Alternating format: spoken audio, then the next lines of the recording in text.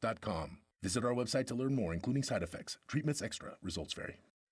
Nashville, we are the Good Brothers. I'm the big LG Doc Gallows. He's the machine gun Carl Anderson. The best tag team this planet has ever seen. On June the 20th, Impact Wrestling comes to the Nashville Fairgrounds for the first time in over 3 years for 2 television tapings that'll be broadcast on Access TV. It's going to be a magic killer and just too. Go to ImpactWrestling.com for more details and to purchase your tickets while they last. This is Impact Wrestling. We will see you in Nashville. Hey, Nashville, it's Chase McKay, Program Director of ESPN 102.5 The Game, and there's a new way that you can hear Nashville's best sports talk. It's on 106.3 FM. From downtown Nashville to Spring Hill on I-65 and to Murfreesboro on I-24, you now have 2 choices to hear our great sports talk programming. And, of course, the Nashville Predators. Check out 106.3 now and save it as a preset. Ray Magliozzi here for eBay Motors. Okay, easy now. You're teaching your kid how to parallel park. Ouch! Turns out he likes to do it by feel. Don't worry, eBay Motors has bumpers, taillights, trunk lids, license plate holders, 122 million parts. Pull up just a little bit. And headlights. They've got lots of headlights. Get the right parts at the right prices. eBay Motors. Let's ride. From the Hillside Medical Game Studios, WPRT-FM Pegram, WPUC HD2 Laverne. NASCAR is back. Kyle Larson returns to Nashville Speedway, a winner. Nashville's exclusive home for NASCAR. ESPN 102.5 and 106.3. Terang, it's a high fly ball. The leading receiver. Awesome game 7. Checkered flag in the air. The Game. a Cromwell Media Station. Where you have a voice. We're one play away from an injury. He knows this. He's a study of the game. And we have strong opinions. He's been awful. I don't think they were trying, and that's why I feel the way I feel. This is Stillman and Company with Jared Stillman and Caroline Fenton. Presented by TriStar Moving on Nashville's best sports talk. ESPN 102.5 and 106.3 The Game. And on the Game Nashville app. Stillman & Company is delivered by TriStar Moving, ESPN 102.5. The game streaming live on Twitter, Twitch, YouTube, and Facebook Live. Thanks to the law offices of Minute Gentry, live from the Hillside Medical Game Studios. Caroline Fenton is here today. Hello, Caroline. Hello, how we doing? Outstanding. My goodness gracious, is it hot outside? It is so hot. It's hot. I mean, it is freaking hot. Ian Safar is here today. Hello, Ian. What up, what up? So I want to start on this. Today, I was cordially invited onto the Robbie and Rex Road program yesterday afternoon by Joe. Said, can you come on the show at 9 o'clock? I said, sure. I gladly accepted their invitation to the show. So I go on the show today, and Joe goes, what do you want to talk about? And I'm like, so you invited me onto your show, then asked me what I wanted to talk about. Normally, You wanted to be a gracious host. Normally, it's, you know, hey, we wanted to talk to you about this take you had yesterday. We think it's dumb. Here's why we think it's dumb. What do you think of it? Normally, I don't do the whole, I had this opinion, you have this opinion of my opinion, and you want to talk to me about my opinion. It's like, no, you have your own show to talk about your opinion as opposed to my opinion. But since Joe comes on our show every week, I was like, obviously I'm going on the Robbie and Rex Road show. Because in all seriousness, I don't know how you guys, the audience, feel about the Jared versus Joe segment, but I love it. So it's like I get more arguing with Joe. Of course I'm going to do it. So Joe goes, what do you want to talk about? I'm like, How's your morning? So I knew what we were going to talk about at 2 o'clock. So I just said this. I asked the question to him and Elijah. Now that the offseason is over, it's over for the Titans. Do you feel better? Do you feel worse? Do you feel the same? And I purposely made it different because, again, I purposely made this different because I didn't want to do the same thing at 2 o'clock that I did at 9 a.m. But I feel like let's start with the Cincinnati game. It's over. We move on. Do you feel better about the Titans now? Do you feel worse about the Titans now? Do you feel the same about the Titans now? So this includes the whole offseason. This includes free agency, Saffold, Quesenberry. Obviously, it includes AJ. Traylon Burks is in. Robert Woods is in. Austin Hooper is in. Now you got mini camp out of the way. Rookie camp is out of the way. It's all over until training camp. Do you feel better, worse, or the same about the Titans? Let's go around the room. Jared, I think you know this about me at this point, that my glass is always half full. So it means more when I say that I feel much worse about the Titans. Well, I have two things. One, the glass half full. I never really thought about that. I never. Me? I mean, I think you're more glass full than me, but I didn't think that you were. Wait, that standard's not too high. I don't think you're glass half full. What do you think I am? You think I'm a grump? I just think you're a glass. Thank you. That's nice of you to say. I think Willie Donick is glass half full. Maybe with my personal life, I would say that I'm more glass half full. In my fandom, in my sports brain, maybe I'm not so glass half full. But generally in life, I like to approach things with a glass half full mentality. But I do not feel better at all about the Titans. In fact, I feel much worse. Okay, Ian. How do I feel post-Cincinnati game? Yes. Probably the same. Really? I think so. Yeah. The A.J. Brown thing obviously is a big change up. But, Henry back to full strength, hopefully. Maybe counteracts that a little bit. I'm feeling about the same. That's crazy to me. Honestly, I want to talk more about his take than I do your take because, of course, I feel worse. Well, yeah, that's a given. But here's why I feel worse. I do think that Woods and Hooper are going to play a role, and I think that's good, and I like that, and yes, that's important. I think the defense will be fine. They probably won't be as intimidating as they were in a 9-sack playoff game, but I think they'll be fine. And with football, knock on wood, any injury, the Ravens were 8-3 last year. Lamar Jackson got hurt. They didn't make the playoffs. So anything can happen. Tannehill, knock on wood, something happens, you're in trouble. You're not going to be very good. But there's a couple of things at work. First of all, the Burks thing is a humongous problem, right? Yeah, and to Ian's point about AJ, that is kind of a non-starter for me. Like, my thoughts about AJ being traded haven't changed. It's my thoughts about Treylon Burks that have changed. Yes. So you're still pro the trade? Yeah. I would say this. The Burks thing is a humongous problem. That is number one. Yes. Number two, they still don't have a right tackle. And the only thing I can say about the right tackle is, well, at least him and the right guard text each other a little bit. So that we know, hey, okay, that might, whatever. Then, and I said this on Robbie and Retro today, is it just me, or is Vrabel a much bigger pissy pants this year than he was last year? This is like the middle of the 2020 season when you asked him about the defense level pissy pants with Vrabel. I mean, even yesterday, TD asked him about Treylon Burks, and he was like, And when he was asked about Kevin Byard, Ben Arthur asked him, he wasn't at practice today. Is he good? Yep. Okay. So, I mean, again, and I'm not here to sit there and tell you that I don't like Vrabel because he's got an attitude. Because first of all, Vrabel has always had an attitude. And actually, it's kind of the reason why I like him. And Vrabel's a good coach. And I like John Hines when it comes to answering questions and talking to the media. John Hines, best coach that's been here since I've been here. And guess what? I need you to win a little bit more hockey. So I just kind of feel like I feel like Vrabel's, should I think of the right word? Vrabel's pissy pantsery? Yes. Okay, fine. I feel like that is an indication of something that he's not happy with. That there's something that is bothering Mike Vrabel. And so, again, wide receiver, Burks, that is a huge concern for me, and Burks has to play this season, and so that is a concern. Tackle, right tackle, is a concern to me. At least the guy they had last year started some games. The guy they have this year started one game, and he wasn't even good at that. And then the other thing, too, is Indy's better. People don't want to talk about it because they think Matt Ryan's an old pop-pop, or they think that, Indianapolis has been in the rearview mirror for the last couple of years, which is true. But they are a better football team now that they have Matt Ryan, and they've got an easier schedule than you. And the AFC, since the Cincinnati game, has only gotten better. It hasn't gotten worse. And thanks in large part to you, Cincinnati has a lot of confidence, and Kansas City doesn't think they're going anywhere.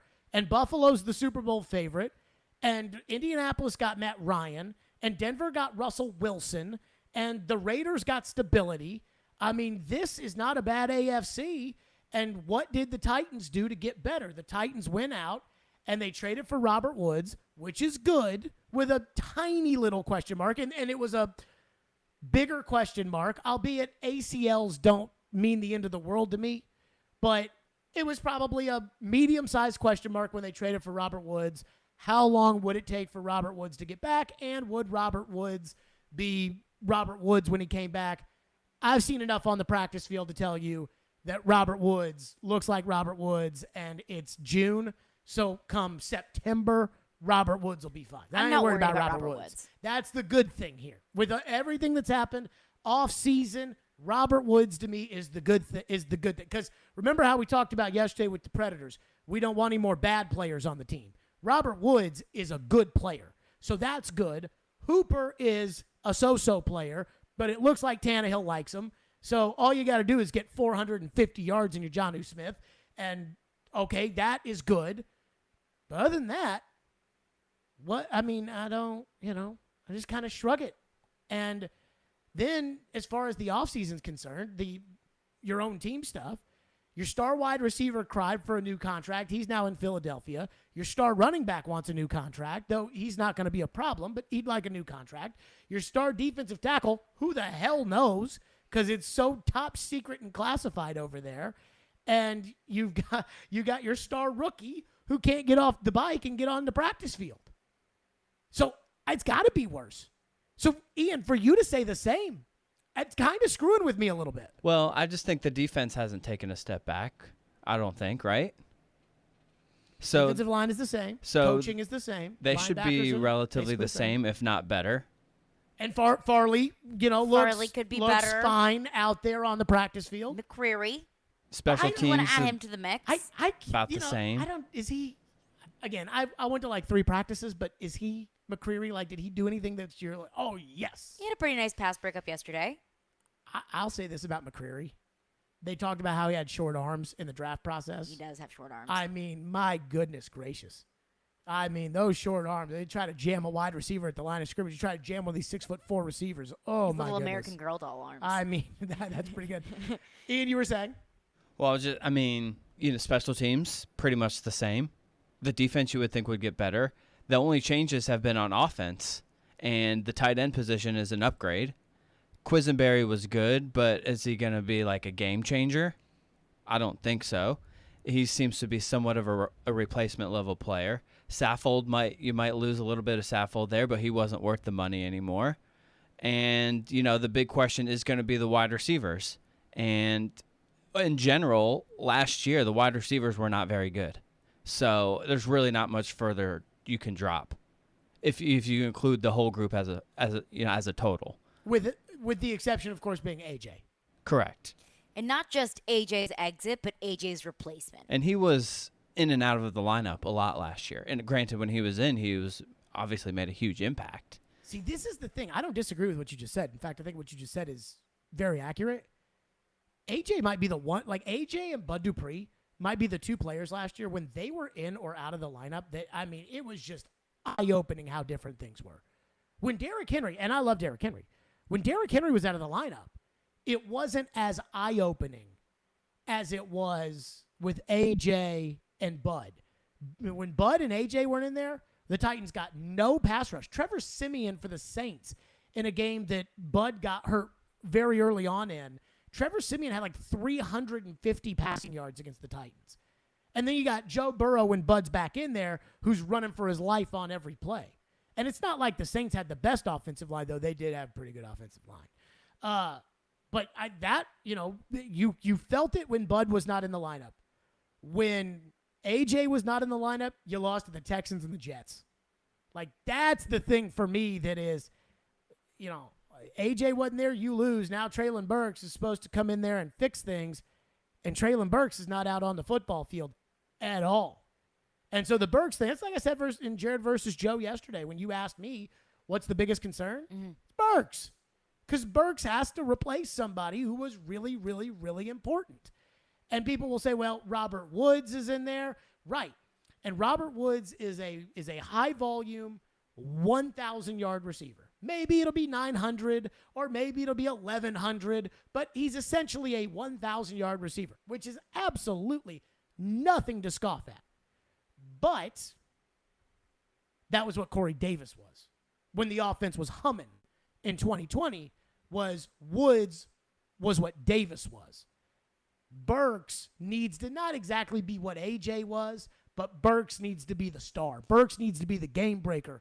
And again, Burks can't get on the football field. But also to that point, Robert Woods has been a 1,000-yard receiver with Cooper Kupp on his other side. Sure. So if he doesn't have Cooper Kupp on his other side, what is his potential? What's his ceiling whenever he's not splitting reps with one of the best wide receivers in the league? I'm going to say this. This is going to sound crazy. We'll get to this on the other side. 615-737-1025. That's how we're starting today's show. Now that the offseason is officially over, go back to the day after the Cincinnati game. So the day where Tom Brady lost to the Rams on that Cooper Kupp catch on that Bruce Arians meltdown, and the unbelievable Kansas City Buffalo game. Go back to that day and now ask yourself this. Do you feel better about the Titans? Do you feel worse about the Titans? Or do you feel the same about the Titans? 615-737-1025. We'll get into your phone calls. But you asked a great question about Robert Woods and what it means, and we'll get to that next. 615-737-1025. Stillman and Company. It's ESPN 1025, The Game. Let's put the green flag in the air and turn him loose. Nashville's home for NASCAR. He's going to try to make a big move here. Is brought to you by the Nashville Fairgrounds Speedway. We are your racing station. ESPN 1025 and 1063 The Game. And the Game Nashville app. Tough jobs need tough equipment. For equipment that gets the job done right, elite certified service, and genuine Kubota parts, choose Coleman Tractor Company, Tennessee's largest full-line Kubota dealer. Get hay season done right with a Kubota M7 tractor. User-friendly controls, all-day comfort, powerful versatility. Lease the Kubota M7 for as low as $13,200 annually, now through June 13th. See us or go to KubotaUSA.com for more information. Visit Coleman Tractor Company, your local Kubota dealer in Clarksville, Nashville, Paris, and White House today. Hey, Willie Donick here. Are you feeling the sting of higher interest rates and higher costs? Those credit cards and other loans are costing more and more every month, and inflation is making everything else more expensive. Your home can save you right now. Your home value is up, and there's a ton of cash in it that you can access with Loan Pronto. Loan Pronto specializes in zero-cost cash-out home refis. You can get tens of thousands in as little as 2 weeks. Pay off those 23% rate credit cards and other loans. Consolidate everything into one super low payment. People who do this usually cut $800 or more from their monthly budget. If your home mortgage rate goes up a point or so, it's offset by your credit card rate going to zero. So call Loan Pronto now and unlock that equity and wipe out the bad debt. Do it now. You can even skip your next 2 house payments. Call 615-499-5780 or go to loanpronto.com. That's 615-499-5780. Equal housing lender, NMLS 166-1781, subject to lender approval. Finding great candidates to hire can be like, well, trying to find a needle in a haystack. Sure, you can post your job to some job board, but then all you can do is hope the right person comes along, which is why you should try ZipRecruiter for free at ZipRecruiter.com/radio. ZipRecruiter doesn't depend on candidates finding you. It finds them for you. Its powerful technology identifies people with the right experience and actively invites them to apply to your job. You get qualified candidates fast. So while other companies might deliver a lot of hay, ZipRecruiter finds you what you're looking for. The needle in the haystack. See why 4 out of 5 employers who post a job on ZipRecruiter get a quality candidate within the first day. ZipRecruiter, the smartest way to hire. And right now, you can try ZipRecruiter for free. That's right, free at ZipRecruiter.com/radio. That's ZipRecruiter.com/radio. ZipRecruiter.com/radio. Never miss a moment of the show. What is this? Check it out. Subscribe to the Stillman and Company podcast on iTunes, Spotify, and wherever you get your podcasts. You're listening to Stillman and Company. Presented by TriStar Moving. On ESPN 1025 and 1063 The Game. And on the Game Nashville app. With Traylon where he is at this point, is there a separate plan for him from the other rookies? Or how are you going about just getting him ready to go this offseason? Well, he'll be here on Monday. He'll be here tomorrow. What a just stick up the keister of Mike Vrabel. Just grumpy. I mean, just the last 2 days for Vrabel, and I think he was also kind of this way the OTAs, and maybe Vrabel, honestly, maybe he's just turned into Bill. Like, maybe at the end of the day, I'm not going to go that far. we have to just come to grips with the fact that he has just turned into Bill. Well, and it's interesting, too, because as soon as he walks away from the podium, I can feel an instant mood change. So I don't know if he just doesn't like speaking to the media and he just thinks in his head, I have so many things I'd rather be doing right now, and I'm just grumpy about it. Like one day when he was at the podium and he was just being a grumpy McGrumperton, and then he leaves and Joe mentioned something about TikTok. And he turned around and was like, oh, I love TikTok. I love the cooking videos. Yeah, he was and talking was like trash. super happy-go-lucky. No, Vrabel. No, he was serious. He loves TikTok. Vrabel is a very personable guy. Yeah. Let me say this for the record. I like Vrabel, the guy. I have no idea if Vrabel likes me. My gut would say probably not. I don't know. But I like him. And I would just say that, this offseason particularly, I was actually asking some people. I think I asked Joe yesterday. It feels like Vrabel's more of a grump this year than in the past. But maybe it's just part of who he is. Anywho, we were talking about Robert Woods and Treylon Burks and what this means for the Titans because, again, you feeling better about the team with the offseason over, the same about the team, or are you feeling worse about the team? And I would say that I feel worse. Caroline feels worse. Ian feels the same. And Ian does make a very compelling argument for feeling the same. Mm-hmm. Now, we go back to Woods. Because you asked the question, and I've told you, I think he's a 1,000-yard receiver, which is what Corey Davis essentially was in 2020 when the offense was humming, statistically speaking, the best offense the Titans have ever had. And you need A.J. Brown to be A.J. Brown, and in this case, you need Treylon Burks to be A.J. Brown, and you need Robert Woods to be Corey Davis. Again, maybe our expectations are going to end up being lower than the best offense the Titans have ever had. But still, you asked, is Robert Woods a product of playing with Cooper Kupp? And this is my theory on it. I think Cooper Kupp became who Cooper Kupp was because of Robert Woods. I mean, at the beginning, it was Robert Woods, Sammy Watkins, Brandon Cooks, and Cooper Kupp. Then Sammy Watkins left as a free agent. Brandon Cooks got traded. And then it became Robert Woods and Cooper Kupp. And then they brought in, Van Jefferson was drafted, and they added him to the mix.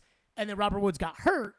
And then Cooper Kupp. I think Cooper Kupp got double the targets once Robert Woods got hurt. That's why Cooper Kupp last year set every single receiving record possible.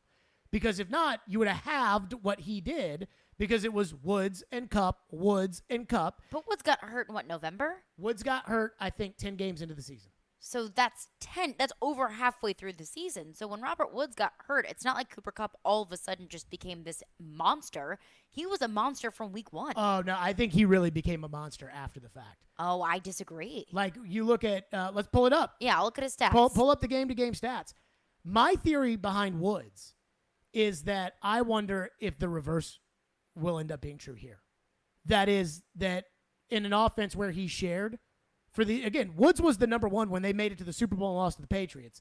But in an offense that he has shared with Brandon Cooks, that he has shared with Sammy Watkins, that he has shared with Cooper Kupp, if there's no other good receivers other than him and Westbrook-Ikhine, then it might just be every play he's throwing to the tight end or he's throwing to Robert Woods.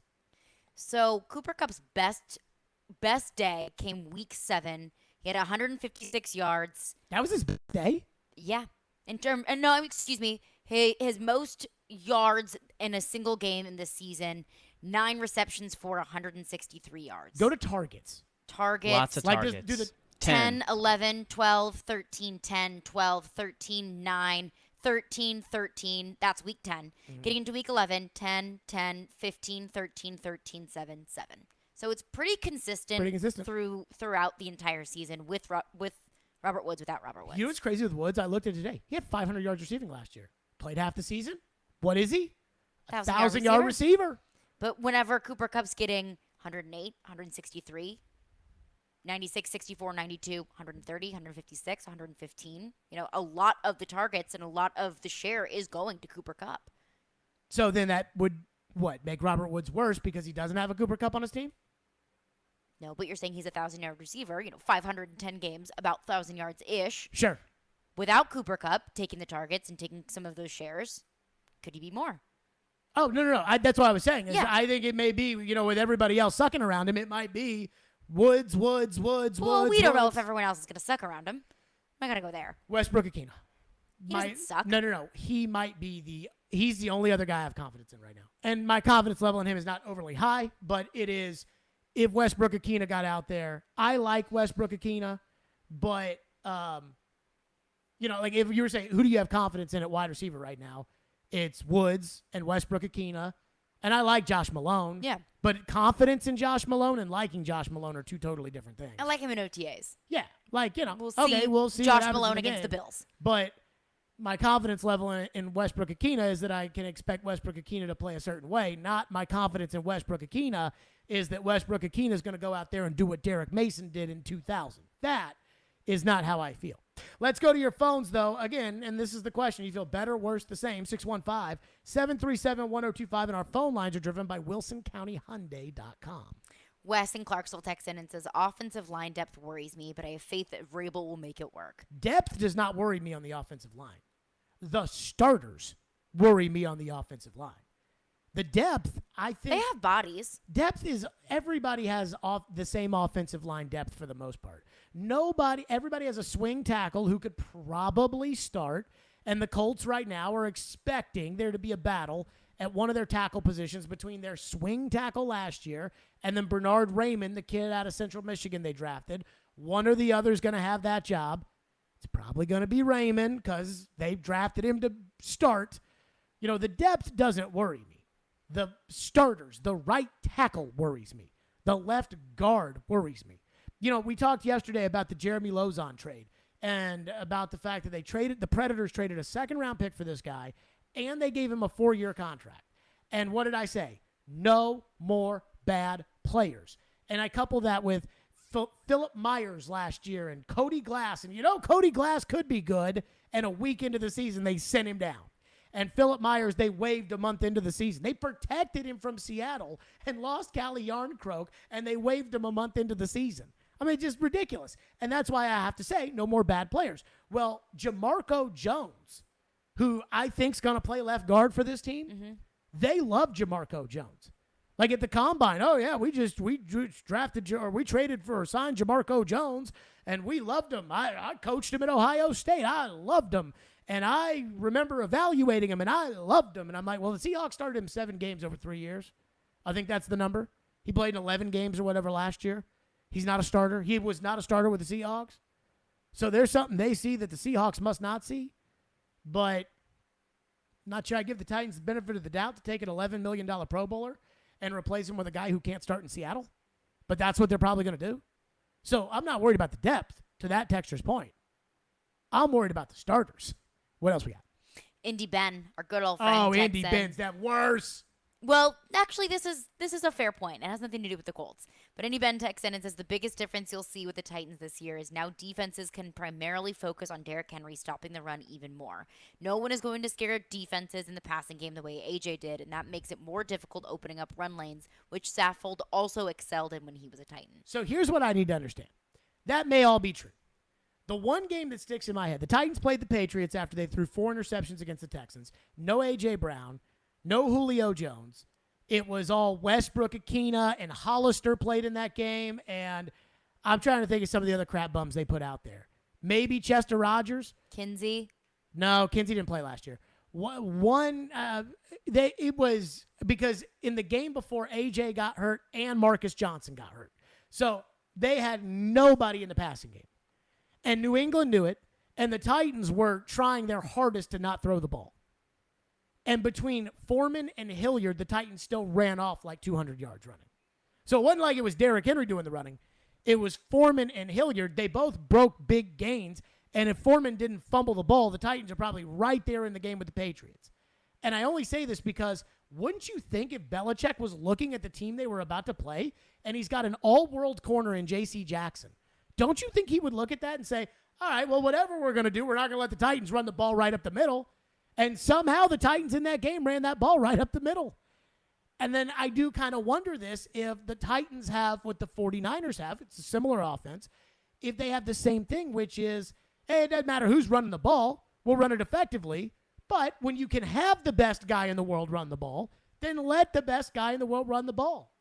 I mean, there hasn't been a team, I'm trying to think off the top of my head, other than the Ravens in the playoffs in 2020, I'm trying to think of a team that just flat out stopped the Titans running the ball. That just no matter what, the Titans could not run the ball on that team.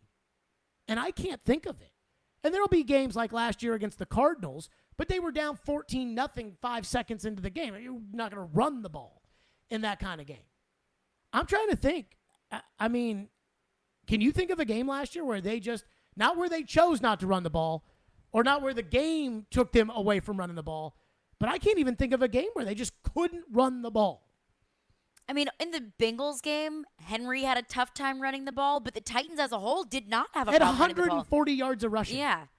So there was always a plan B when it came to running the ball. If Derrick Henry was injured or if Derrick Henry couldn't get the ball moving, it was either Deontay Foreman or Dontrell Hilliard. This past year was the Rams and the Saints were their two lowest rushing totals of 69 and 66, respectively. And in the Rams game, I want to say the Rams game was a weird game. That was that weird defense game. Yeah, the Titans, defensive line won that game. The Titans really didn't play great as a team. Tannehill threw a stupid interception to Jalen Ramsey. Ian brought up the fact, remember they were trying to run Adrian Peterson? Oh, wow. And McNichols. We do not talk about the fact that Adrian Peterson was on this team last year enough. He sucked. Wow. So they were trying. Totally forgot about that. So that was like, okay, so back to the San Francisco theory of anyone can run the ball. Anybody except for a 90-year-old grandpa can run the ball for the Titans, albeit a great 90-year-old grandpa. Who will be a Hall of Famer. And might go to jail at some point with all the anger and the fighting on the plane and the kid and the everything else. That aside. But who knows? 615-737-1025 is our phone number.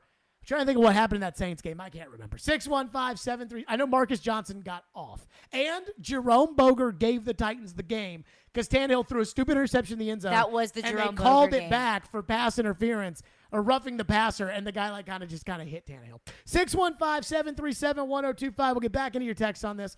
615-737-1025. But the World Cup. We got to talk about the World Cup. The World Cup. We'll know at 4 o'clock today if Nashville is going to be hosting the World Cup. And I don't want to be the one with bad news, but a lot of you all out there think that I always make wrong predictions. So if you're a Nashville fan and you want the World Cup and you think all I do is make wrong predictions, listen to the next segment. 615-737-1025 is our phone number. Hiller Plumbing, Heating, Cooling, and Electrical. I love those guys. They've been taking care of my home for years. And I don't know if you guys have noticed, but it is hot outside, and you want to make sure your plumbing and your HVAC and, honestly, your electricity is all up to snuff. That's why you got to talk to my friends at Hiller. There is no better time to upgrade your essential home systems than this month with Hiller. Until the end of June, Hiller is offering 0 interest for 60 months on select new HVAC systems, 0 interest for 12 months on new tankless water heaters, 0 interest for 12 months on new whole home generators as well. If you know you need a new system for your home, do it this month. These financing offers are available for a limited time only to help you stay comfortable and cool all summer and handle the payments later. Visit happyhiller.com for all the details. As always, Happy will be here. The service is free. That's my friends at Hiller Plumbing, Heating, Cooling, and Electrical. Call the Happy Face Truck today. Want the latest on the Predators from the people that cover them? Heck of a year so far for the Predators. They've been so much fun to watch. Join Robbie Stanley for Preds Insiders every Monday at 6. I feel probably as good about this group of 6 on D. Presented by Dr. Kelly Rice on Smashville's Best Sports Talk. ESPN 1025 The Game and the Game Nashville app. Time is running out on the hottest finance offer of the year at Genesis Diamonds. Now through June 18th, you can get 5 years, 0 interest financing on practically anything and everything. A $10,000 handcrafted Tacori ring comes to just $167 a month. Surprise them with something memorable. Put nothing down and pay absolutely nothing in interest for 5 whole years. Wedding bands for just $40 a month. Stud earrings just $30 a month. Don't miss this amazing offer. But hurry, it ends June 18th at 5 p.m. Genesis Diamonds, Green Hills and Cool Springs. On approved credit. Post Malone, the 12 Carat Tour. The long-awaited event comes to Nashville. with special guest Roddy Ricch. Bridgestone Arena, October 16th.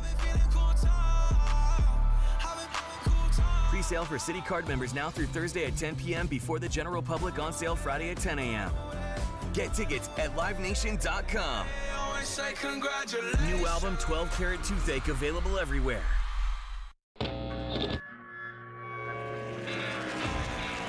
The city famous for its music is about to be overwhelmed by the Symphony of Speed. June 24th through 26th, Nashville Super Speedway will host an exciting weekend of NASCAR racing and entertainment featuring the Ally 400 Cup Series race, the Tennessee Lottery 250, and the Rackley Roofing 200. Tickets are going fast, so visit NashvilleSuperspeedway.com or call 866-RACE-TIX and brace yourself for some full-throttle fun. The body is a machine by itself. Given the right ingredients, during the right situation, some things can be healed naturally. Football legend Emmitt Smith learned that pain pills and surgeries are only Band-Aids for chronic joint pain. A smarter, longer-lasting solution? Natural biologic treatments from QC Kinetics. With QC Kinetics, it's that way. It's that natural process of allowing my body to actually heal itself. With no downtime and no drugs, QC Kinetics regenerative pain treatments can repair and restore damaged tissue, bringing lasting pain relief in your knees, shoulders, hips, and lower back. What I like about working with QC Kinetics is the natural aspect of it. The body has a way of reconnecting itself and re-healing itself. Call QC Kinetics now for a free consultation. If you tried other ways, there's a new method. Call QC Kinetics, 615-249-4024. That's 615-249-4024. QC Kinetics, 615-249-4024. Robbie and Rex Road here on ESPN. Welcome into the DDC. Stillman & Company is delivered. There's a new way to hear 102.5 The Game. Nashville's best sports talk on 106.3 FM. From downtown Nashville to Spring Hill on I-65 and to Murfreesboro on I-24. You now have two choices to hear our great sports programming. Get the extra point, no problem. And the Nashville Predators. Scores! Check out 106.3 now and save it as a preset. Hey, this is Pete Weber. You're listening to Nashville's best sports talk. ESPN 102.5 The Game.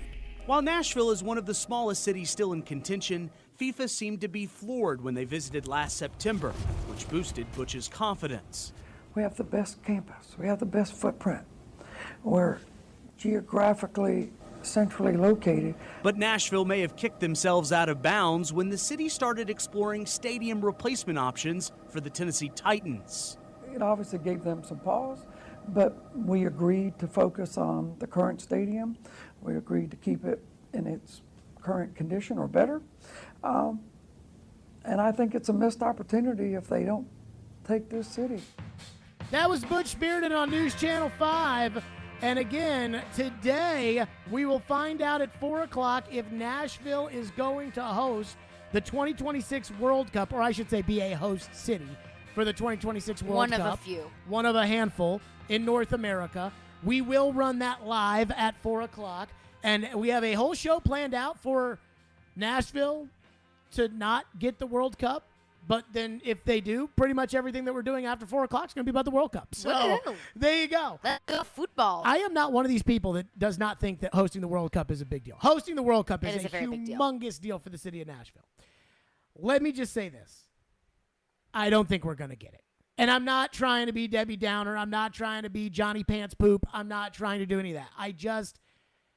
There's a couple things at play here. First of all, I do think the stadium situation does play a role. I think that's the biggest thing here. The uncertainty of, okay, so you're going to have a new stadium built by then? Yes, but we'll keep the old stadium just for the World Cup. Well, then where are people going to park? Because the new stadium is supposed to be in the parking lot of the current stadium, and if they're both there, where are people going to park for the World Cup? That doesn't seem to make a lot of sense. And that seems to probably be an issue that the World Cup would have. Now, maybe they'll alleviate those problems, but I think that's part of it. I think the second thing, too, for me is the competition, because there's a handful of cities that are going to get the World Cup, and I think it's North America. So Canada's going to get a couple, Mexico's going to get a couple, and then the United States is going to get a bulk of this. Here are the American finalist venues. and I don't want to be this guy, but let's just do it. Like, you're FIFA. Now, again, if somebody wants to take a briefcase with billions of dollars and open it for the FIFA people, they've told us in the past, they haven't told us, they've shown us with their actions in the past that they'll gladly take it and we can host the World Cup in my backyard. I am not above that. But that is, you got to have the money in order to do that. Maybe we're doing it. I don't know. But here you go. Number one, and this is the News Channel 5 article. Arlington, Texas, AT&T Stadium or Nissan Stadium? Arlington, Texas. Of course. 2, Atlanta, Mercedes-Benz Stadium or Nissan Stadium? Atlanta. 3, Baltimore, M&T Bank Stadium or Nissan Stadium? I don't know. I don't know anything about M&T Bank Stadium. I don't think I'm educated enough to make that. I'll just go with Nissan Stadium. It's okay. It shares a parking lot with the Orioles, which might be an issue because the World Cup's played during the summer. Though baseball would probably move their games away. But for the most part, I mean, it's an okay downtown stadium. Yeah. Cincinnati, Paul Brown Stadium or or Nissan Stadium? Probably Nissan Stadium. For me, a lot of that has to do with the airport. A lot of that has to do with just the allure of the city. Nashville is a more attractive city than Cincinnati is. Does that matter though when you've got 20 World Cup cities? It's not like this is the World Cup city. It is a World Cup city. But it's still only 20 cities in North America. But do they look at it like where would we rather be? Or do they look at it as who's got the easiest stadium for us to get 4 teams in and out of? I think there's both at play here. There's logistics at play here and also like the sexiness of a city. Like, would you rather go to Vegas or would you rather go to Boise, Idaho? Soccer analyst for the Stillman & Company program, Ian Safar, what do you think the gut is on what the World Cup cares about? That's a good question. I was thinking about that over the last couple of days. Like, what is to FIFA? Like, what is their priority? Like, is it just strictly playing surface, stadium, tickets, like strictly in the game and, only? Or do they actually care about the fans and like the environment that they're going to be in? Like, I don't really know if they care about how many fans they can get or if it's a good environment for fans or if it's fun for fans.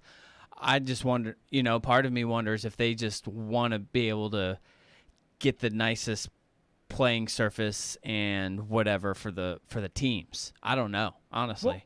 Well, would that not then favor Nashville because of the natural grass? I think you could make that argument, yeah. So, because just looking at the list again, I mean, East Rutherford, New Jersey, which is New York, New York or Nashville. I mean, you don't need that. That's not really a discussion. But then Inglewood, California, SoFi Stadium or Nashville. SoFi. If we're trying to pick between what's the better city, it'd be Los Angeles. But SoFi's the better stadium. If we're picking what's the better stadium, it'd be SoFi. But if we're talking about what's the better playing surface, natural grass or grass. Natural grass. So then that could be a way that you could get it. So, for instance,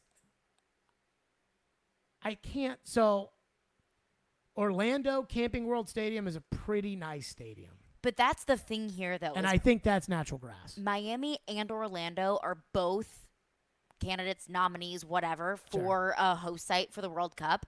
I don't see Miami and Orlando both being a host site. Unless they like the proximity of the two. That's also true. Because right now, the Rose Bowl and SoFi Stadium are both up for one. I would agree. I can't see Los Angeles getting 2 venues. But maybe that's part of the deal is you can house, 2 pods of teams in the same city. Maybe that's more convenient.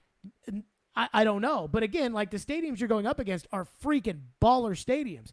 NRG Stadium in Houston. And these are stadiums. Kansas City's a better soccer city than Nashville. Yeah. They're up there. And they've got natural grass. And so I just think all things considered, I don't think that FIFA, now they said they were floored according to Butch Spiriton, and I like Butch and I trust Butch a lot, but I'm just telling everybody I don't expect us to get the World Cup, and I will be pleasantly surprised if we do get the World Cup. And it's not our fault, but it is just the circumstance of every good stadium in America trying to get the World Cup. We're not a huge city. Even though we're a growing city, we are a party city. That's good. Does it matter to FIFA and the stadium that we are showing FIFA that we will have for them sucks? So that's kind of where we're at. And that's what's difficult. It's difficult to make the prediction when you don't know what the priorities of FIFA are. Well, we know what the priority of FIFA is, but I don't know. It's corruption money. And so it's I don't all money. It's So I all don't know how corruption much money. we're going to play that Looking for game. host sites. Is it playing surface? Is it, logistics? Is it proximity of the stadium and the hotels to the airport? Because Boston is another city that's up there in What contention. stadiums in Qatar do they have that are equal to or better than Nissan Stadium? That is not a question that I feel like I can answer. Well, I'm not wondering. very up to date on my Qatar stadium trivia. I'm just wondering. But I look at Boston is up there, and Foxborough's not very close to the Boston airport. No, but So it's close to Providence. if you want to fly into Providence, but it's a lot more difficult to fly into Providence than it is to Boston Logan. But so everybody that plays the Patriots, everybody that deals with the Patriots, everybody. Yeah, but that's they an fly- individual team on a week-to-week basis. This is the World Cup that we're talking That's about. what I'm talking about. FIFA, they're flying their own planes in. They're not flying, Delta. They're not taking the Argentinian soccer team on Delta and having them check bags. But is there a private airport in Foxborough? No, they use Providence. Or they fly into Logan. But that is again, still, you're talking about Providence, you're talking about Boston, and then Foxborough. Like, that's still going to take some logistics of getting people from the airport into hotels, into the stadium, and that's a little bit more of a headache than, say, maybe Nashville, when it's just, a 15-minute drive down the road. So is that something that they're thinking about, is convenience and logistics of where they would fly into in the proximity of the stadium? where do you go in Nashville that takes you 15 minutes? Well, from my apartment, it's only like 10 minutes to the airport. Oh my God, I don't. If you can park your car at my house. I'll drive you. If you drive, in my neighborhood at a certain time of day, I mean, it's literally 25 minutes to get down the road. It takes me 20 minutes to get off the interstate to your house, and that's about a half mile. But from my apartment, it's about 10 to 15 minutes to the airport. 615-737-1025. I'm not trying to be rude. I just don't think we're getting it. Now, we are going to air that live, and if we get it, we will be excited. It's okay. It's okay to not predict that you're going to win, and then when you do win, it makes it even sweeter. But I do not think we're going to get it. Is that an official? Are we all unanimous on that we're not getting the World Cup? I probably wouldn't bet on it, no. Well, I need a yes or no. No. Ian? I think I'm leaning no. I don't think so either. You know Jerry's getting it. Like, there's no way Jerry is not. Jera. So we will air that again 4 o'clock today. If we get the World Cup, it will be earth-shattering. So there's that. Add that in there. We're to your phone. 615-737-1025 is our phone number. 615-737-1025 here on the Stillman & Company program. We're delivered by TriStar Moving on ESPN 1025 The Game. Let's put the green flag in the air and turn them loose. Nashville's home for NASCAR. He's going to try to make a big move here. Is brought to you by the Nashville Super Speedway.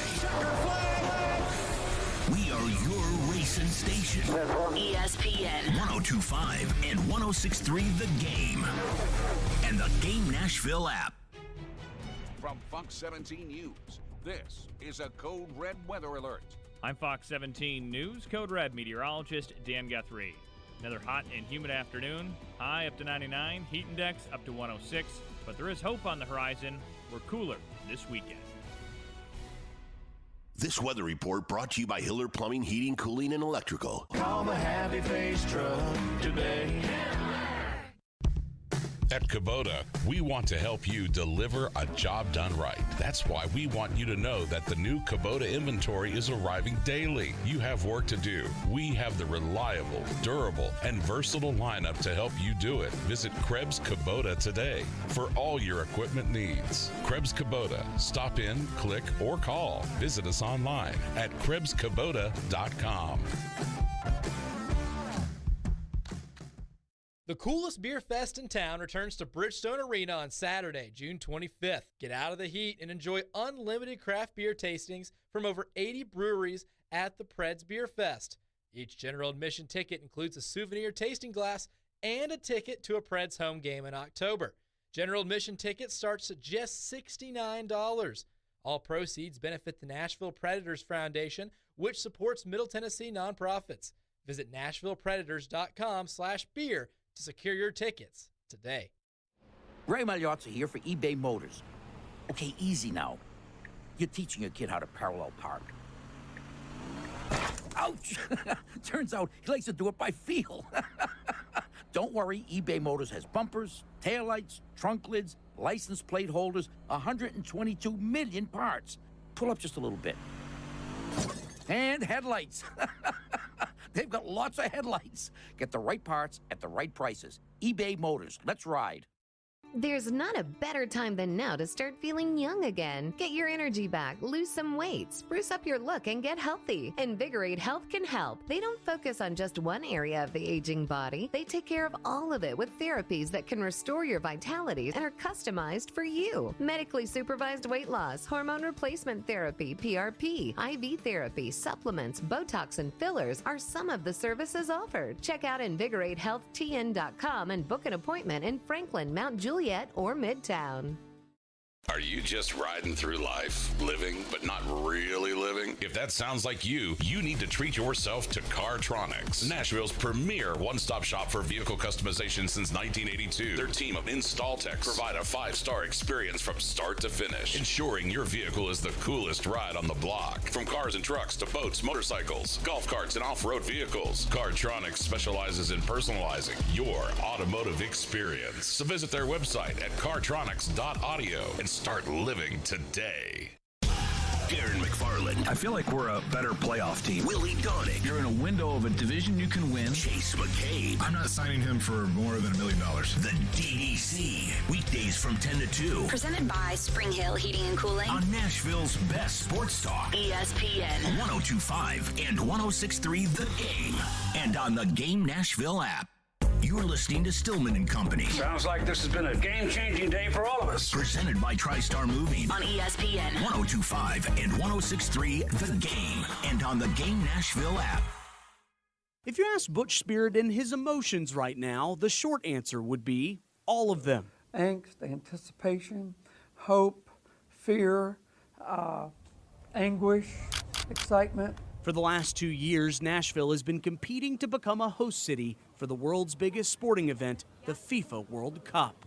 It is reams of documents and answers and maps. We welcome all of you to help. But it's been a goal of this city for far longer. We got to have the World Cup in Nashville, Tennessee. That was former Nashville Mayor Carl Dean in 2010, hoping to beat out the competition for an ultimately unsuccessful 2018 bid. Miami, New York, D.C., Chicago, Dallas. 12 years later, Spiriton has his competition memorized this time, too. Miami, Orlando, New York, Boston. There you go. That was News Channel 5 and Butch Spiriton. And again, 4 o'clock. We'll know if we get the World Cup or not. And I am assuming that we are not going to get the World Cup. Where was the World Cup in 2018? Because I have no recollection. Again, I was in college in 2010, and the World Cup, not that big of a deal. 2018 World, it was in Russia. So that didn't have anything to do with Nashville. No idea. I mean, it would have been nice if we had got, hey, we'll play some games in Moscow. We'll play some games in Laverne. Like, I got, whatever. Anywho. No disrespect to Laverne. To your phone, 615-737-1025. Phone lines are driven by WilsonCountyHyundai.com. What do we have? Kyle texts in, and I didn't know this, but says, just so you know, grass is required for every playing field. The stadiums with artificial turf will have grass installed somehow, some way. Sounds like another check mark against us. Because if SoFi Stadium is getting grass into their stadium, think about this. Now, I know that they play soccer in the conditions and the elements, but then if there's a lightning strike, then whatever. Yeah. Well, if you're playing at NRG Stadium in Houston, you don't have to worry about that. It's true. If you're playing at AT&T Stadium in Dallas, you don't have to worry about that. If you're playing at Mercedes-Benz in Atlanta, you don't have to You worry don't have to worry about that. So that's not good. That is not good news for us. Again, I just think too much is stacked against us. Some people will say, well, we're building the new stadium, and it should be ready by 2026, and that is 2026, but that's not how FIFA operates. Why would they gamble on should? They don't. They don't gamble on should. Like, that's part of the thing is that they will only accept what you currently have. So the idea of, we'll build this is not the Olympics where it's like, hey, we'll just build all these stadiums for no reason. Maybe they do it with the other, like, I don't know if Qatar had stadiums built before they put that crooked bid in there, but ultimately, what I was told was they do not care about a new stadium. That a new stadium, you got to have that stadium built. What else we got? Ron texts in and says, there'll be a city that would be in the middle for all teams to commute easily to. I don't know. It depends where the other ones are, right? Yeah, I mean, So, Nashville is pretty centrally located, but also if you're talking about Philly, Boston, and New York, that's a lot easier to get to from those three cities than it is from L.A. think and about Dallas. Mexico. Yeah. So you're trying to get to Mexico. I'd much rather be in Dallas, and California. Houston, and Los Angeles. And then if I'm also dealing with Canada, then I'd rather be in. But again, like the travel, the talk about the travel for the teams, it's all negligible. A flight is a flight. Private jets, it's all charters. It's all, again, it's not like you're going to have the Ghana soccer team flying Spirit Airlines and, going B&A. Like it's that. No. Spirit Airlines is rough. What's next? No disrespect to Spirit. No disrespect to Spirit. We have some Titan texts as well. Larry texts in and says, should the Titans go after Odell Beckham Jr.? No. He won't be able to play. I mean, we're worried about Traylon Burks being ready for week 1. When would Odell Beckham be ready to play? November 1st? In January. If you want to talk February. And again, yeah. it was the middle of February because we've moved the Super Bowl back a week to add the 17th game. So he tore his ACL in the middle of February. So my guess would be November is when Odell Beckham is going to be ready to come back. And the Rams have already said that they want Odell Beckham Jr. back. So, no, Odell Beckham is not in the mix. Though Derek Mason, D-Mace did tell me today at the gym that he thinks that we'll learn how concerned they are or not with Burks if they go out and get another receiver. So if they go out and get like a real receiver, not one of these just, run-of-the-mill Houston cut Johnny Jackson and the Titans Will Fuller signed Johnny Jackson and waived Daniel Munyer, kind of moves. If it's a real guy and they sign him, then that will tell you that that they think Burks is going to be a much bigger problem. That was what D-May said to me earlier today. I thought John McClain had the best answer when the Midday Show asked him about Will Fuller. John McClain said that he wouldn't take Will Fuller on the team unless Will Fuller paid them. Oh, my gosh. And John McClain obviously knows what he's talking about when it comes to Will Fuller because the Texans. Cover the Texans, yeah. So I want to talk about this before we get to TD at 3 o'clock. So yesterday, Adam Vingan announced that he was leaving The Athletic, that it was his final day, and Adam had moved on from The Athletic, and that he had also put in his tweet, send any freelance opportunities to him. Let me just say this.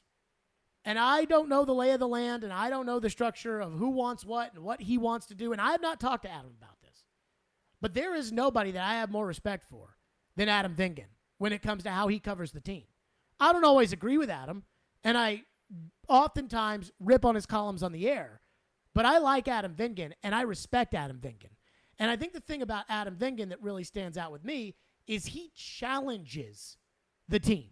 He challenges the coach. He challenges the general manager. He challenges the entire structure of the organization. But he also does it in a respectful way. Those guys are not afraid to answer a phone call from Adam Vingan. And I think there's a lot of credibility in the hockey world, in the NHL media circles, that comes with Adam Vingan. And so when he goes and challenges the team, just like he did at the end of the season when his column came out that he wanted to hear from ownership, everybody around the league reads what Adam Vingan has to say about the Predators. He does carry a stick. And so when it comes to guys that are honest, are thoughtful, are respected, we don't have a ton of those in town that cover these teams. And I understand that the media landscape is changing, and I understand the idea about, you're not making what you used to make, or they can't pay what they used to pay, or how the dynamics of how people consume information, how it's totally different. But I will just say this. I think the Nashville sports ecosystem, specifically the Predators, I think it is a better place with Adam Vingan covering the team, and covering the team fairly, and covering the team respectfully, and covering the team honestly. So I hope this is not a goodbye forever with Adam Vingan. I hope it is a let's catch on, see what he does next, get excited about that. And I certainly would join whatever Adam ends up doing. If it's a subscription-based thing, I am absolutely in, whatever it is. So I hope, Adam, whatever's next for Adam, I know they just had a baby, and I know he's super pumped about that. Whatever's next for Adam, I'm rooting for. But this, I believe, is a better place, and it is a better sports city when Adam Vingan is covering the hockey team. 615-737-1025 is our phone number. TD is up next for the TD Power Hour. We'll ask him the same question we started the show on. Now that the offseason's over, better, worse, or the same about the Titans? And what did TD see out there on the field at minicamp? That's next. Stillman & Company. It's ESPN 102.5 The Game. Let me tell you about FanDuel Sportsbook. They are my official sportsbook app. The NBA Finals are nearing the end. It could be over tonight. Don't miss out on your chance to score big with FanDuel Sportsbook. Throughout the finals, FanDuel is giving new customers $200 in free bets guaranteed when you place your first $5 bet. Bet the money line, point spread, player props, and so much more. Plus, you can combine your bets for an even bigger payday with same-game parlay. Tonight, I think Boston's going to get it done. I think the NBA wants 7 games, and Boston always zigs when you think they're going to zag anyways. So that's exactly what I think's coming next. Just sign up with the promo code JGM. If you haven't tried FanDuel, now is the perfect time to give it a shot because the only thing sweeter than watching the finals is cashing in on all the action.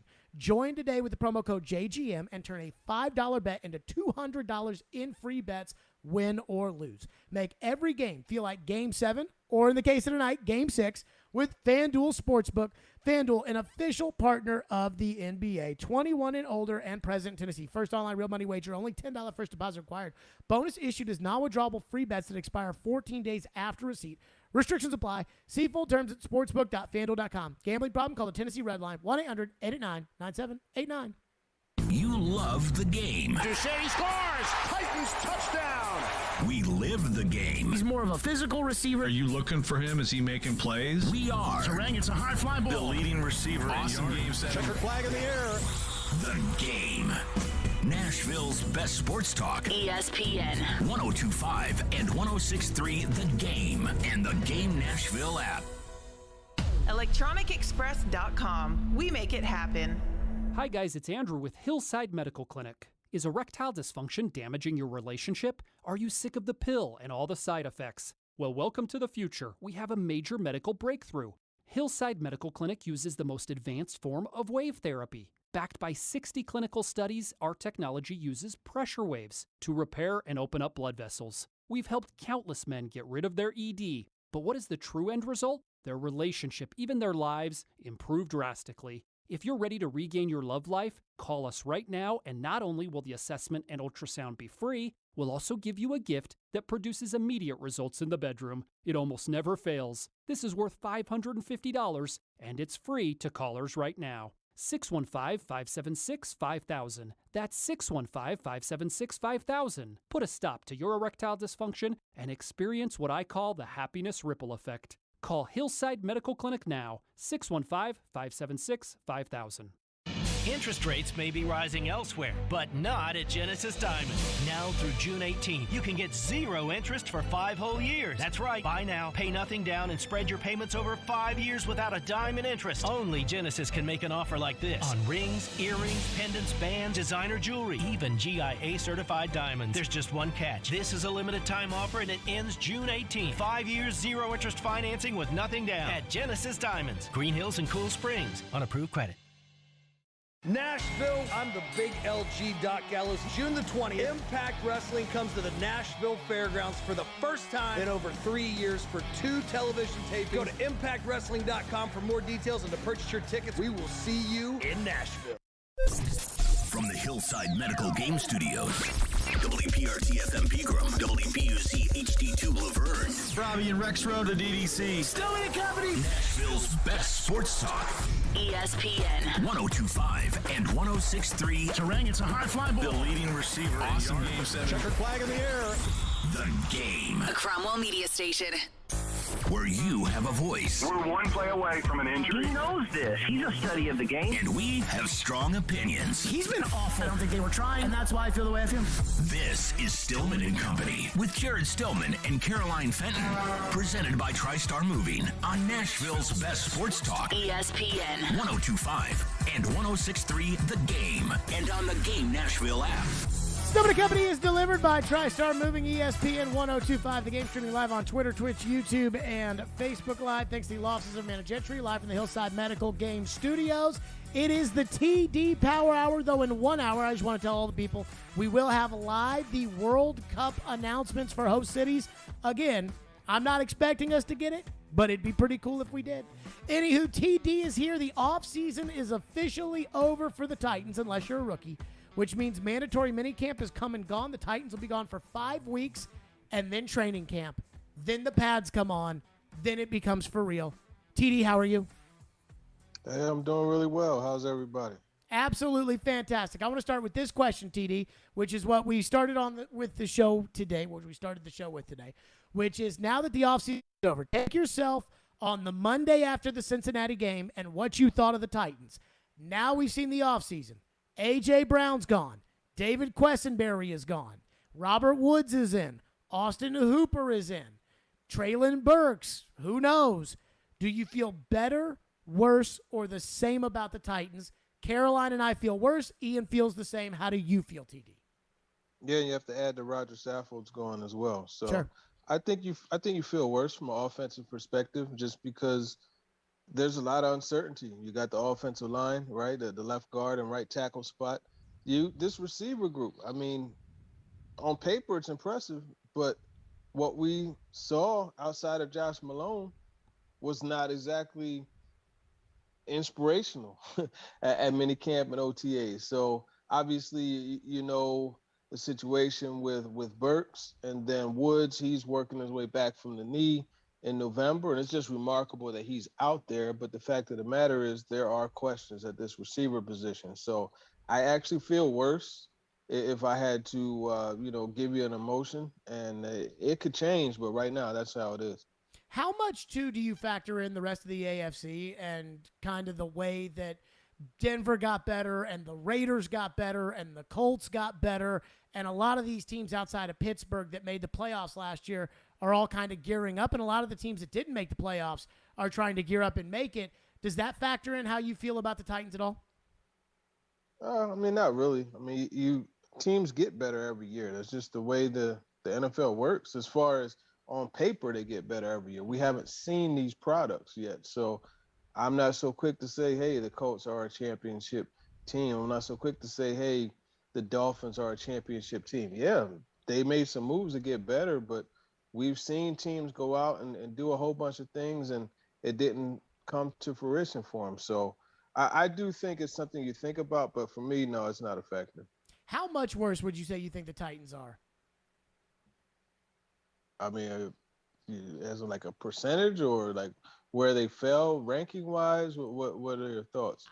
That's I kind of was actually thinking that in my head, like how to quantify that.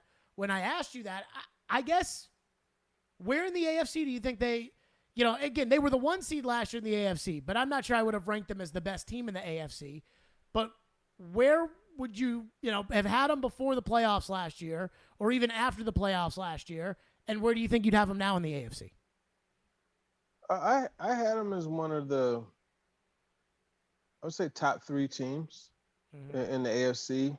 I still think they're a top 4 team. I still believe they win the division. So it's not like they fell off the face of the earth. I still think that they'll win the division. That defense is just too good for me to pass up that ranking with them. So, yeah, they dropped 1 spot in my mind. Who would be the other 3 ahead of them? Well, I mean, Buffalo, Kansas City, and I put Cincinnati there right now. That's those are the 3. Okay, TD, what did you see at minicamps? Let's start with what you liked from the Titans at minicamp. Yeah, well, I liked Ryan Tannehill. I liked how he put the ball in tight spots. I liked the way he connected with Chika Okonkwo a few times with Austin Hooper, and just the extensive effort that they're going through to get that chemistry, that bond, and understanding of things. I like Josh Malone, what he was able to do. He showed himself as a deep threat, a guy that could go up and get the ball in the low red zone too, on fades and things like that. I think that was good. Derrick Henry being out there on the field and how aggressively he attacked practice, right? You saw him kind of bump some of the younger guys aside and take reps. And then even during special teams period, he's running up and down the field with Tony Dews. So that was a good thing to see. So those were some of the things I liked. Defensively, the secondary looks good. The younger guys have made some plays. And even yesterday, you saw McCreary make some plays, Roger McCreary, that is. Buster Screen made a couple plays too. So it's been a good back and forth, between the secondary and the Titans offense. I'll say this to your point about the receivers, and I think first off, and the secondary, seeing Woods out there running the way he was running and seeing Farley out there running the way he was running, I mean, if we're talking about what's tangible for minicamp, that to me, TD was a big deal. Yeah, it is definitely a big deal seeing Woods. I mean, it's remarkable that he was out there. It really is. Just, after tearing the knee in November and to be out there that quickly. And Farley also, seeing him, come out his back pedal and drive on the football and do the things that he needed to do. You're right. What did you not like?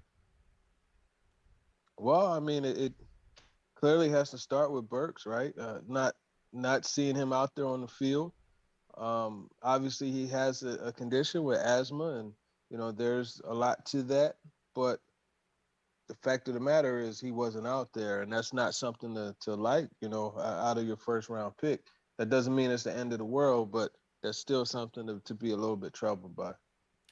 What else was that? Were there anything else other than the Burks thing that stood out to you, or that was pretty much it, to be honest with you? From a negative standpoint. What about Malik Willis? Malik Willis, that is something. You saw some progress with him, just as far as being able to. The first time he was out there, he had a couple botched snaps. You only saw one after that, for the whole duration. So I thought that was positive.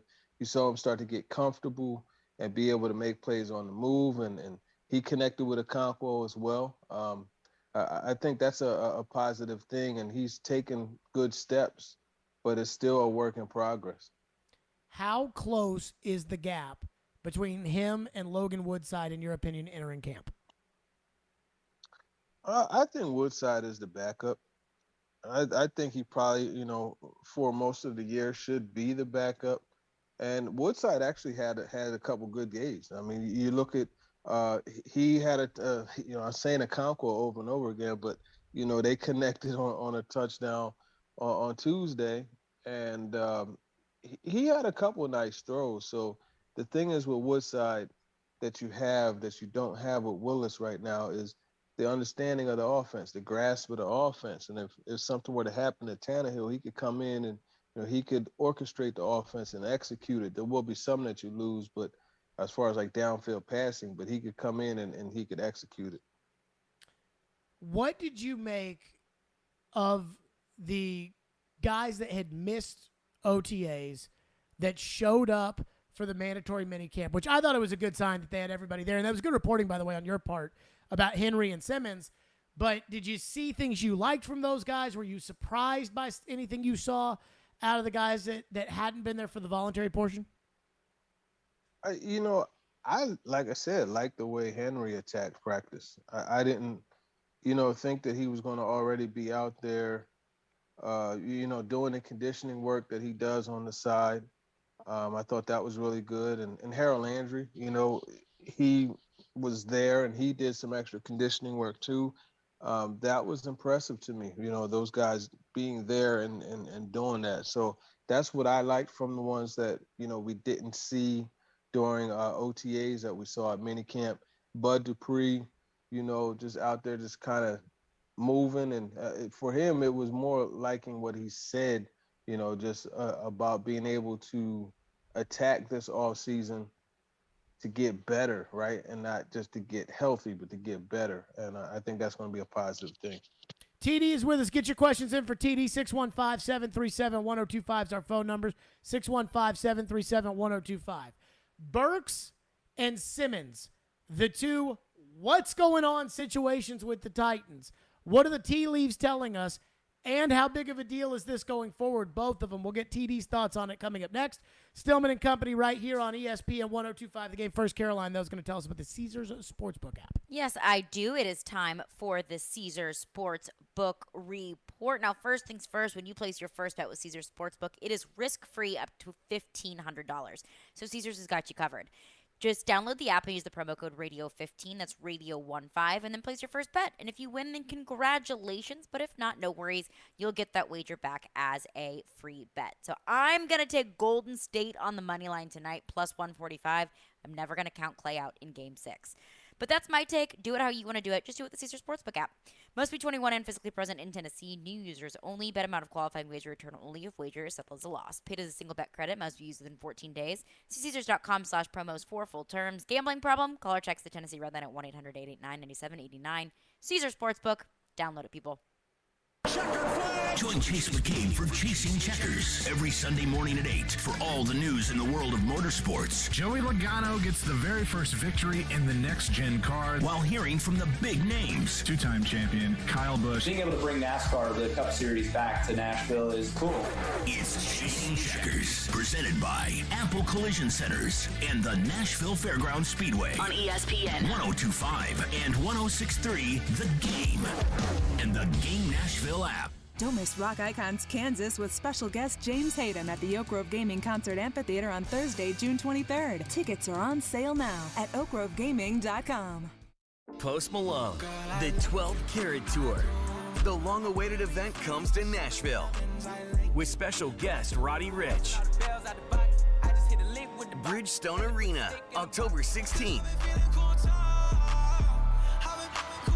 Pre-sale for City Card members now through Thursday at 10 p.m. before the general public on sale Friday at 10 a.m.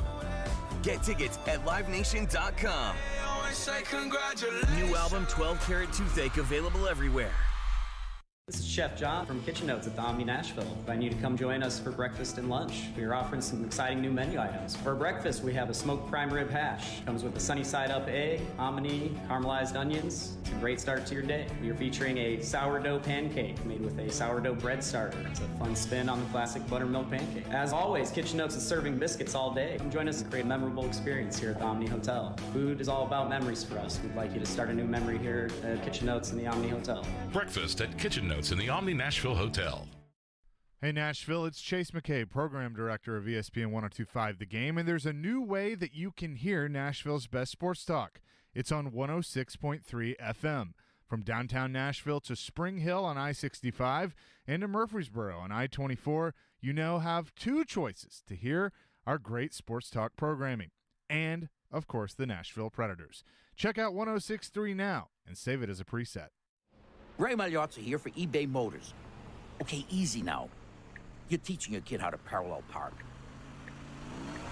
Ouch! Turns out he likes to do it by feel. Don't worry, eBay Motors has bumpers, taillights, trunk lids, license plate holders, 122 million parts. Pull up just a little bit. And headlights. They've got lots of headlights. Get the right parts at the right prices. eBay Motors. Let's ride. It's on. It's happening. Remember, you can watch us on YouTube, Facebook, Twitch, and Twitter. Get out of the way. I'm watching the game. Presented by the law offices of Amanda Gentry. You're listening to Stillman and Company. Presented by TriStar Moving. On ESPN 102.5 and 106.3 The Game. And on the Game Nashville app. Attention to the contract extension that he got, though? Man, we all see that. It's in the media. But, like I said, when it's time for the talk contract, I don't want to be a part of it. That's why I got a team around me to handle that. Like I said, the team that I have, I know that they want the best for me. And, like I said, it's not in my control. That's for them to handle. I think that's why they get paid the way they do, to go talk to them guys upstairs. So, like I said, I have a team in place to, when it's time to talk contract, they'll be ready to talk. That was Jeffrey Simmons yesterday. By the way, have you noticed that he does the Charles Barkley? Like I said? Charles Barkley all the time says, like I said. And Simmons in that clip, I think 3 times, you see, like I said, like I said, like I said. He did pull a little bit of a Barkley there. He's got a little Barkley. TD is with us. So, TD, the last 2 days, Jeffrey Simmons did not participate in mandatory minicamp. He was on the bike. Yesterday, he was running sprints on the other field, or jogging on the other field. Did not participate. That led a lot of us to believe that it was contract related. And then yesterday, it didn't feel like he said that it was contract related at all. In fact, deferred all questions to Mike Vrabel. And Mike Vrabel, obviously, as he always does, said nothing. So what do we make of the situation surrounding Jeffrey Simmons? Yeah, I think when you look at the situation, he's clearly underpaid. He'll $2.2 million in salary, $4 million altogether this year, and then next year is $10.75 million. This is a guy that should be close to the high 20s annually. So there is a bit of a gap there. I would be surprised actually if a deal is done with 2 years left on his rookie deal. We'll see what happens, but I think when you look at Simmons, I think when you look at Coach Vrabel and what they decided, I feel as though it was Mike Vrabel kind of taking matters into his own hands and understanding the situation. And I think he told him, hey, look, come in. We're not going to have you get on the field. You could do classroom stuff and you could do some conditioning. And I think that's really the way that they're working through that situation. Now, obviously, today was the last day, whatever they did today. But that's my take on it. I think, it was all about just kind of taking care of the player in this situation. And he's the only one that was actually healthy because Terrell Williams said that he's not dinged, but he's doing everything that they're asking him to do, which was film work and some conditioning. Okay, so walk me through this again. So Jeffrey Simmons shows up, and I would agree with you that Jeffrey Simmons is underpaid, though I think the Titans have leverage. And if they were to do a deal to say, like, we're not going to pay you $28 million a year because we don't have to, so instead – let's maybe make a more team-friendly deal, but it's still better than the deal that you have, significantly better than what you currently have, which is basic negotiating. So he shows up for the mandatory minicamp, and Simmons said that he made it clear that his team has not gotten into that yet with the Titans. So there wouldn't be an active negotiation, and I agree with you that I don't think, with 2 years left on the deal, that he's going to get a new deal. So he's going to have to practice when it gets real anyways. And so Mike Vrabel would just say, hey, just don't worry about practicing? I could see that. I definitely could see that. I could see, like I said, him taking matters into his own hands and coming to that conclusion with Jeffrey Simmons. And let's not get it twisted. This is the same guy who has told players during the season. I'm not talking about mandatory minicamp. I'm talking about during the season, in the week leading up to a game, he has had guys not practice. So it's not out of the ordinary to come to that conclusion.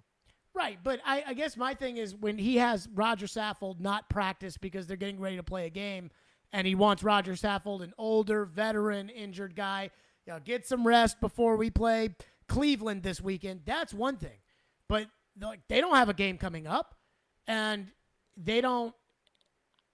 That's where I have a hard time, trying to. And I'm not having a hard time with you. Game coming up, but if he could have a guy not practice during the week leading up to a game, it is very, very understandable for him to have a guy not practice, especially one like Jeffrey Simmons. What really does Jeffrey Simmons gain if going out there right now? How much of a difference will that make in his season this upcoming year? No, I agree. I mean, how much does it make a difference that Derrick Henry went out there? I completely agree with what you're saying. I think that's a totally different situation. Henry absolutely needed to go out there because he needed to test that foot and get out there and work on it in practice. This is a guy that missed 9 games last year. Different situation. My thing is, if a deal's not in the works, normally when a guy I don't want to say holds out of practice because Simmons is not holding out. But when a guy misses practice, it's almost because a deal is right around the corner. Like, I want to say you were here when Lawan put on the Boss Hog outfit and announced his contract. And I came right after that. Yeah. Okay, so I want to say that was like the second day of training camp that happened. It was... And on the first day of training camp, he was there, but he didn't participate in any drills, and we all knew it was because he was on the verge of a contract extension. If Simmons was on the verge of a contract extension, this would make total sense to me. Hey, don't go out there, don't get injured, don't whatever.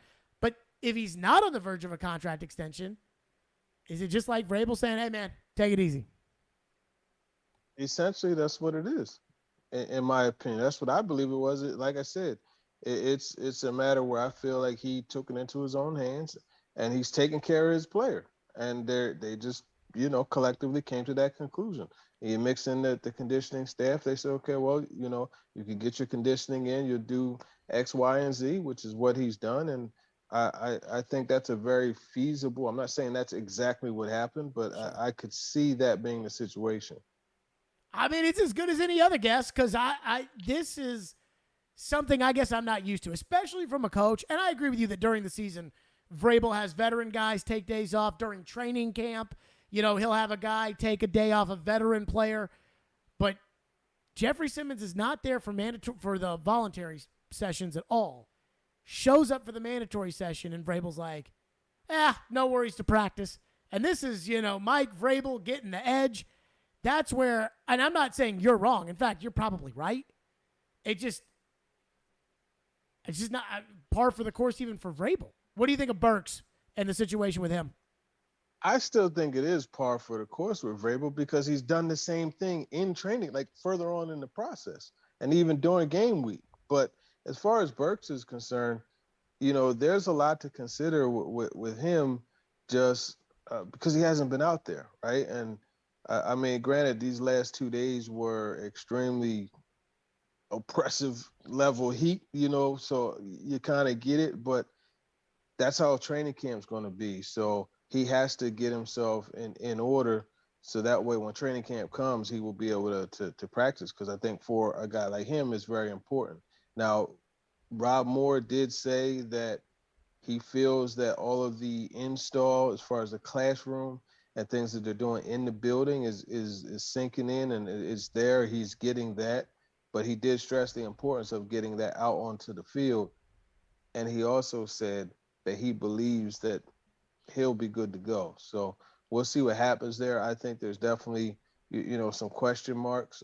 And then with the asthma, when you look at some of the things that, you could associate with that, I saw some interesting statistics in regards to the asthma. And this is coming from Breezometer, which is a company that measures Apple. It does the air quality for Apple's weather app. Sure. And it said that Nashville is one of the 3 most difficult cities for asthma sufferers to live in. And the other 2 were Indianapolis and Houston. And it said that it's due in large part to high concentrations of the 2 most potent and invisible asthma triggers, air pollution and humidity. So there you have it right there. That's something that, they're going to obviously have to work through and figure out. It did go on to say that 91% of asthma sufferers claim they don't have a quick fix to make their asthma tolerable during the day, but most of the symptoms are triggered by outdoor air. So there's a lot to consider there. What I find to be fascinating, Derek Mason said this to me today at the gym, and I think I think that it would make sense.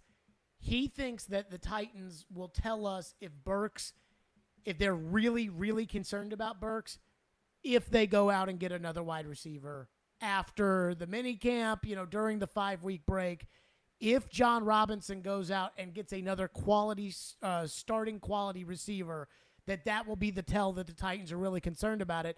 And I guess the other side of that assumption would be if they don't do that, then the Titans are telling us that they're not worried about Burks. Are you keeping an eye on that? Do you agree with that line of thinking?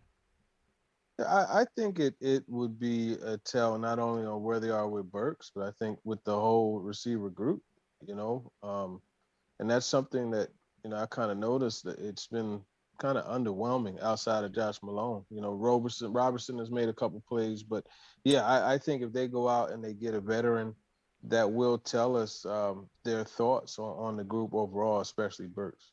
I like what you say about Josh Malone because I feel the same way, and I don't want to be the only person that feels that way. I think Josh Malone's got a really good chance to make this team. Yeah, I talked to him a little bit after practice yesterday about the special teams aspect, and he said that that's something that, he actually went to Coach Alkerman, the special teams coach, who you want fired. he said that, he told him that he's willing to do whatever he wants them to, whether it's gunner, returner, anything. So that willingness to play special teams, I think that's a really good thing, and it's something that is needed for a guy in his situation, like back of the rotation receiver. So I've actually been doing this like math in my head. I think Burks, Woods, Westbrook-Akina, and Phillips are all going to make the roster. So that's 4. Mm-hmm. And then I think they're going to hold a spot for a guy who is not a special teamer but is capable of playing the outside positions, because I don't think they want to find themselves in the situation they found themselves last year where Racey McMath is catching the football against the Steelers. And so I think that could be either Malone or Fitzpatrick.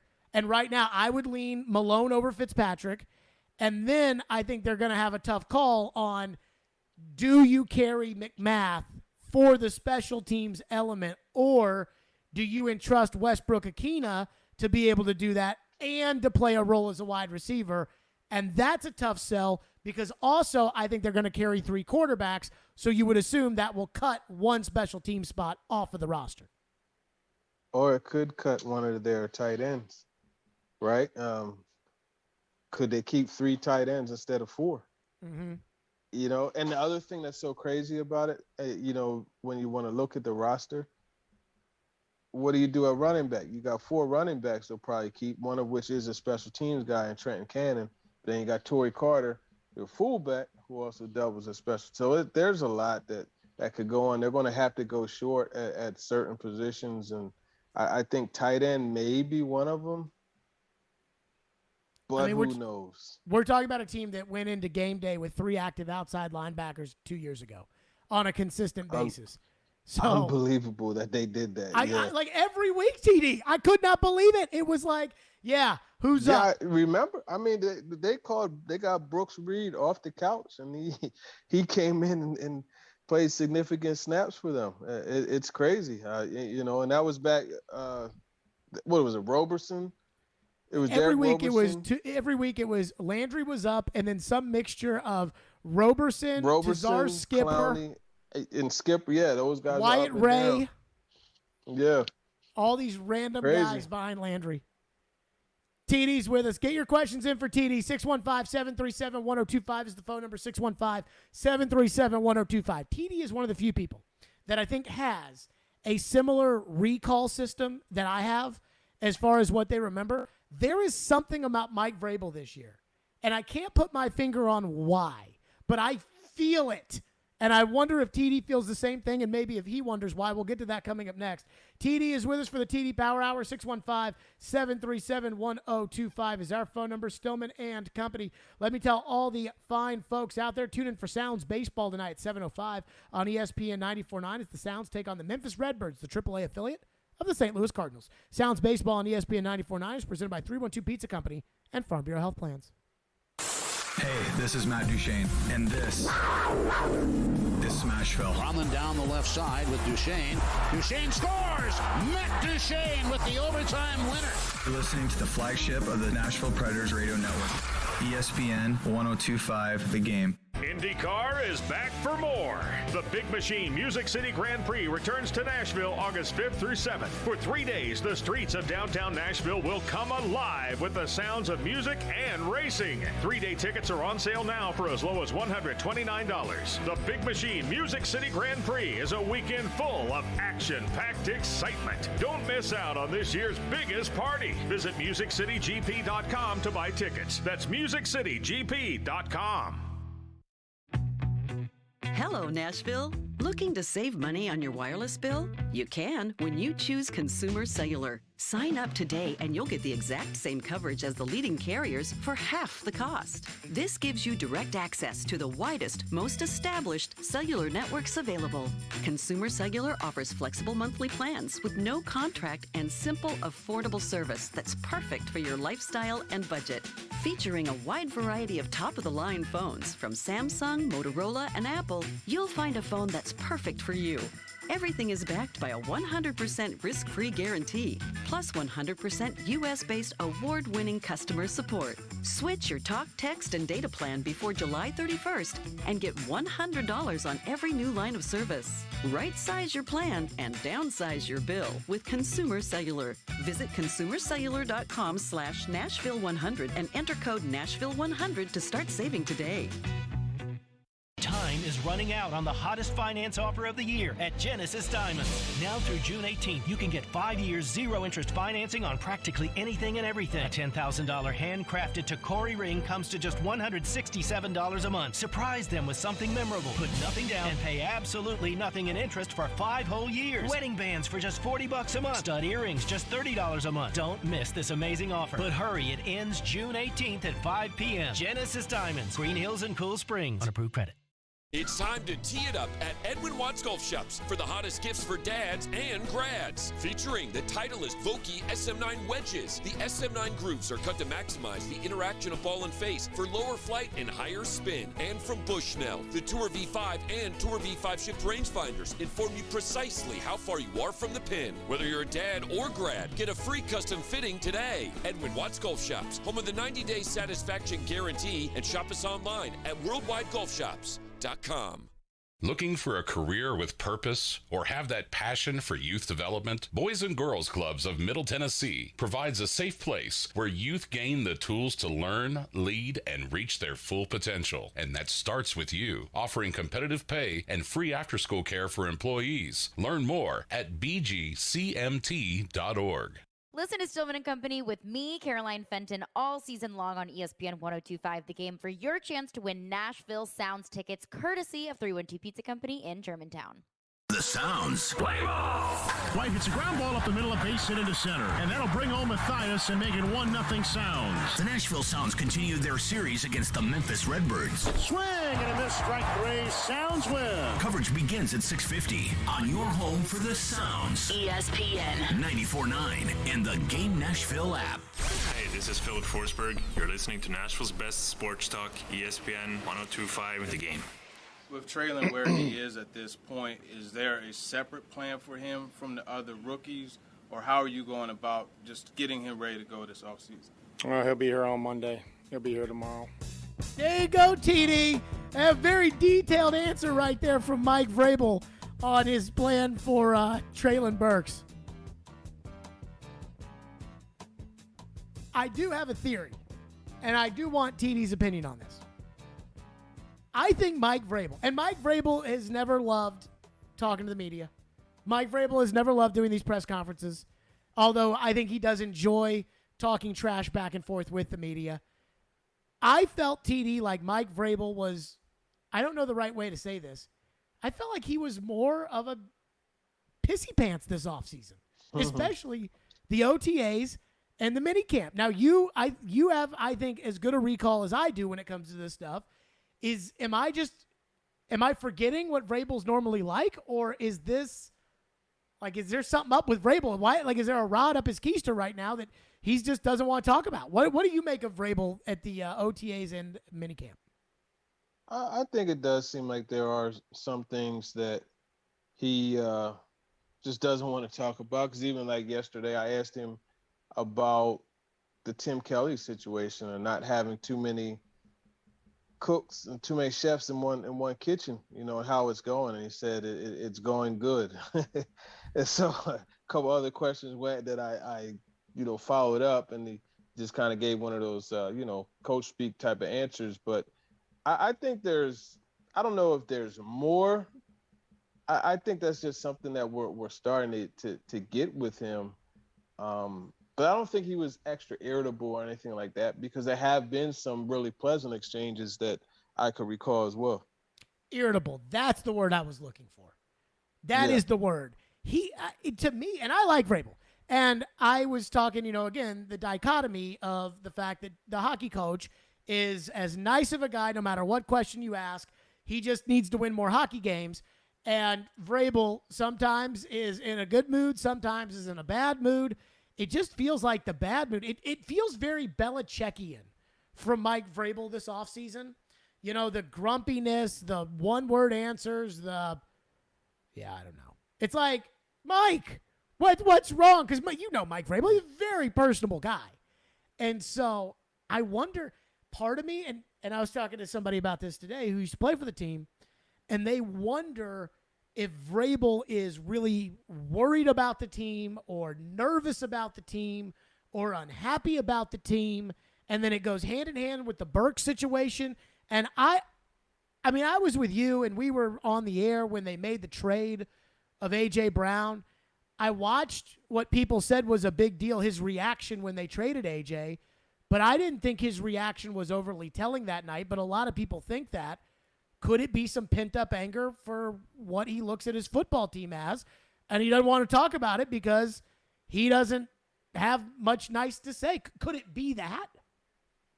No, I think you could put, Vanderbilt's football team in that Titans locker room, and that guy's going to believe he got a shot to win. Mm-hmm. So I'll never think that, he'll feel he has less than. And that's one of the things, frankly, I admire the most about this guy is the more muddy things get, the more his group seems to rise to the occasion. But I just think it's just kind of like a zone that he goes into. And the reason why I say that is because, as you mentioned, he is very personable.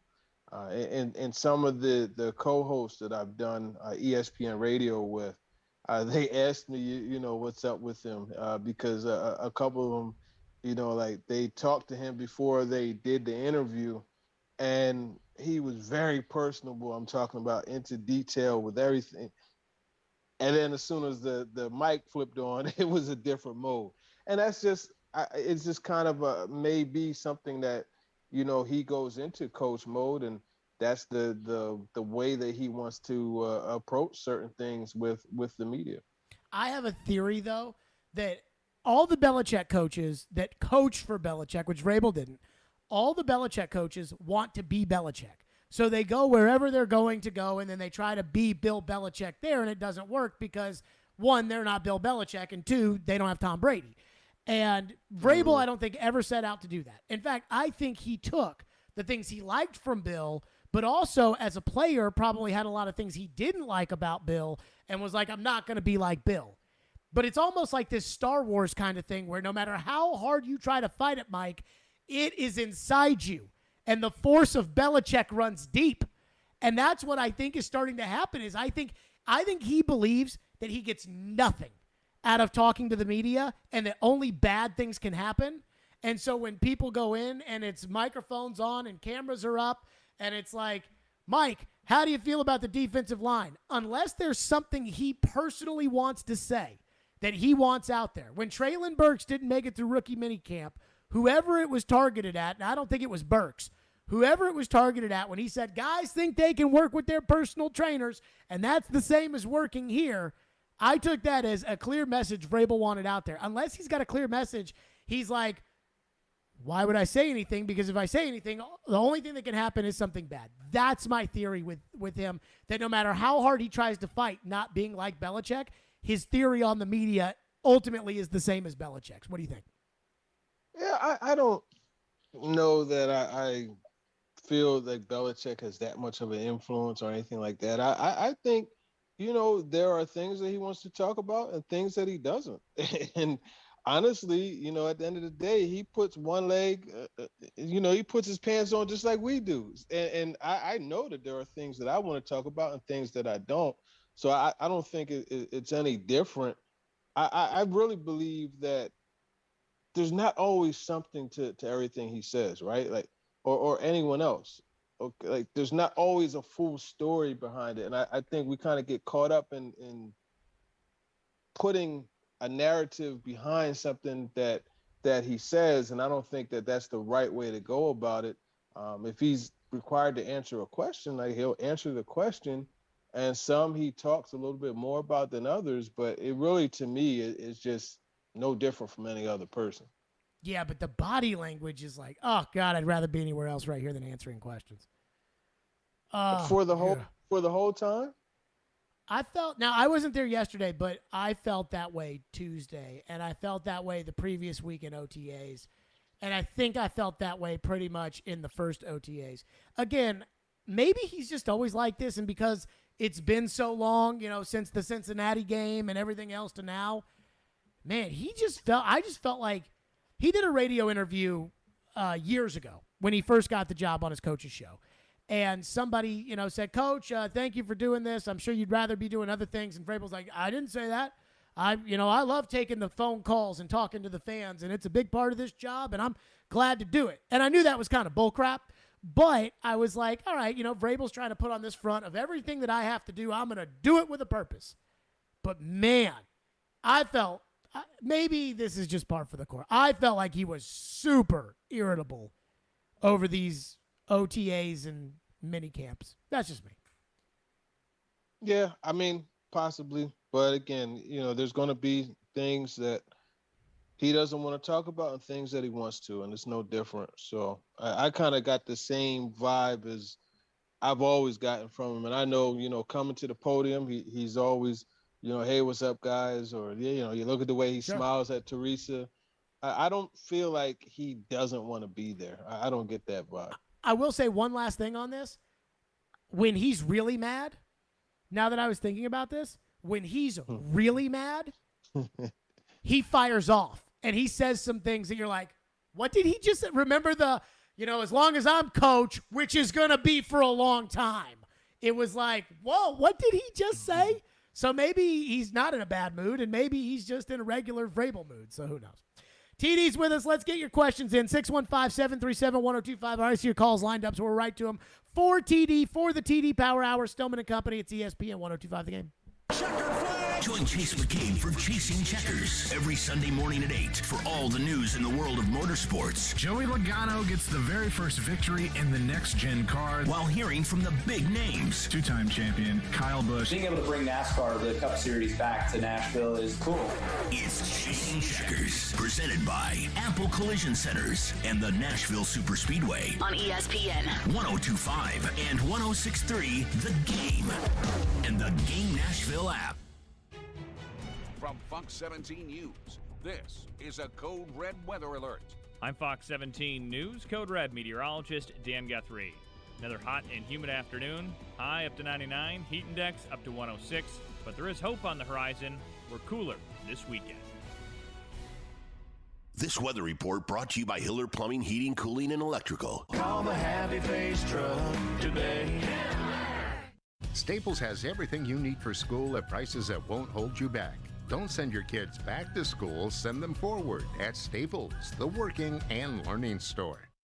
Hey, Willie Donick here. Are you feeling the sting of higher interest rates and higher costs? Those credit cards and other loans are costing more and more every month, and inflation is making everything else more expensive. Your home can save you right now. Your home's value is up, and there's a ton of cash in it, and you can access it with Loan Pronto. They specialize in zero-cost cash-out home refis. Get tens of thousands in as little as 2 weeks. And yes, VA loans are eligible. With a VA loan, you can access up to 100% of your home's value. So pay off high-rate credit cards and other loans. Consolidate everything into one super low payment.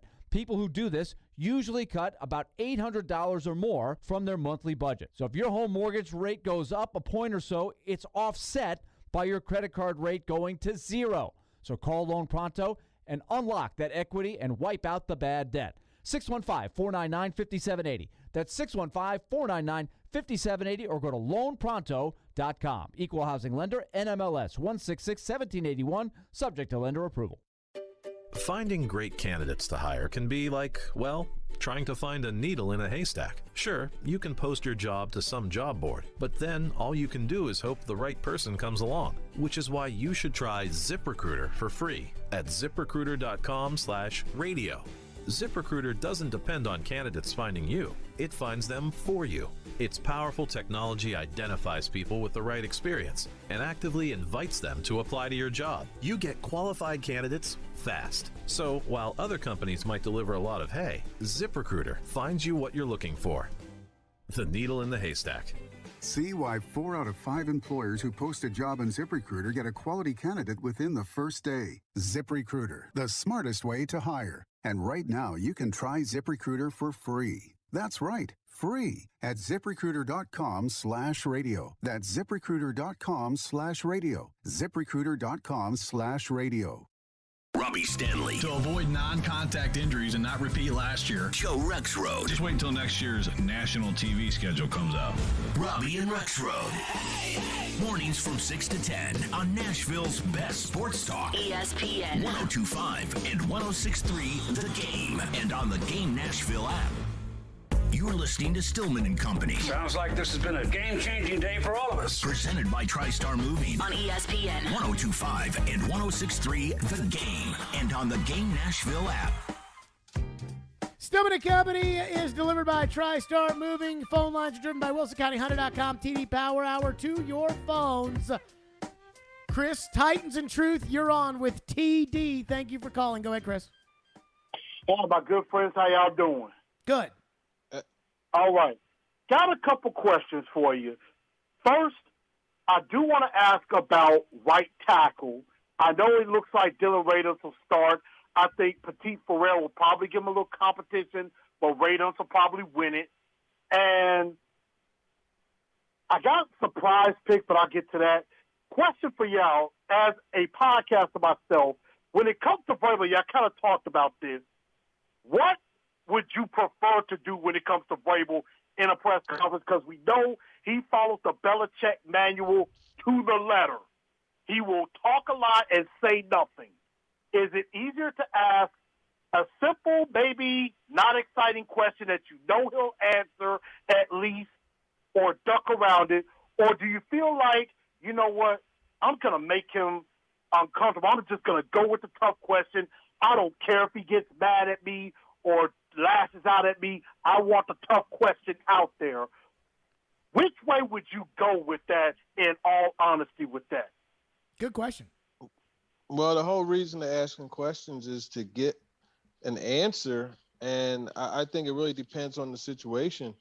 There are certain ways that you word a question which will get an answer, and I try to word my questions in a way that's going to do that.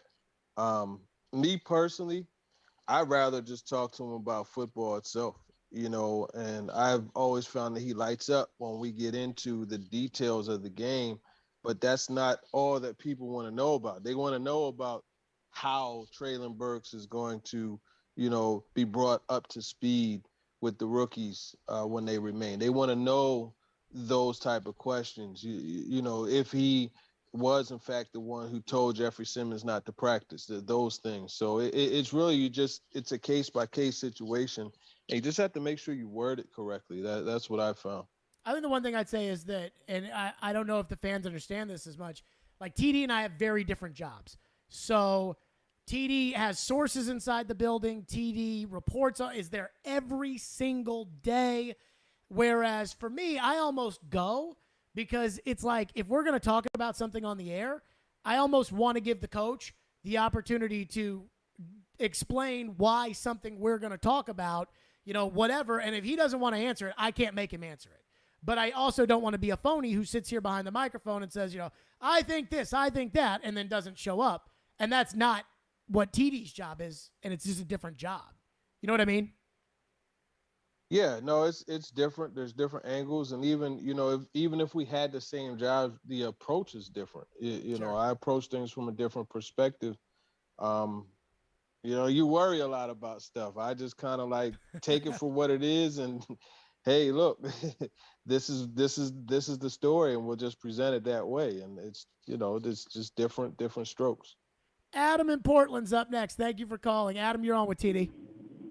Hey, TD, man. So I feel like Jared and Caroline both this offseason is a little bit whack when talking about this offense, man. And I've told them both. I think they sound like the same person. But I know you guys quickly said that you think the offense got worse. Am I crazy for thinking that they got better? I feel like they have actually established an identity. They drafted a running back who's good. They re-signed a good backup running back. And then Derek's back, and then you draft a quarterback in the third round who could also run. I feel like offensively you have more of an identity than you had last year. Your running back gets hurt, your whole offense falls apart, even with AJ. I mean, We scraped by, but with that defense, we should have been better than what we were. I feel like we actually got better. Thank you, Adam. Yeah, I mean, a case can be made for this team getting better offensively when you look at the collective group. And I think I said it on here before. You know, when you look at Austin Hooper, you look at the Okonkwo, you look at Woods, you look at Burks. I think those collectively, you have a good case of that against A.J. Brown, Julio Jones, what we saw of Julio Jones last year, Jeff Swaim, and Anthony Ferguson. I think you do have a case can be made there. So Adam's not off base. When you had asked me about the feel, you know what I mean? The feeling, and I don't really believe you get better by subtraction. And I just feel like they took away their best offensive weapon, not named Derrick Henry. And that's why I think there was a regression. But again, I took them from the number 3 seed in the AFC to the number 4. I still feel they win the division. I think the whole key to all of this, including last year, the number 1 ability in the NFL is availability. If you tell me Burks is going to be out there and he's going to be what we thought, throughout the draft process, if that's the Arkansas Treylon Burks is out there, I think they got a chance to have a much better offense. If Treylon Burks is on the bike all season, I think they're in trouble. Yeah. No, I could agree. Doug is up next. Thank you for calling the show. Go ahead, Doug. Hey, I have to agree with TD. I think there's much said about nothing when Vrabel talks. I mean, these coaches are paid to be professional poker players. They're not supposed to give you their hand. So I just think when we get so tore up on the attitude and the demeanor at the microphone, it's like I heard one, sports guy say Vrabel's mad. Well, heck, they just lost. He's supposed to be mad. I expect him to be mad. So there's just a big old long dialogue about his attitude at the mic 20 minutes after he just took an L. So I'd just rather get back to football. It's like yesterday, the big talk about Jeff. The biggest thing that I saw out of that whole deal is that he's in a contract mode. We know that. It's not a secret. The biggest problem I saw is he just didn't have anybody that taught him what to say when the microphone and the light was on. He didn't have the right answers. Everybody knows he's in a contract situation. So is Lamar Jackson. So why are we talking about stuff that we know is on the table? It's been going on before. Let's talk about football. Is Robert Woods going to be able to run, effectively when the season starts? Have we got somebody running the slot? Is the tight end going to be able to do well? That's the kind of stuff I want to talk about. The heck with what he says, when the microphone's on and the subliminal messages that people think he's saying. Let's kill it with that. Let's talk football. Thanks, TD. Thank you, Doug. Well, I'll say this. Doug, I very much believe this tight end group is going to do well. And just after seeing, and again, you got to take it for what it's worth. There's minicamp. But Okonkwo, he had a very good couple of days. And I said it before, I'll say it again. Austin Hooper, in my opinion, is a guy that I'm getting him on my fantasy team. I'll say that about him. At the same time, there are things that people want to know. You know what I mean? And right, wrong, or indifferent, Jeffrey Simmons is the biggest name on the defense. So if he's not practicing, people are going to want to know. And there's jobs just as reporters we have to ask the questions. Like, you think I want to, go in there and ask them about Treylon Burks, what they're going to do to get him in shape, not in shape, but to get him adjusted to this weather? I don't really want to ask that. I would much rather ask him about, how they're going to move him around and use him in different positions, alignments, etc. But it's par for the course. I just think, too, as far as what the guys say and what they this and what they that, I mean, with A.J. Brown, we were told, hey, it's just Twitter. It's what? Clearly, it ended up being something. Plus, I mean, I see all the data about what you, the fans, listen to and what you don't listen to. You guys like the bull crap. I like the bull crap, too. The drama and the gossip, and he said this and she said, you guys like that. That's it's like when you're driving down the road, right? Everybody slows down to see the car wreck. Every time. TD, appreciate you as always. We got to bounce to get to this World Cup draw to see if Nashville is going to be a World Cup host city. TD, tomorrow you'll be on with the morning show and, of course, the Talking with TD podcast.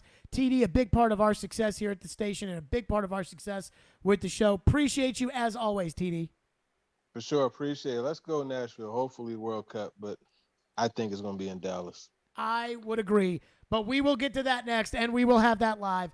Are we going to be a World Cup city? Stillman and Company. It's ESPN 102.5 The Game. ElectronicExpress.com. We make it happen. The Knotfest Roadshow continues. Now, Nashville, it's your turn. Slipknot live. Plus special guests, Ice Nine Kills, and Crown the Empire. The Knotfest Roadshow. Rolling into Bridgestone Arena September 20th. Get tickets this Friday at 10 a.m. at livenation.com. For more, hit knotfestroadshow.com. Hey, it's Jared from my official sportsbook app, the FanDuel Sportsbook app. The NBA Finals are here, and so is your chance to score big on FanDuel. Throughout the Finals, FanDuel is giving new customers $200 in free bets guaranteed when you place your first $5 bet. Bet the money line, point spread, player props, and so much more. Plus, you can combine your bets for an even bigger payday with a same-game parlay. For example, you can go with the Celtics, who I think are going to win the whole thing, or build it around Jason Tatum or Jaylen Brown. Maybe even Steph Curry. Just sign up with the promo code JGM. If you haven't tried FanDuel, now is the perfect time to give it a shot. Join today with promo code JGM and turn a $5 bet into $200 in free bets, win or lose. Make every game feel like Game 7 with FanDuel Sportsbook, an official partner of the NBA. 21 and older and present in Tennessee. First online real money wager, only $10 first deposit required. Bonus issues, non-withdrawable free bets expire 14 days after receipt and restrictions apply. See full terms at sportsbook.fanduel.com. Gambling problem? Call Tennessee Redline at 1-800-89-9789.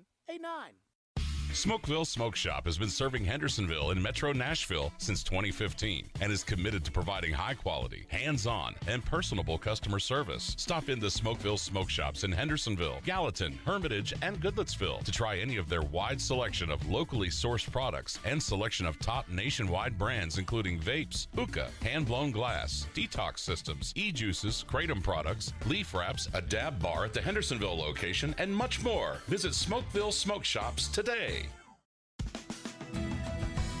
Houston Clinic Orthopedics at Harding Place offers world-class orthopedic care. The doctors at their Harding Place location specialize in general orthopedics, foot and ankle, hip, pain management, hand, wrist, and elbow trauma, total joints, and orthopedic spine surgery. They offer same-day appointments, so get back to enjoying life sooner. Schedule your appointment online at tnhouston.com. Conveniently located at 394 Harding Place in Nashville.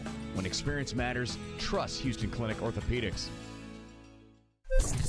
From the Hillside Medical Game Studios, WPRT-FM Pegram, WPUC HD2 Laverne, Nashville's exclusive home for the Nashville Predators. ESPN 102.5 and 106.3. Terang, it's a high fly ball. The leading receiver. Awesome game 7. Checkered flag in the air. The Game. A Cromwell media station. Where you have a voice. We're one play away from an injury. He knows this. He's a study of the game. And we have strong opinions. He's been awful. I don't think they were trying, and that's why I feel the way I feel. This is Stillman and Company with Jared Stillman and Caroline Fenton. Presented by TriStar Moving on Nashville's best sports talk. ESPN 102.5 and 106.3 The Game. And on the Game Nashville app. Stillman & Company is delivered by TriStar Moving, ESPN 102.5. The Game streaming live on Twitter, Twitch, YouTube, and Facebook Live. Thanks to the law offices of Amanda Gentry, live from the Hillside Medical Game Studios. So here we go. Right now, we've got the FS1 World Cup announcement show in which they will announce the host cities for the World Cup, and Nashville is one of the potential hosts. Now, that being said, just like TD said in the last segment, like we said earlier today, we don't think Nashville is going to get it. But we are going to take the announcement live, see which cities get it. If we get it, we're going to go nuts. We are right now, I would assume, the show that is, do you remember when the New Orleans Pelicans got the #1 pick when Zion Williamson when was everyone the pick? threw their stuff and the room went crazy? Yeah, that's kind of what we're not expecting the #1 pick in the ping pong ball. which, by the way, number 2 might have been better for them anyways in the long But run. still, we want Zion, baby. But we are sitting here. Look, I will be freaking stunned. I will be freaking shocked if we end up getting this World Cup. I will say this. I think Butch Sheridan, and Ian, you can tell me whenever they start going to announce cities and things like that. You can just tell me in my ear, and we'll pop right to it. But I think Butch Sheridan, if we end up getting this, it will be a tribute to him. Because I think, the report, News Channel 5 said that FIFA came in September, and that's when Butch Sheridan, the head of the Tourism and Visitors Convention, that's when he gave the pitch. And Butch is like the man behind all this stuff. Butch is a mega player in town. And he's a big reason why we got the NFL draft. He's a big reason behind a lot of this stuff. And if we get this thing, he is the city MVP. But again, we're competing with SoFi Stadium. We're competing with Patriot, Gillette Stadium. We're competing Jerry's with World. New York. We're competing with Houston. We're competing with all these places that are willing to hold the Super Bowl right now. And our stadium, kind of a dump. And there's the question mark surrounding, well, this new stadium, how will that affect things? How will that change things? So that's what we're working with right now. We're competing with Miami. We're competing with Camping World Stadium in Orlando, which is a nice stadium. We're competing with the Rose Bowl. We're competing with Atlanta and Mercedes-Benz Stadium. And supposedly, a texter texted in, and I don't know how accurate this is or isn't, but apparently all of these stadiums would have natural grass for soccer in their buildings. And so it doesn't feel likely we're going to get this. But we're hopeful.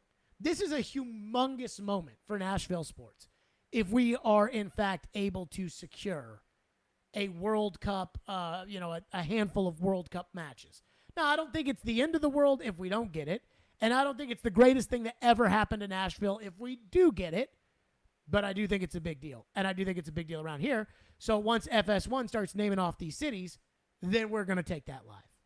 But it's absolutely a big deal because it's, even if you're not a soccer person, and I would not classify myself as such, this is still a world stage in the sports world. This is, all eyes would be on Nashville. So that is a big deal. If you're a soccer fan or not, that is Nashville's name being associated with one of the biggest events in terms of world sports. So, yeah. But big deal. So again, here's the map. And if FIFA was going to have a tell earlier today, they put out a map about, to watch the event live on FIFA Plus and for the host cities. And in the map, they had Nashville essentially like in the state of Illinois. So here are all of the possibilities. And I don't know how many host cities they are going to. So the natural grass thing is true. So everybody's getting natural grass if they get this thing. That's what I'm reading. Even the Atlanta Journal-Constitution had an article that said they will have to replace the grass in Mercedes-Benz Stadium for at least the tournament. That's not hard. No. I mean, think about what they do for bull riding, and they put all that mud and dirt and everything down. And Disney on ice. Well, yeah, but you just have to put ice. I mean, all those places already have ice because that's below everything. Not every place. Every place that has Disney on ice has ice. Has a hockey. Yeah, they have a hockey team. Oh, like either a minor league team. Well, or still, whatever. either way, it's really So not here that are the difficult. cities. Here are all the cities: Vancouver, Edmonton, Seattle, Denver, San Francisco, Los Angeles, Dallas, Kansas City, Denver, Nashville, Cincinnati, Atlanta, Toronto, Boston, New York, Philadelphia, D.C., Orlando, Miami, Houston, Monterey, Guadalajara, and Mexico City. D.C. Well, that's Baltimore. So okay. they would probably play them in Baltimore, but it would be the Washington, D.C. area. Got it. Because that stadium that the Washington Commanders play in is a total crap hole. It is. Are they just lollygagging right now on Fox? What are they doing? Big time lollygagging. So I looked this up today. I'll be honest with you, and again, this is a big deal. And if we get the World Cup, I think it's a huge deal. I had no idea that this was happening today. I had no idea when I woke up this morning that this was happening today. I did hear Elijah and Joe talk about it this morning. So I saw it on the news. Yeah. And that was when I was like, oh, that's happening today. And then I researched, like, okay, what's the process for what this is going to be? And it's like, oh, they've got the show on Fox. And that's where they're making the announcements. And it's only a 30-minute show.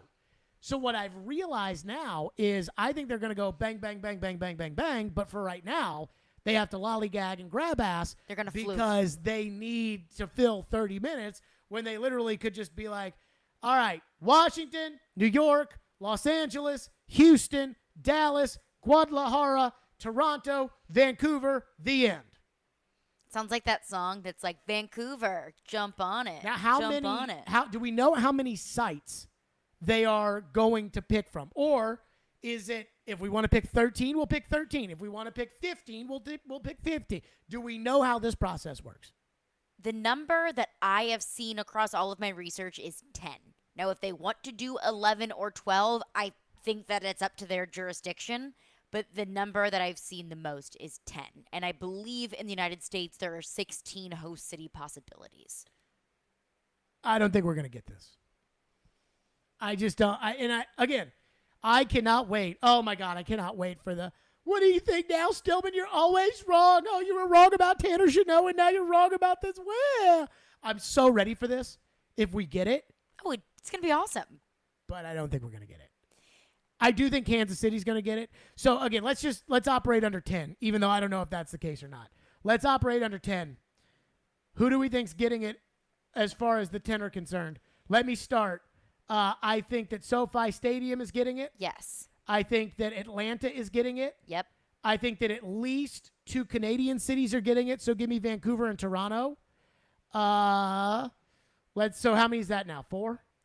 But the question is it 10 American cities or is it 10 cities total? Let's just operate under 10 total. Okay. Because I have no idea how many it is. So how many is that right now? 4? 4. Okay, so I said Los Angeles. Vancouver, Atlanta, Toronto. Vancouver, Atlanta, Toronto. Dallas. And then there's going to be, Mexico City probably. Oh. Okay. So that's 5, right? 5. Okay. So then you definitely have to go Mexico City is 6. There's got to be somewhere else in Mexico, so let's just say Guadalajara. Okay. That's 7. Orlando, Miami. One of those. Both. Okay. So now where are we at? 9. New York. Yeah. And even then, did I say Kansas City? Did we count Kansas City? No. I think Kansas City's getting it. Kansas City Kansas City is a soccer town. Freaking loves soccer. They love soccer. And they've loved soccer for a long time. So I got to believe, would it be an Arrowhead? Yes. But that's another thing. Are they going to prioritize retractable roofs? They can talk soccer on the radio in Kansas City. Now, I don't think they talk it very often, but they can actually talk it. You can't talk soccer here on the radio. A friend of mine is the sideline reporter for Sporting KC, right? Allie Trost? Yeah. Yeah. She does a lot of radio hits. Well, she also She's works on the for radio. the radio station. Yes, but she also does a lot of radio hits on soccer. Guess who else used to work for that company? Me. Wow. So there you go. But again, Kansas City's huge. I just don't think we're getting it. What are they doing on TV, Ian? During commercial. All right, let's take 1, too, because then by the time they're done, we're done. Then we'll be sure to get the announcement. So that's next, I guess. Stillman and Company. It's ESPN 102.5 The Game. The college football season never stops. ESPN college football analyst Trevor Manich joins Stillman and Company every Tuesday at 4:30. They've got to do what Nick Saban in Alabama has done so successfully over the last 10 years. Presented by Houston Clinic on Nashville's best sports talk. ESPN 102.5 The Game and the Game Nashville app. The Jack Harlow meal from KFC is here. Try Jack's favorite meal from KFC. Order your Jack Harlow meal on the KFC app. That's finger licking good. Prices and participation may vary. Tax and substitutions extra. We buy any car. We buy any car. We buy any car. Any. Trading in or selling your car, truck, or SUV? WeBuyAnyCar.com takes the hassle out of selling in just 3 easy steps. 1. Get your free online valuation. 2. Drive to your local car buying center. And 3. Walk out with your check in as little as 30 minutes. So don't wait. Get your free online valuation now at WeBuyAnyCar.com. Find out how much your car's worth at WeBuyAnyCar. Don't miss the Electronic Express Father's Day sale. Save big on Father's Day gifts from brands like Charbroil, Yeti, Samsung, GE, Sony, and more. Electronic Express has huge savings in every department. Outdoor living, appliances, 4K TVs, smart home, furniture, and more. Save up to 40% on all appliances with up to 36 months free financing. Shop in-store or online at electronicexpress.com and get free express delivery on most items. Electronic Express. We make Father's Day happen. Hey, it's Jared for TriStar Moving. If you're looking to move, you need to give my friends at TriStar Moving a call. At TriStar Moving, you'll get 5-star service throughout the entire process.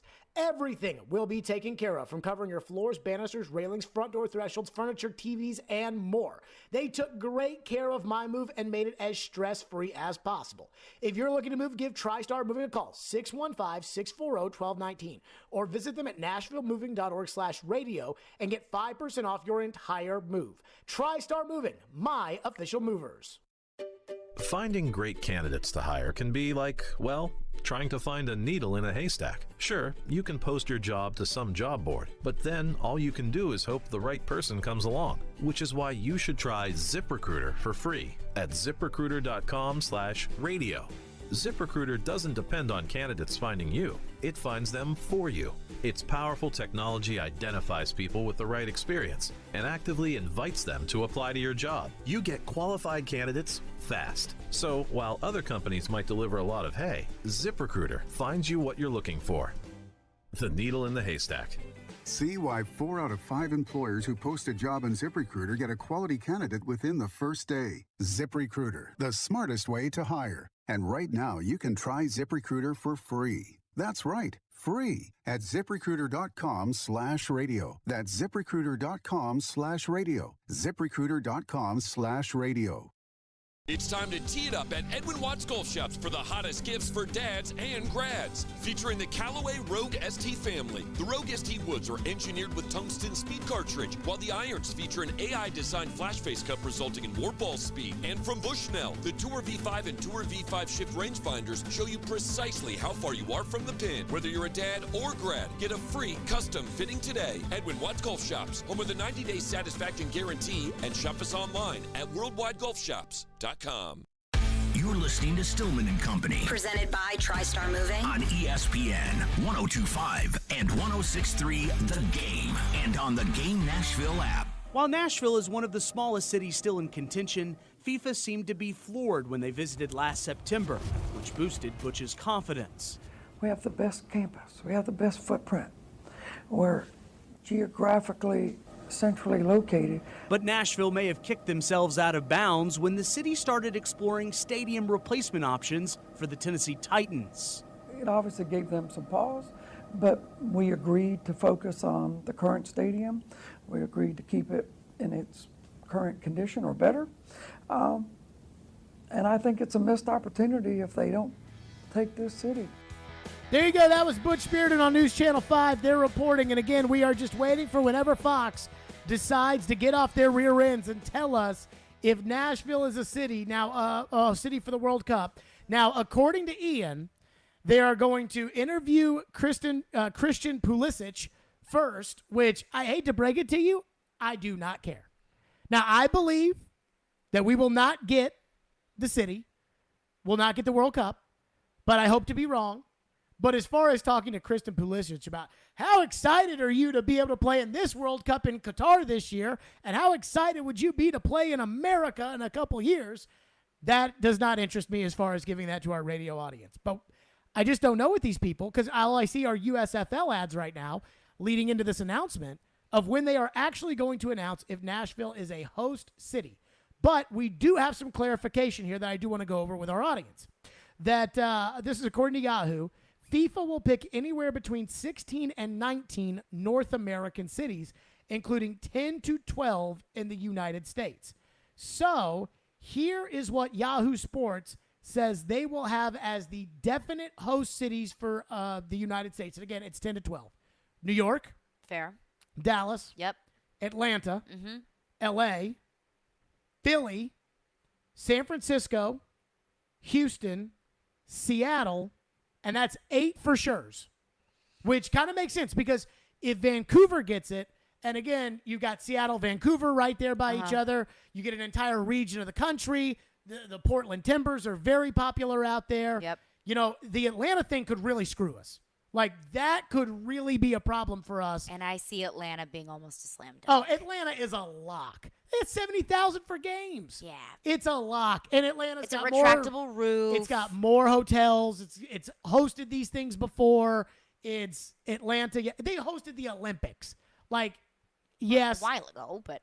Yeah, but at least they've done it. We've hosted an NFL draft. Yeah, but it was a great NFL draft. CMA Fest. Yeah. Here you go. Then Yahoo says, so that's 8. So that gives us 4 at most, 2 at a minimum. And then they say, which American cities will likely host?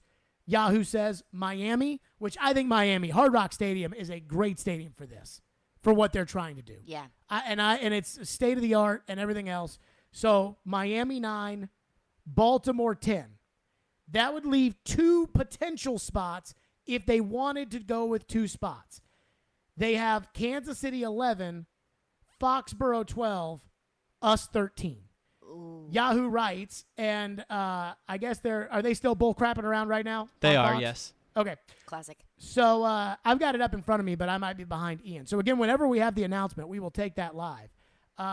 Here you go. This is what Yahoo says about Nashville as the 13th city. And again, the max would be 12. And they have us ranked 13th, which again, how can I be mad when I have predicted all show today that we're not going to get it? But 13. Here's what they wrote, quote, FIFA officials left Nashville impressed after their visit last fall, but uncertainty surrounding the future of Music City's NFL venue, as the Titans now plan to build a new stadium rather than renovate Nissan Stadium, has left FIFA asking a simple question. Why, with so many low-risk options, would we gamble on a construction process that could become a race against time? Unless they've secured assurances in recent weeks, Nashville will be on the outside looking in, though it could remain in contention to host non-soccer events like the preliminary or final draw. I don't want your preliminary draw. Well, I guess they're 2 separate things. I don't even know what the final draw is. What is that, Ian? For what now? I'm sorry? The preliminary or final draw, the non-soccer, I guess the non-match events that the World Cup has could, in theory, according to Yahoo, come here. Couldn't really tell you, man. Okay, is this the president talking now? Nah, it was the president, and it was like the initial announcement that they were going to choose United States, Mexico, and Canada, and now it's like a little bit of a montage. Oh, my God. They're milking this I thing. mean, I don't like the NCAA tournament reveal because I think it takes too long. Although they really cut that down. They did an hour a couple years ago of an hour of the brackets being revealed, and someone leaked the bracket online, and then they decided, okay, we're going to do 30 minutes. Yeah, let's shorten this down a little bit. And so this is like the college football playoff rankings, where it's like they'll have the college football playoff show come on before Sunday Countdown, and it's like we already know 3 teams. Just tell us who the 4th team is, and then bring on Notre the guy Dame or A&M and interview him and say, oh, why? Why did you pick them 4th? Well, you know, according to our netzero.com rankings, this is what we had with this one and that one and whatever. So I guess let's get to some of your phones while we're waiting again for this to take place. Again, this reminds me of when the Titans played the Chiefs in 2018. And they won in Arrowhead in a playoff game. Derrick Henry went ham. Mariota threw a touchdown pass to himself. And Mike Mularkey got to coach another week. And that was, I wasn't expecting the Titans to win that game, but I was very happy when they did. I wasn't expecting the Predators to sweep the Blackhawks in 2017, and I was very happy when they did. I'm not expecting Nashville to win the World Cup draw, but I will be very happy if we do. So, what do we have on our phones? Phone line driven by WilsonCountyHunter.com. Nate texts in and says, in terms of American cities, New York, L.A., Seattle, Dallas, Miami, Atlanta, San Francisco. Those are all large markets. Yeah. Though Atlanta pretends it's not a large market. It is, in fact, a large market. Here's the only thing, the only kicker I have to all of this. If they put, like, freaking Cincinnati in over us, I'm going to be pissed. Why? Because Cincinnati sucks. Well, I said that Nashville was a sexier city, and you said, well, I don't think that's what FIFA prioritizes. I don't know if that's what they prioritize or not. I don't either. But Cincinnati? I mean, their airport is in the freaking different state. I mean, now are they going over each individual city and breaking this down before they decide to tell us what the cities are? Has this not leaked yet? Is there not like an Adam Schefter of soccer that has the info? Or, with FIFA, you never know if you run afoul of them what they might do to you because, Not that I've seen. What would they do to you? Well, I mean, think about it. I mean, FIFA, and I'm not saying that this is the case right now, nor am I saying that we're involved in this, but... Oh, here's the president now. They're talking. Let's go to the president. Okay. Is it still Sepp Blatter? Infantino, who has been in, Qatar, in Armenia, just this week alone. No jet lag today, man. You were here in New York City, Midtown. We've got the trophy and we've got the announcement. This is a special day. Well, it is an incredible day. It is a fantastic day, very emotional day. A day in which we start realizing in North America that the biggest show on earth will come to this part of the world very soon. Yeah. The 1994 World Cup altered the face of soccer, football here in the United States. So what do you expect from the 2026 version? What do you expect its impact to be in North America as a whole? Well, it will be huge. It will be fantastic. It's 48 teams, 48 countries who play in an area, in a region in North America where we have 500 million people. We will have millions of people coming, 5-6 billion people around the world tuning in and watching. I mean, it will create something incredible for this part of the world. You talked about the expanded format, 48 nations invited to the 2026 FIFA World Cup. Again, this is the FIFA president. We are awaiting the announcement of if Nashville is going to be a World Cup city. It says that the game is getting better and better. More and more countries are competitive. More and more players reach the star status, and all of them will be here in the United States, in Canada, and in Mexico for this World Cup. You know a guy who might be able to help me get some tickets? I know a guy. You know a guy? You got a guy? You got a guy? I know a guy. President Infantino, thank you so much. And it is just about time to find out the host cities for the 2026 World Cup. To reveal the Western contingent, once again, we send it right over there to Anna. Oh my gosh, I hold the power. Believe it or not, they right, trusted me with these envelopes. Rob, we're 5 months away from Qatar, and the real countdown to the FIFA World Cup 2026 starts now. CONCACAF makes history by being the first confederation to host the World Cup in 3 countries. To help us announce the host cities in the Western region, I am delighted to be joined by FIFA Vice President and CONCACAF President Victor Montagliani. It is an honor, sir. How are you? It's an honor to be here. A great day for our region, a great day for the 3 countries, and a great day for football. So now, are you ready to open this envelope and tell us yes. the cities in the Western region? It's been a long journey to get to this envelope. So exciting. I know a lot of people are waiting for it, but absolutely. Okay. So, the first cities that will be announced will be the cities in the West. And I am pleased to announce the first city, the beautiful city of Vancouver, British Columbia, Canada. Wow, not a surprise. Vancouver, I remember what an exciting Vancouver is World also Cup awesome. final there, so the ambience is going to be Oh, amazing. Yeah. It's It will be awesome. electric, like It's many awesome. events that have been hosted there before. Epic. Absolutely. Epic. San Francisco's coming next, I bet. The second city on the west, the Emerald City of Seattle, Washington. Now, we said that if they would go Vancouver, they were going to go Seattle, so that makes sense. It's known for its 12th fan in another sport, and it's the loudest event that you've ever been at. So That's going to be electric. absolutely. The third city in the west, I'm going to go nuts if we the get Golden Gate City San of Francisco. San LA is Francisco probably next. and the Bay Area. Great and then for that would be selfies. 4, Yes, and then they go. absolutely. Yeah. Beautiful Great city. for selfies. Again, we are Great for selfies and listening a to great the sports so town. Great Seattle's sports in, so now we got The Vancouver, fourth city Seattle, San in the west. Francisco. The city of angels. Oh, wow. Los Angeles Okay, that seemed pretty simple. Stadium. Los Angeles. Now we would be in the next region, right? The football middle, fans. And the central. And a fantastic I believe new, that is the order. obviously, Yes. stadium. Okay. So go ahead and turn us Last, back onto the stream but because not I do least, want our obviously, reactions in live in time. the west, Oh, I am recording the it. wonderful city of Guadalajara, Mexico. Bendita tierra tapatía. They will I had to host give Mexico the World something. Cup for the They are a third part of this. time. Those are the first 5 We are cities partners with them. selected. It's our beef with Amazing Mexico. places which are It's ready not as to good as host here. football's biggest party in 4 years' time. Let's see I how haven't been they're to Mexico in a celebrating. long time, but actually, yeah, I haven't been to Mexico in a long time. It's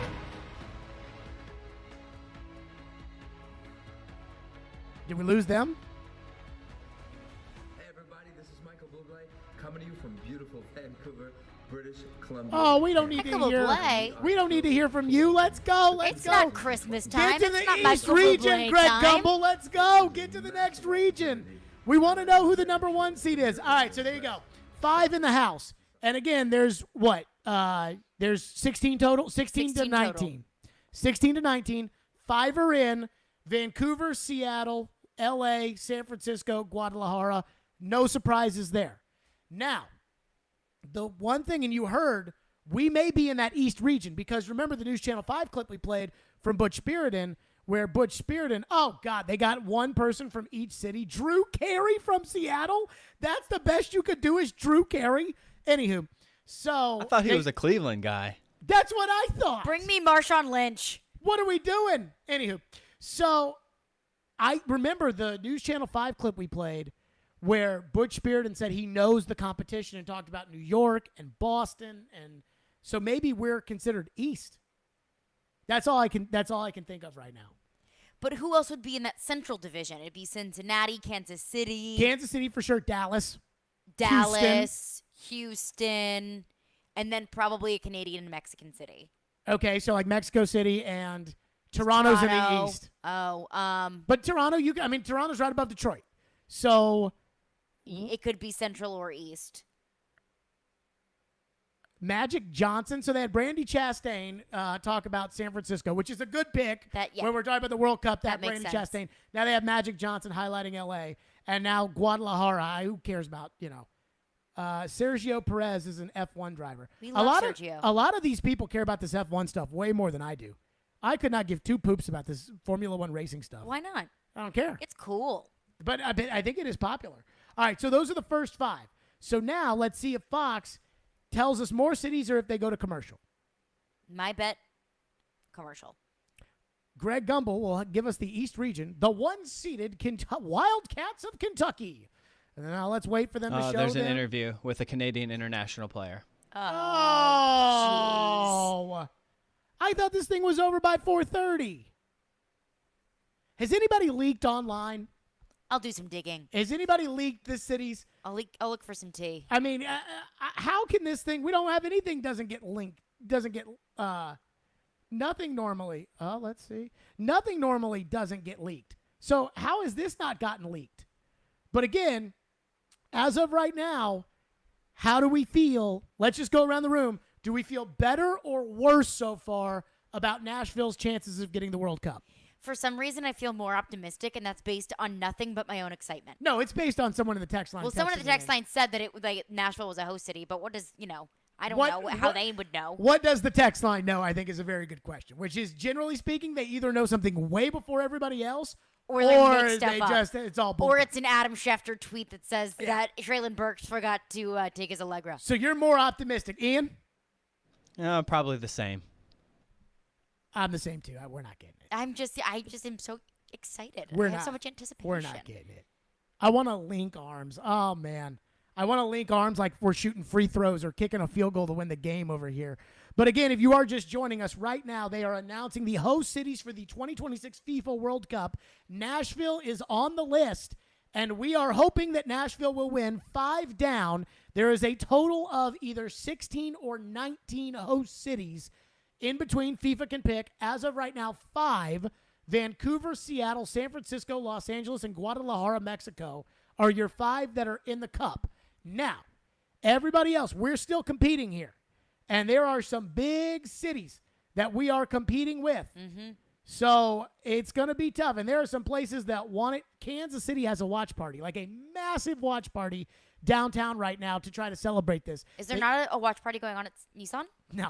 I think there might be. The heat wave is supposedly like 104 degrees in Kansas City. This is how jazzed they are. And I don't have any beef with Kansas City. I actually kind of like Kansas City. Do. It's cold. It was cold for that AFC Championship game. It's cold in the wintertime in But the Midwest. other than that, I have no beef with Kansas City. But there is something about a bunch of people congregating together in 104-degree weather and then not getting it that does kind of make me That is chuckle a pretty bit. sad. So for their sake, I hope they get it. Again, here we are. They say that, according to this Yahoo article we were referencing earlier, that it gives Nashville a shot at 13. They say Denver, Orlando, and Cincinnati are probably all out. So, again, we are waiting. Here, all right. All right. So, hold on. Coming up soon, all right, here we go. Important Here's the is this central for cities. you as a Mexican Will American, Nashville get in? Hispanic? I mean, this is personal for you. It's so personal. Shout out to This is my Becky hometown G, of whoever Los the hell that Angeles. is, talking to this woman It's from a Fox. family tradition for me. There's a niña I've always watched. Do you the know who World Becky Cup, G so is? Very, She's very a singer. excited. Okay, so are you But ready? is she good? Oh, like, is she I'm like so famous? ready. Do you know who she is? Guys. Never heard. Okay. Then probably not that famous. All right, the central cities. First up, we have Kansas City. Wow, congratulations. 7 years They- they've been they waiting have for to this get it. moment. We said they were going to Second, get it. we have They are a big Dallas. soccer city. Dallas. We knew Dallas was Awesome. gonna get it. I'm told 200,000 kids play soccer in Dallas, so I know this is very special. Congratulations, Dallas. Oh, this is exciting. Yeah. Okay, now we have number 3, Atlanta. Atlanta. Oh, we're in trouble. We're in trouble. Great. Centrally located, so it's going to be So great they're for central. fans. We're central. Yeah. Now we have Houston. Houston. Oh! Next to Houston, we don't have a problem. Congratulations. There's not a problem in Houston. And now it's going to be like Mexico City. We have Monterrey. Monterrey, el gigante de acero, the giant still is there. So, wow, congratulations, Regios. Now, last but not least, we have Mexico City. Wow. We figured Soccer Mexico City. That makes sense. Temple, Now again, the Azteca it still could be Stadium, in Eastern amazing. City. It's going to be epic. That was 6, Happiness right? is spreading across Okay, the so 2 country. in Mexico, More cities which are 4 in the U.S. Kansas City, Dallas, Dallas, Houston, Houston, Atlanta. Atlanta. So that goes with San Francisco, Los Angeles, Seattle. and Seattle. So that's 8. So in what were we told? 10 to 12? 10 to 12. So 2 to 4 more. So Oh, we're New out. York. We're out. Well, in the East, who would it be? New York, Boston, Philly.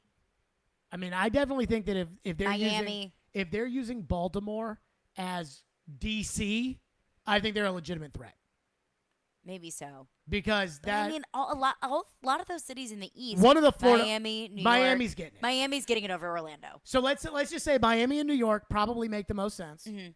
And after Miami, I mean, again, now, Ian, if you do have that, not the one about the stadium, but Butch Sheridan was on News Channel 5, we can run that clip because Butch is very much a part of this. This was Butch Sheridan, and he said he knows who we're competing with. So this is the clip from News Channel 5 yesterday.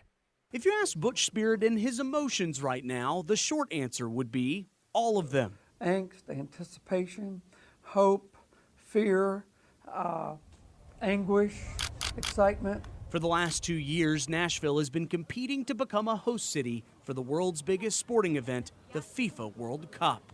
It is reams of documents and answers and maps. But it's been a goal of this city for far longer. We got to have the World Cup in Nashville, Tennessee. That was former Nashville Mayor Carl Dean in 2010, hoping to beat out the competition for an ultimately unsuccessful 2018 bid. Miami, New York, D.C., Chicago, Dallas. 12 years later, Sheridan has his competition memorized this time, too. Miami, Orlando, New York, Boston. So we're in the East. If that's the competition, even though Atlanta's in the Central, and he didn't say Atlanta. Which doesn't make sense geographically. Doesn't, but who cares? On all of the cities that he named are Eastern cities, like for So- sure Eastern cities. So this would be when they announce the Eastern cities. This is when it would be. Now they have all these videos of all these people saying like, "Congratulations, Dak Prescott, Patrick Mahomes, Dirk Nowitzki, Luka Doncic, like all these people." Well, then it has to have leaked out, right? I'm seeing on Twitter that Nashville is out. Where are you seeing it from? Blue check. Yeah, News Channel 5, not chosen. Steve Cavendish, one of the local media guys. I like Steve. Says 3 from Mexico means Nashville is out. That's what he put out there. So How I'm was seeing that some correlated? pessimism on the Twitters. About if there's 3 Mexicos, then Nashville's out. Yeah. I don't know. I didn't even know this was happening today until I woke up this morning and saw it on the news. Well, life comes at you fast. I mean, let me tell you what. My interest in the World Cup is about to go down exponentially in about the next 10 minutes. But again, this is what I'm going off of. Butch Sheridan made the pitch to FIFA. And Butch Sheridan said in that News Channel 5 clip we just played that we're competing with New York and Boston and Orlando and those cities, and those are all the eastern cities. And we haven't done the eastern part yet. Now, I think we're totally out of this. I mean, but I thought all day that we were out of it and started the show saying that we were out of it. But right now, I think that if we were in play, we'd be in play in the East, but I still think we're not going to get it. That's, I guess, this long-winded way of saying that I still don't think we're going to get it, but don't give up hope because there's still a chance we get it. Are you surprised that 2 cities in Texas got it? No. Those stadiums are great stadiums. They are great stadiums. And I thought Dallas was a slam dunk, but I had a question mark around Houston. Houston has a great stadium. Energy is a really cool It's a stadium. huge city. Yeah. And it's an close easy to Mexico. flight to Mexico. I mean, it's one of those things where, sometimes like when you're around people and you don't want to say, like sometimes feelings of superiority can rub people the wrong way. Uh-huh. And so you don't want to like say to someone like, well, the reason why, say like in a job, well, the reason why I make more money than you do is because I'm a better computer programmer than you are, kind of thing, right? Mm-hmm. Well, it's okay to say that we're not as big as these cities that they're picking. We're not New York. No, we're not Atlanta. We're not San Francisco. We're not Los Angeles or Dallas, and we don't have stadiums like they do. And the only thing we have is a promise of a stadium that won't be as good as those stadiums, but it'll be a good stadium, and there hasn't even been a single shovel in the ground on that, and FIFA does not operate like that. So, and our stadium stinks. Our current stadium stinks. And this is all hypothetical, let's say the new stadium state of the art is done in 26. Oh, all right, here we go. But I think we're definitely out. Honor to have you here. Thank you. Was it tough to select all those cities? Well, it was very, very tough, of course. I mean, all What was the guy supposed to say? done a fantastic, No, it was easy. incredible job. We with a took great out the crap passion, cities but like Cincinnati, you have to take and we decisions, went forward with the and, good cities. We had to. Hard decision. So A buddy are of mine you says ready for the Nashville's final definitely out cities? because they haven't even I'm picked born Toronto ready. yet. Okay. Oh, I'm sorry. I also feel like the way we're doing Okay. this Thank feels you like so very much. So the podcast of us. final cities. Like very barstool of us. Let's have a look. Mm-hmm. All right, here we go. And we are speaking about the East, right? Yes. The East region, the number 1 seed. So the first one is Toronto. Toronto. Not a surprise. They're not part of the FIFA Women's World Cup in 2015, so this is going to be their debut in the biggest stage. Good job. Absolutely, Nice. fantastic city. The second one, Toronto. Boston. Boston. Yeah, we're screwed. Like J-Lo Bennifer might make an appearance in Boston. Maybe. Let's see. Great city, Yeah. Boston. New York. Bennifer, Fantastic. please see you there. We count on you, huh? Uh-huh. The third one in the East, Philadelphia. Philadelphia. Wow. Talking about history, the U.S.'s first capital, now host of a World Cup. Fantastic. Good, yeah. Fantastic, incredible. The next one is Miami. Yes! No surprise there. Yes! Got it! That's it, though. Like we're below that. You know Miami? I mean, think about how they did I the live in West. Miami. Fantastic. You see? Mm-hmm. I cannot wait to drink mojitos. And the It'll be another Mexican city. I know you too. Or it'll be Orlando. Okay. Of course. Don't take me to HR, please. They've already Last done all one, 3 Mexico Last cities. one. Mm-hmm. Last There's only one, 3, but not least, the city that never sleeps, New York, New Jersey. That makes Starts. All right, so we're out. There you go. That was the announcement. Nashville did not get the Dang. World Cup as predicted earlier on the show, but for some reason I just wanted to, and it's on that, like, deep down inside, I don't know, like, I want good things for the city. Yeah, and But- this would be a good thing. I don't know how much I truly care, but just being in it and, like, let's go. I wanted to win, and so we lost. So there you go. Possibility really made it fun. We'll get to your phones on it next. I think the one big question is this. Kansas City over us. 615-737-1025 is our phone number. 615-737-1025. And here's the question I'll ask. Is anybody actually upset about this? Because I think it makes a lot of sense. I'll get into that coming up next, but we did not get the World Cup in 2026. Shout out to Butch Spearden. He tried his butt off to try to get the World Cup here, And Butch is a good man, and so shout out to him, but we didn't get it. 615-737-1025. It's Stillman and Company on ESPN 1025 The Game. If you're on the road between downtown Nashville, they're still in good shape to make the playoffs, and I-840. Players make it clear they don't want to be somewhere anymore. There's a new way to hear all your favorite shows and sports programming on 1025 The Game. I go back to that play and I shake my head. What I was worried about is that they were still just going to keep the goal. It's 1063 FM. Think about all the good Titans teams. This is very much so a run-first offense. Now you have two choices to hear Nashville's best sports talk. Check out 1063 now and add it as a favorite. Interest rates may be rising elsewhere, but not at Genesis Diamond.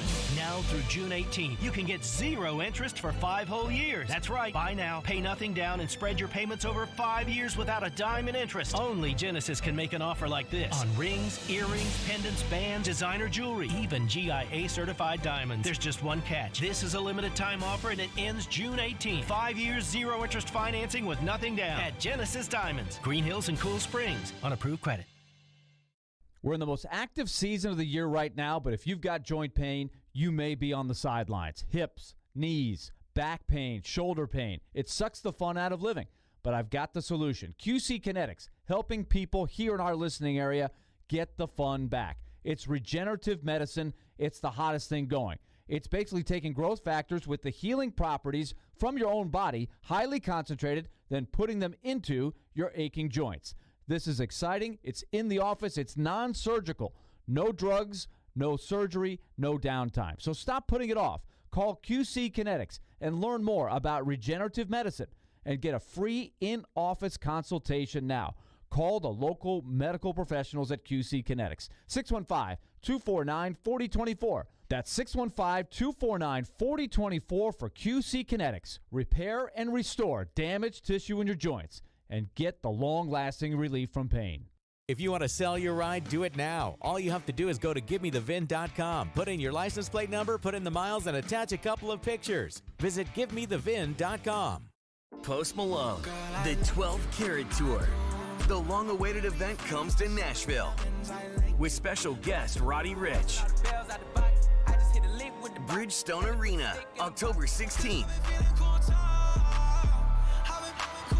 Pre-sale for City Card members now through Thursday at 10 p.m. before the general public, on sale Friday at 10 a.m. Get tickets at livenation.com. New album 12 Carat Toothache available everywhere.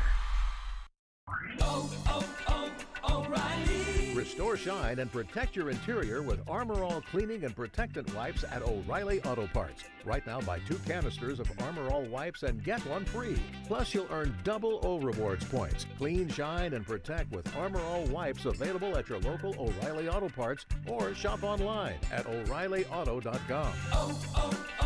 O'Reilly Auto Parts. From Fox 17 News, this is a Code Red Weather Alert. On Fox 17 meteorologist Greg Bobus, the heat continues into Friday.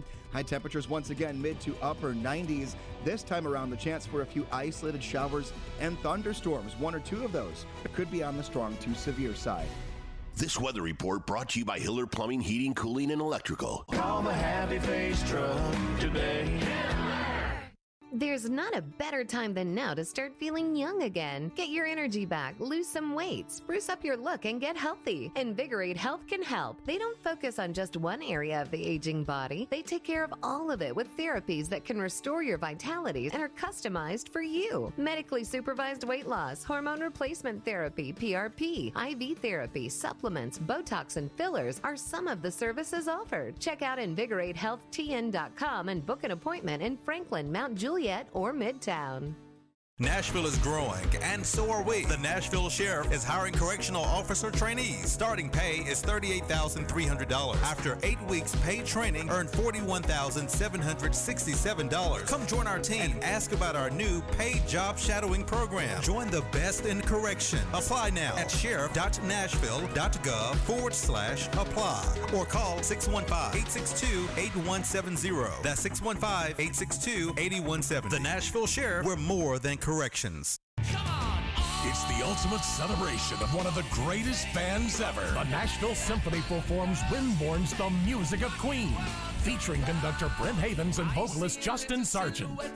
June 26th at Ascend Amphitheater. A night filled with the music of Queen, performed as you've never heard it before.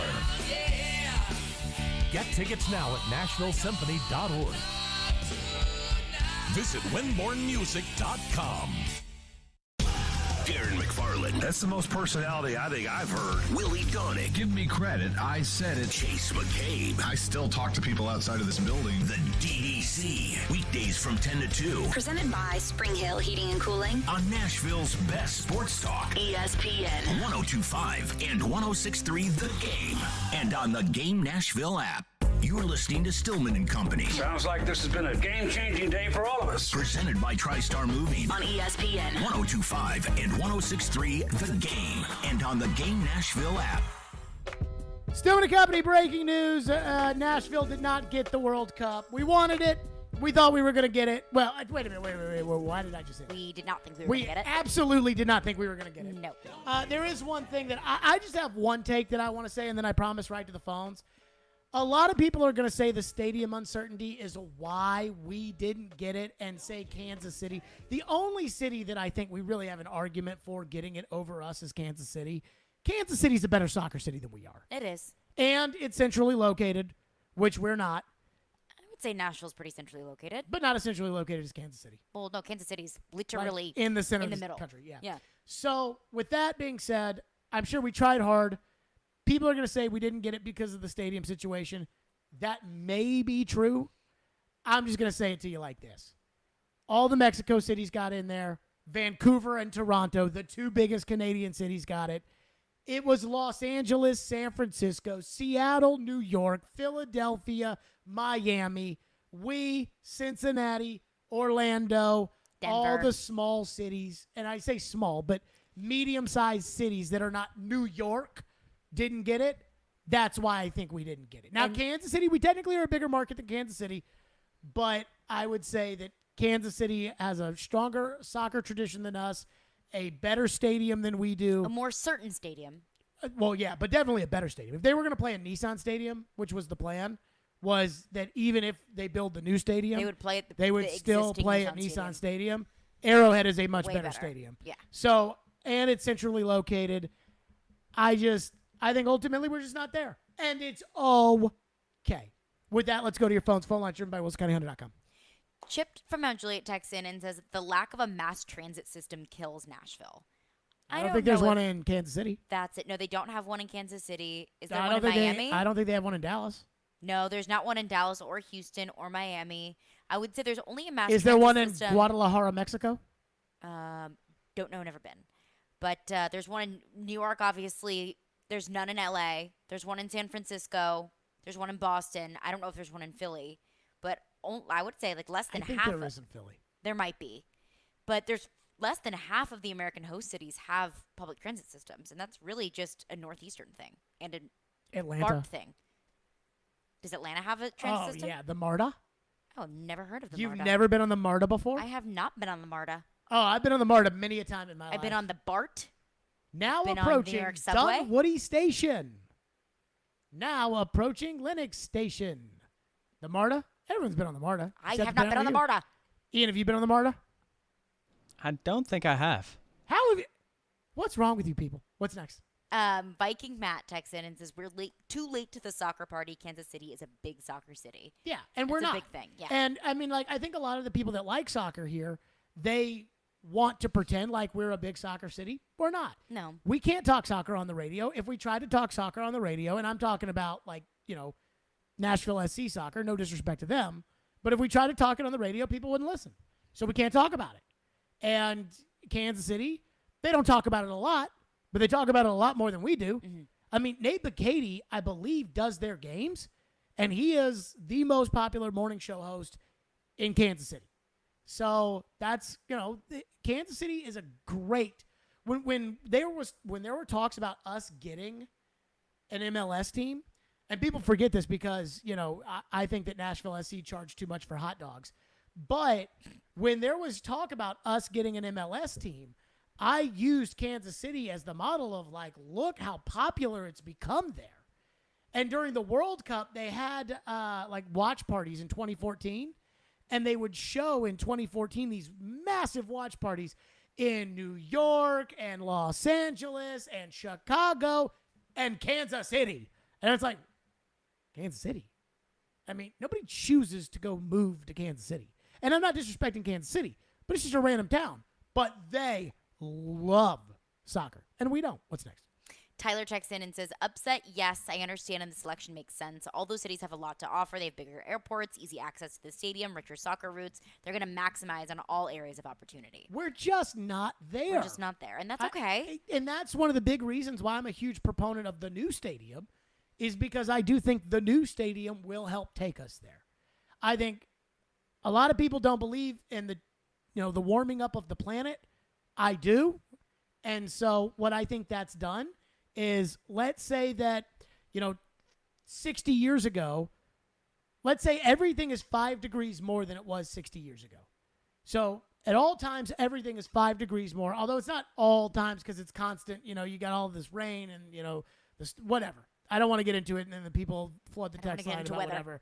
But, I mean, I think we can all agree for the most part that the Earth is warmer at its core than it used to be, right? I didn't plan on talking global warming today, but I would say that studies say yes. Climate change, yes. So it's just, to me, it's real. Also global warming. It's there.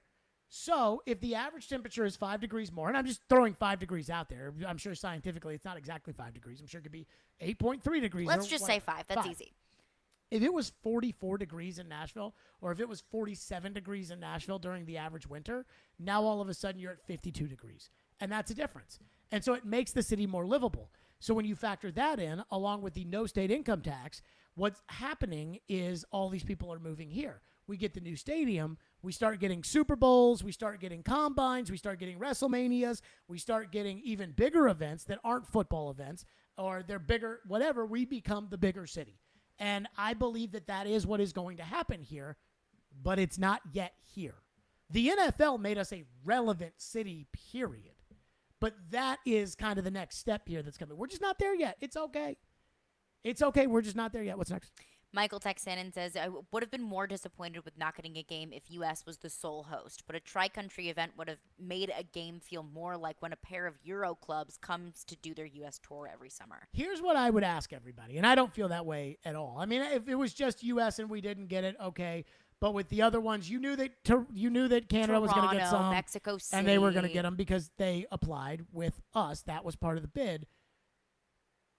Is there a single city on the list that, if you were speaking objectively, that you would pick over Nashville? I mean, that you would pick Nashville over? Say that again? Is there a single city that made the list that you would pick Nashville over? Kansas City, Philadelphia. You would pick Nashville over Philadelphia? Like, to host something for me to live? Or just in general? To host the World Cup. Philadelphia is like the 6th biggest city in America. No, but then probably not.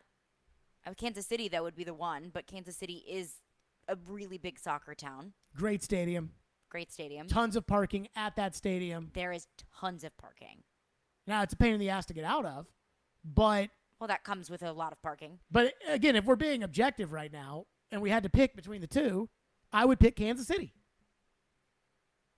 The only one that maybe you can make an argument for is Boston, which is Foxborough, but that's the 3rd biggest media market in America. And that's the thing is I didn't know if Boston was going to be chosen just because it's not in Boston. It's in Foxborough. And wherever you fly into, whether it's Providence, whether it's Boston, whether it's whatever, you're going to have to drive to Foxborough to get there. So that's just a little bit more planning logistically. But it still is Boston. Still one of the biggest cities in the country. One of the biggest media markets and it's easy to get to Canada. It's easy to get to New York. It's easy to get to Philadelphia. It's easy to get around. So I guess I'm not really upset. I see some people that are, tweeting out, oh, it's a bummer or whatever.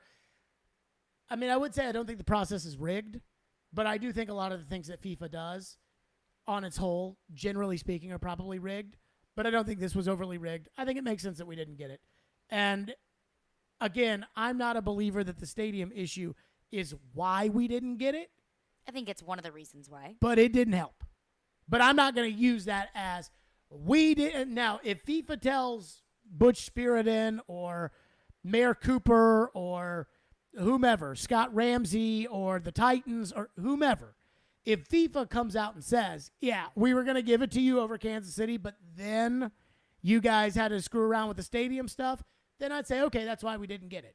But I just don't think we're as big as any of the cities that got it, and I think Kansas City has been preparing for this moment for 8 years, and they earned it, and they deserve it, and good for them. So I guess I'm not upset about it. 615-737-1025 is our phone number. 615-737-1025. Speaking of being upset, Mike Greenberg had a take that I actually agree with. But what he said in the take, I think is going to make some Titan fans very unhappy. We'll get to that coming up next. Stillman and Company, it's ESPN 102.5 The Game. You love the game. Duchesne scores! Titans touchdown! We live the game. Because if he did come back, how long would he play? Really good after the catch. He can get open. We are Terang, it's a high fly ball. The leading receiver. Awesome game set. Checkered flag in the air. the game. Nashville's best sports talk. ESPN 102.5 and 106.3 The Game and the Game Nashville app. ElectronicExpress.com. We make it happen. Hi guys, it's Andrew with Hillside Medical Clinic. Is erectile dysfunction damaging your relationship? Are you sick of the pill and all the side effects? Well, welcome to the future. We have a major medical breakthrough. Hillside Medical Clinic uses the most advanced form of wave therapy. Backed by 60 clinical studies, our technology uses pressure waves to repair and open up blood vessels. We've helped countless men get rid of their ED. But what is the true end result? Their relationship, even their lives, improve drastically. If you're ready to regain your love life, call us right now, and not only will the assessment and ultrasound be free, we'll also give you a gift that produces immediate results in the bedroom. It almost never fails. This is worth $550, and it's free to callers right now. 615-576-5000. That's 615-576-5000. Put a stop to your erectile dysfunction and experience what I call the happiness ripple effect. Call Hillside Medical Clinic now, 615-576-5000.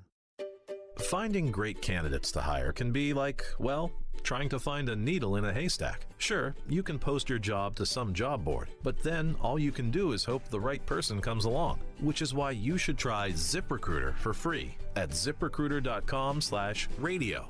ZipRecruiter doesn't depend on candidates finding you. It finds them for you. Its powerful technology identifies people with the right experience and actively invites them to apply to your job. You get qualified candidates fast. So while other companies might deliver a lot of hay, ZipRecruiter finds you what you're looking for. The needle in the haystack. See why 4 out of 5 employers who post a job on ZipRecruiter get a quality candidate within the first day. ZipRecruiter, the smartest way to hire. And right now, you can try ZipRecruiter for free. That's right, free at ZipRecruiter.com/radio. That's ZipRecruiter.com/radio. ZipRecruiter.com/radio. Hey Nashville, it's Chase McKay, Program Director of ESPN 102.5 The Game, and there's a new way that you can hear Nashville's best sports talk. It's on 106.3 FM. From downtown Nashville to Spring Hill on I-65 and to Murfreesboro on I-24, you now have 2 choices to hear our great sports talk programming. And, of course, the Nashville Predators. Check out 106.3 now and save it as a preset. In the wee hours of the night, when everyone else is fast asleep, you're the one on third shift, burning the midnight oil. When a part fails and everything comes to a grinding halt, regardless of what the clock on the wall says, you leap into action. Grainger is with you and all the ones who get it done. With 24/7 customer support by phone or click to chat. Call, click Grainger.com, or just stop by. Grainger, for the ones who get it done. Carla's retiring early next month. We're all going to have to learn to pick up the slack. The dessert-making role at Sawyer's restaurant, deserted. Tom, if you can handle beignets. They need a new pastry chef who can souffle like it's a piece of cake. Come on, guys, we got a line out the door. How much longer for those croissants? Indeed can help them hire great people fast. I need Indeed. Indeed you do. We instantly connect you with quality candidates whose resumes on Indeed match your job description.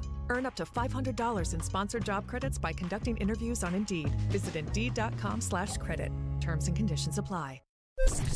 From the Hillside Medical Game Studios, WPRT FM Pegram, WPUC HD2 Laverne. Broadcasting on Alexa. I appreciate that. And other smart speakers. ESPN 1025 and 1063. Terang, it's a high fly ball. The leading receiver. Awesome game 7. Checkered flag in the air. The Game. A Cromwell Media Station. Where you have a voice. We're one play away from an injury. He knows this. He's a study of the game. And we have strong opinions. He's been awful. I don't think they were trying, and that's why I feel the way I feel. This is Stillman and Company with Jared Stillman and Caroline Fenton. Presented by TriStar Moving on Nashville's best sports talk. ESPN 1025 and 1063 The Game. And on the Game Nashville app. Stillman and Company is delivered by TriStar Moving, ESPN 1025. The Game streaming live on Twitter, Twitch, YouTube, and Facebook Live. Thanks to the law offices of Amanda Gentry. Live from the Hillside Medical Game Studios. So I am not one that if I feel like the city of Nashville is getting taken down, I am not one to sit there and argue with it if I believe that it is in fact true what is being said. If somebody says something like, Jared Stillman, you are overweight, I'm not going to argue it. I wish it weren't true, but like they say, truth hurts. It does. Now. We do not body shame on this show, though. But I'm just saying, if someone were to say it, they ain't lying. And that's just the reality of it. So I am not a bobo, and I am not going to sit up there and say, oh, my team is the best, and my is this. But I was listening to my favorite radio show that is not in the city of Nashville. That is Felger and Maz on Boston's 98.5 The Sports Hub. You do know that if you listen to this show, like if you're just somebody who's flipping the channels, you probably don't know that I listen to a lot of Boston radio. If you listen to this show consistently, and we just got the latest info, and it sounds like a lot of you do listen to this show consistently, if that's the case, you know that I like this Boston show. So I was listening. Mike Greenberg joined their set at the NBA Finals. They have the games. Greeny is doing the halftime show for ESPN. Greeny joins them on the show. And this had nothing to do with the Titans, but it did pique my interest when I heard this, and I was like, he just said this? Now, remember, Mike Greenberg is arguably one of the three biggest personalities at ESPN.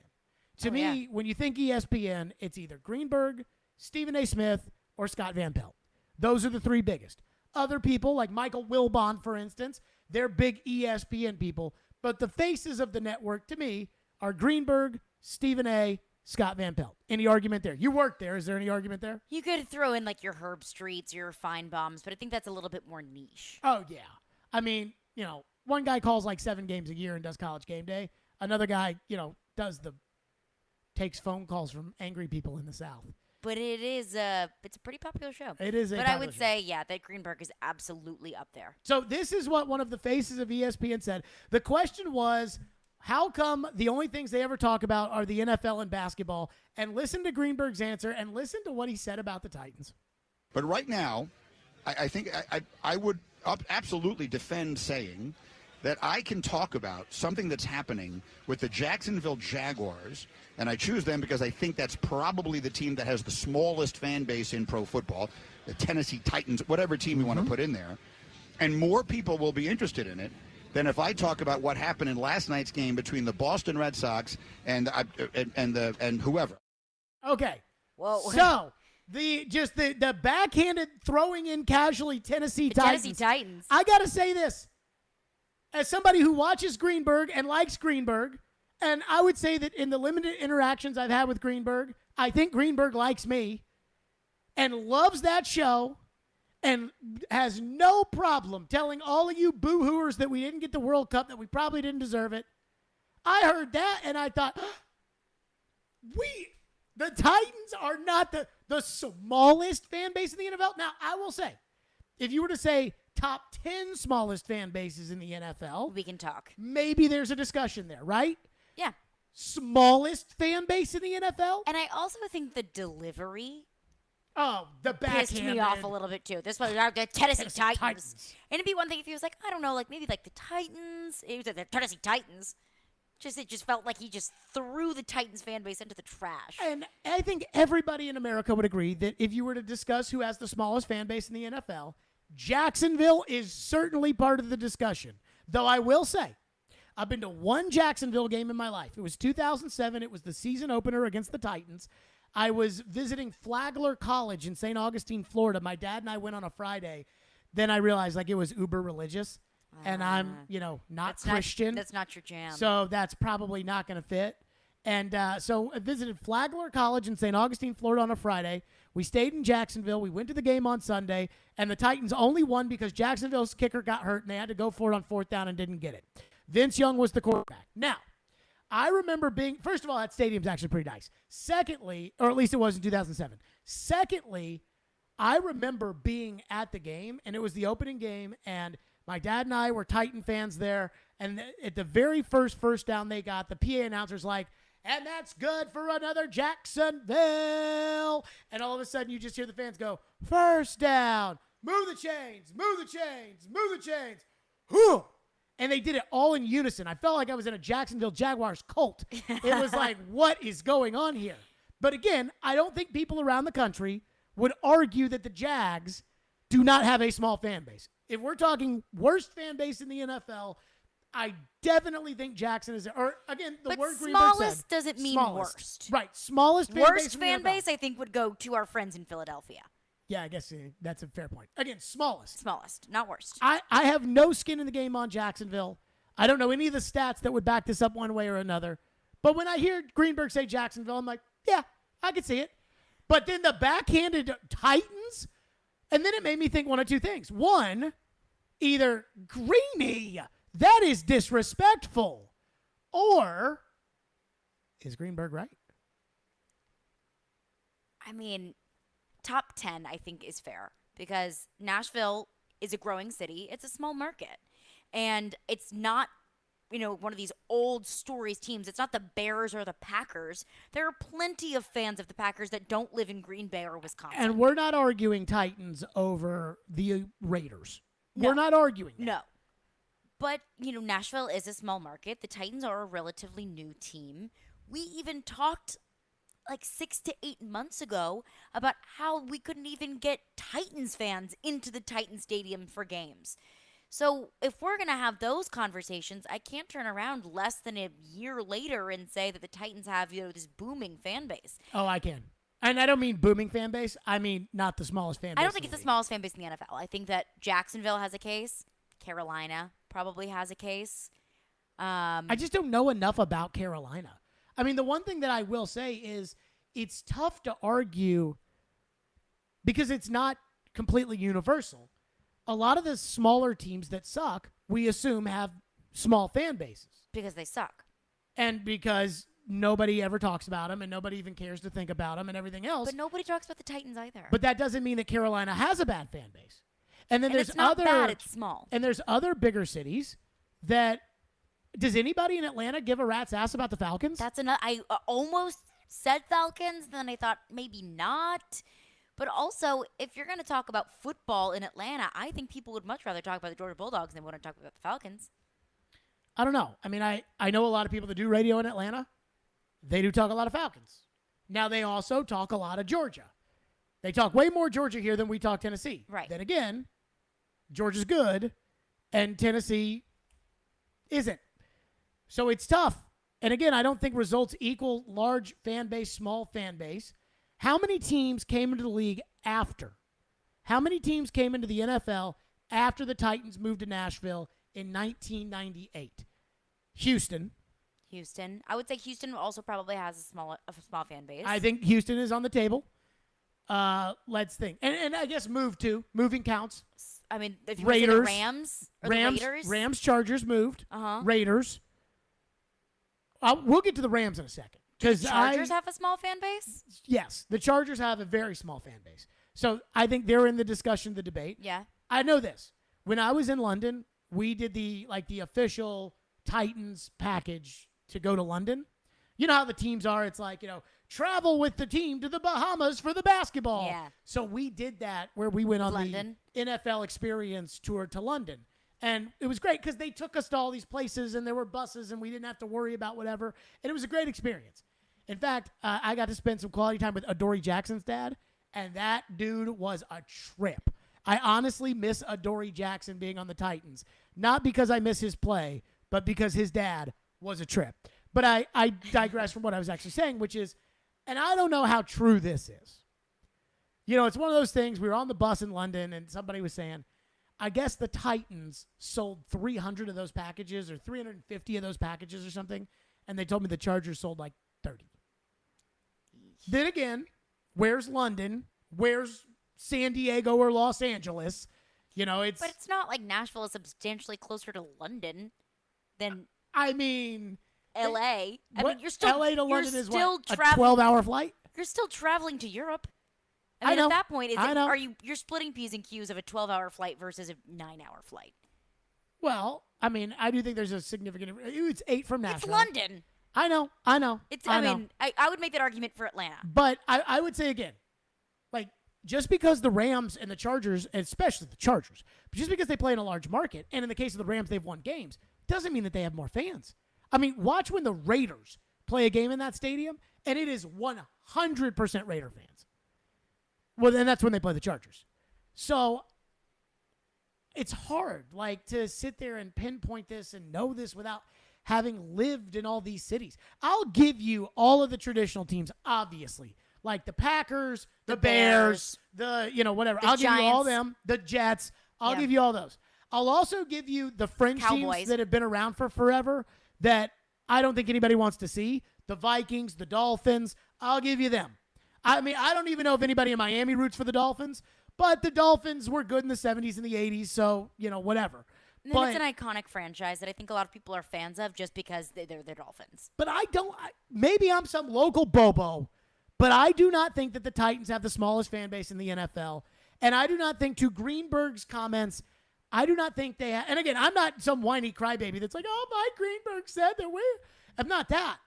I just, again, one, I don't think it. But then there's the part of me that's like, is it true? Could Greenberg be right? It's I would say because I really do want to avoid whiny crybaby talk. I don't think that it's the smallest fan base in the NFL. All right, well, let's just do this. Let's just go over them. Let's just go over the ones that we think are bad fan base. Or bad. I don't want to use that word. Small. Let's just go over them, and we'll do the same thing that we always do. Majority wins, and we'll go over these fan bases, and do we think that they're actually larger or smaller than the Titans? 615-737-1025 if you want to weigh in. By the way, TD texted me and said that the stadium in Jacksonville is a dump and that he does not do a lot of complaining. He may be right. He goes to that stadium every year. Been. The last time I went was 15 years ago, and it was right after they hosted the Super Bowl, so they had to spruce it up for the Super Bowl. Maybe they haven't done a darn thing to it since. TD goes to that stadium every year, so he would know. 615-737-1025. Weigh that in there as well. FanDuel Sportsbook is my official sportsbook app. That's right. The NBA Finals could be over tonight, so do not miss out on your chance to score big with the FanDuel Sportsbook. Throughout the NBA Finals, FanDuel is giving new customers $200 in free bets guaranteed when you place your first $5 bet. Bet the money line, point spread, player props, and so much more. Plus, you can combine your bets for an even bigger payday with a same-game parlay. Tonight, I think Boston gets it done. I think they extend the series. Just sign up with the promo code JGM. If you haven't tried FanDuel, now is the perfect time to give it a shot because the only thing sweeter than watching the finals is cashing in on all the action. Join today with the promo code JGM and turn a $5 bet into $200 in free bets, win or lose. Make every game feel like Game 7, and tonight it's Game 6. Make every game feel like Game 7 on the FanDuel Sportsbook. FanDuel, an official partner of the NBA. 21 and older and present, Tennessee. First online real money wager only. $10 first deposit required. Bonus issues, non-withdrawable free bets that expire 14 days after receipt and restrictions apply. See full terms at sportsbook.fanduel.com. Gambling problem? Call the Tennessee Red Line 1-800-889-9789. Robbie and Rex Road here on ESPN. Welcome into the DDC. Stillman Company is delivered. There's a new way to hear 102.5 The Game. Nashville's best sports talk on 106.3 FM. From downtown Nashville to Spring Hill on I-65 and to Murfreesboro on I-24. You now have two choices to hear our great sports programming. Get the extra point, no problem. And the Nashville Predators. Scores! Check out 106.3 now and save it as a preset. The Knotfest Roadshow continues. Now, Nashville, it's your turn. Slipknot live.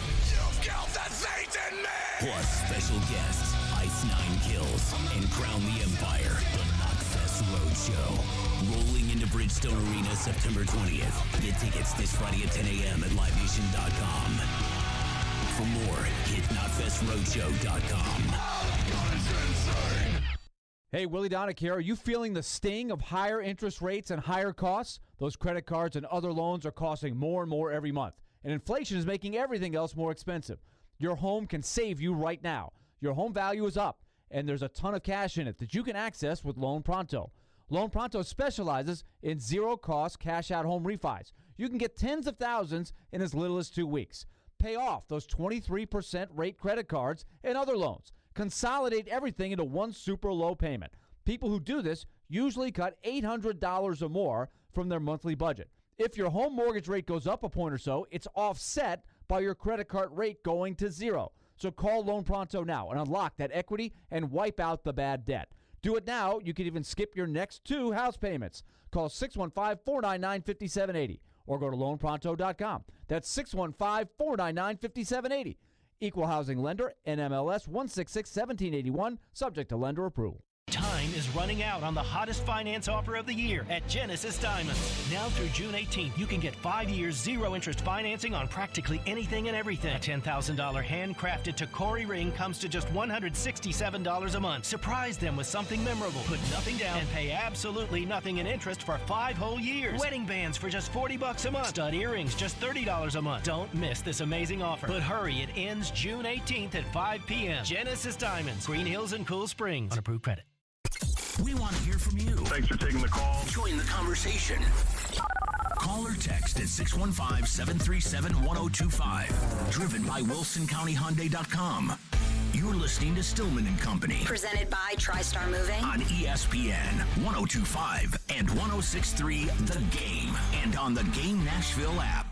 Fitz, do you really think the Titans have the second smallest fan base in the NFL? No, but I think that they're in the bottom.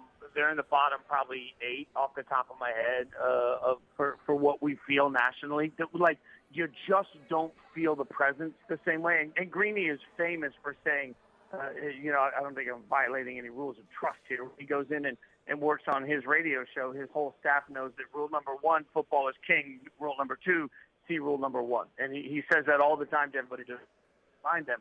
Well, we do really well Jacksonville a story when we want to make Jacksonville a story.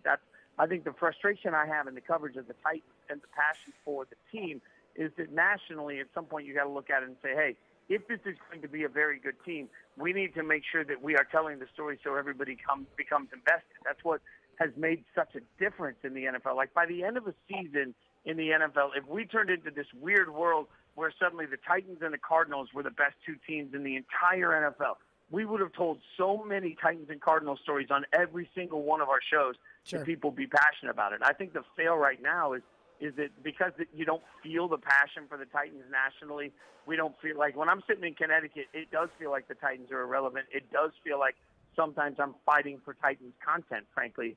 And I think that's a fail. That's the fail for ESPN, not just on the fan base, but on ESPN, not deciding that the stars in this city, that is a city full of stars, are worth telling more stories about. There you go. That was Fitz. And I think one of the things, though, to that point that he was talking about, I think the quarterback has a lot to do with that. Probably so. If you have a sexy quarterback, like if you've got a guy people want to talk about, not Tannehill, but like if you've got Aaron Rodgers. Tampa Bay. Yeah. How many fans did they have before they had Brady? Now, they did win a Super Bowl, but again, winning does not equal, and again, this is in reference to Mike Greenberg, saying that Jacksonville has probably the smallest fan base in the NFL, and then said, or the Titans. And that led to, again, the question is, I think Greenberg's wrong. I don't think you can argue the Titans have one of the smallest I shouldn't say that.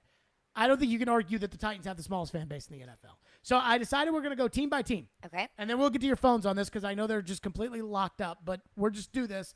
And again, we're leaving out all the obvious answers. Dallas, yes, they have more fans than the Titans. Yeah, duh. San Francisco, the Raiders, the Packers, the Steelers, yes, they all, so we're skipping them. Majority rules. Atlanta Falcons or Tennessee Titans, who has the smaller fan base? I lean Titans. Ian? I lean Titans. I actually think Atlanta might have a smaller fan base. But I think Just Atlanta's going a on bigger city. pure numbers, just population.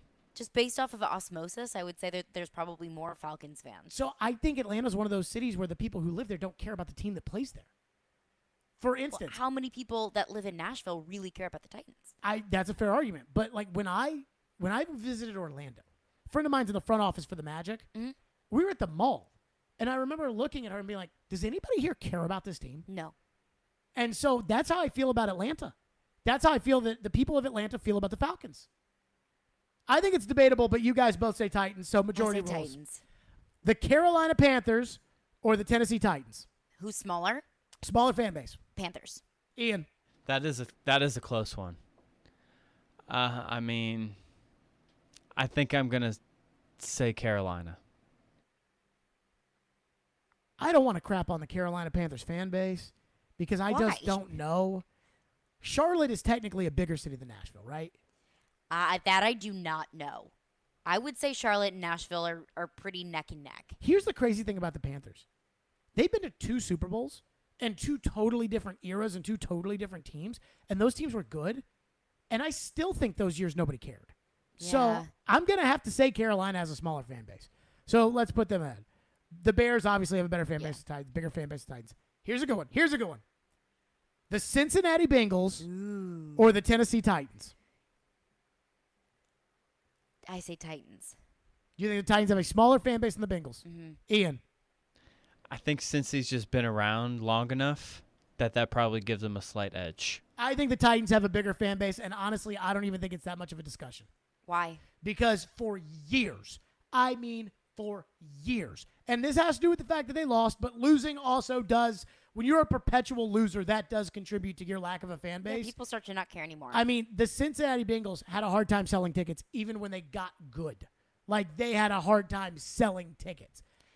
But I also think there's a good bit of recency bias here. That you're saying, like, oh, Cincinnati brought all those fans to the Titans game. Well, that, and so- also they just went to the Super Bowl. I know, but I still think they have a small fan base, even though they went to the Super Bowl. I mean, we haven't gotten to the Rams yet. I think the Rams are up for discussion, not smallest fan base in the NFL, but smaller fan base than the Titans, because even when they got to that last Super Bowl against the Patriots, no one was there to support the Rams. So, and the Rams have been displaced twice now. I think you guys Maybe even more. I think you guys are off on the Bengals. I think the Titans have a bigger fan base than the Bengals. I don't know. It's a small been city. around longer. It is a small city. It's a yes. small city. It's an organization that has freaking stunk. It is. It's a big college situation there with Cincy and Columbus. And Columbus and Kentucky is right there. And I'm going to go Titans. But how does that make it smaller if Kentucky is right there? What do you mean? How do you, why do you think Because that's you have an more argument to make people it in the smaller? Kentucky area. You have more people in the Kentucky area that could be a Bengals fan. So I actually think that Western Kentucky, which is kind of the area that would be Titans country, and Northern Kentucky, which would be Bengals country, I actually think Western Kentucky is bigger than Northern Kentucky. It's weird. Kentucky's like, there's 3, there's a Titans area, which is kind of Bowling Green-ish. Yeah. Then there's a Colts area. Then there's kind of the Cincinnati area. You guys said Bengals, so majority rules. I think the Titans have a bigger fan base. This one I do not think is close. The Cleveland Browns or the Tennessee Titans? Browns. Smaller fan base? Yeah. Oh, God, no. No? The Browns are like it's unbelievable how popular the Browns are, even though they've sucked for forever. Well, then, yeah. I mean, you're making that argument about the Bengals being so terrible and nobody caring. The Browns are terrible as well. But the Browns have not just been like the Browns fans support the Browns when they stink. The Bengals fans do not support the Bengals when they stink. The Browns fan base is freaking huge. I don't even think this is close. Okay. Ian? I think the Browns have a bigger fan base. Let's see. Dallas, yes. Denver, yes. The Detroit Lions or the Tennessee Titans? Oh, this is hard because it's Detroit. But also the Lions are just awful. I would say the Lions. I would say the Titans actually have a smaller fan base. I think the Titans have a smaller fan base too. I will say this, though. And a lot of this is the terribleness of the Lions. They never put the Lions on TV. Except on Thanksgiving. Even when the Bears are terrible, they put them on TV. Uh-huh. Even when the Jets are terrible, like the big cities. And Detroit is a big city. When they put the big city teams, they put them on TV. The 2 big city teams that don't get on TV are them and the Miami Dolphins. And I don't understand it, but that's a crazy part of it. The Packers, yes. The Houston Texans or the Tennessee Titans? I think the Texans have a smaller fan base. Ian? This one's also pretty tough. This is tough. It is hard. This one's tough. Just because Houston is such a large city. I mean, they love football there, too. And as long as they, they win a little bit, I think they don't have any problem getting people in there. They did lose a team, though. This is tough. I think I'm going to lean Houston slightly larger. I think the Texans have less fans. I say this for a couple of reasons. Number one, they're a really new franchise and they haven't had a lot of success. And success does ultimately build whatever. Yeah. They are a large market, so I do think market share they're more than the Titans. But when the Titans were bad, when the Titans were bad in 2016 and stuff like that, and the visiting teams just packed Nissan Stadium. I mean, it was unbelievable. It could be the Vikings, and it would have been just packed purple in certain areas. The Bills, the Dolphins, and I remember being just wowed at some of the teams that I didn't consider to have good fan bases that were packing Nissan Stadium. And I was almost amazed by it. And then when they would play the Texans, there was nobody there. There were no Texan fans. And I'm like, the reason why there were no Texan fans are because the Texans don't have fans. Yeah, I have a lot of friends from Houston. I mean, I went to college only a few hours away from Houston. Yeah. And I have one friend who goes to Texans games religiously, and it's really just because it's an excuse to drink. Okay, this is another tough one. The Indianapolis Colts or the Tennessee Titans? I think the Titans have a smaller fan base. Ian? I agree. I think Peyton Manning is the sole reason why the Tennessee Titans have a smaller fan base than the Colts. But I do think the Titans have a smaller fan base than the Colts. Jags or Titans? Jags have a smaller fan base. Agreed. Ian? Agree. Chiefs have a bigger fan base. Yep. Raiders have a bigger fan base. Mm-hmm. The Los Angeles Chargers. Oh, this is hard because it is such a big market city, but I just don't think anyone cares about the Chargers, so I lean Chargers. I think the Chargers have a teeny tiny little Minnie Mouse fan base that doesn't give two poops about the Chargers. And they have a quarterback now. But, I mean, every story about their fan base is always about how small it is. They've how been they around don't sell since PSLs. 1960. Been a long time. I know, but when they were in San Diego, they made everybody mad. Mm-hmm. I'm going Titans. I mean, Chargers have a smaller fan base. Yeah. I truly believe that. Here's the interesting one. LA Rams. See, this 4 years ago, if I said this, and the Titans stunk Vrabel. 4 years ago, I don't think it would have been close. Titans had a bigger fan base 4 years ago. Well, and this is hard for me, too, because I have such a pulse on a fan base that absolutely despises the Rams, no matter what city they're in. Sure, from St. Louis. From St. Louis. It's hard because this is also recency bias. They just won the Super Bowl. They went to a Super Bowl a couple years before. I lean just very slightly. Titans have a smaller fan base because I think a lot of Rams fans now are such bandwagon fans. And Los Angeles is a bandwagon city. It's a bandwagon city. So they just won the Super Bowl, so I lean Titans have fewer fans. But maybe in 5 years, if the Rams absolutely suck, it'll be different. Ian? I don't know. I don't know about this one. I think the Rams probably have more fans. But I think the Titans have a bigger fan base than the Rams. And I'm going to tell you what is completely... Is it bigger or is it more loyal? I'm going to tell you exactly what it is that is pushing me in this direction. That Super Bowl parade was embarrassing.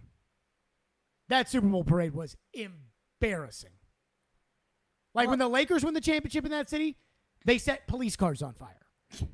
Well, and it's also because it is a very fair weather city. It's people who... It's L.A. It's people who want to go to the games to take pictures and post them to show that they're there, but they don't really care. If it's a fair weather city, they would be at the Super Bowl parade because they won the Super Bowl. Yeah, but they're not and going they weren't at the Super Bowl parade. I think the Super Bowl parade is something that you do when you are you're a loyal fan. You want to go out, you take the day off of work, you stand outside when it's hot, and you go to the Super Bowl parade. I think there would probably be more people in Nashville that go to a Titans Super Bowl parade, but that doesn't necessarily mean that it's a bigger fan base. Now, I do think the NFL has sent an edict to the networks that cover it. They basically say, pump the Rams. We want people in LA to care about the Rams, so go ahead and pump the Rams. Let's just go like lightning quick with some of these because most of these I think are pretty obvious, right? Dolphins, Vikings, Patriots, Saints, Giants, Jets, Eagles, Steelers, 49ers, Seahawks, the Tampa Bay Buccaneers, or the Tennessee Titans. Smaller fan base. This is another really, recency bias thing. I would say the Titans probably have a bigger fan base. Ian? Which team, I'm sorry? Tampa. Tampa's been around for a while. That's the thing that I keep coming back to, is the just extra generational, fans. But they were one of the more wretched franchises. That's in the true. NFL. I don't know how many more you've been able, given how bad they were, I don't know if you can accumulate a lot. I think I'm going to lean Tampa slightly more. Yeah, I think Tampa's got a bigger fan base. So what was that? What were the ones that we said? Carolina, Jacksonville, Houston. Yep. One that we didn't get to that a lot of people in the text line have texted in about is Arizona. Oh, yeah. Why did I forget them? Yeah, I would say the Titans have a bigger fan base. Yeah. So what would that put the Titans at? Like the 7th smallest fan base in the NFL? Yeah, probably, because we said Carolina, Arizona, Tampa Bay. Ian, what'd you say on Cincinnati? I think I lean slightly more Cincy. Okay. Houston, Jacksonville, Chargers. So that puts Titans at 7.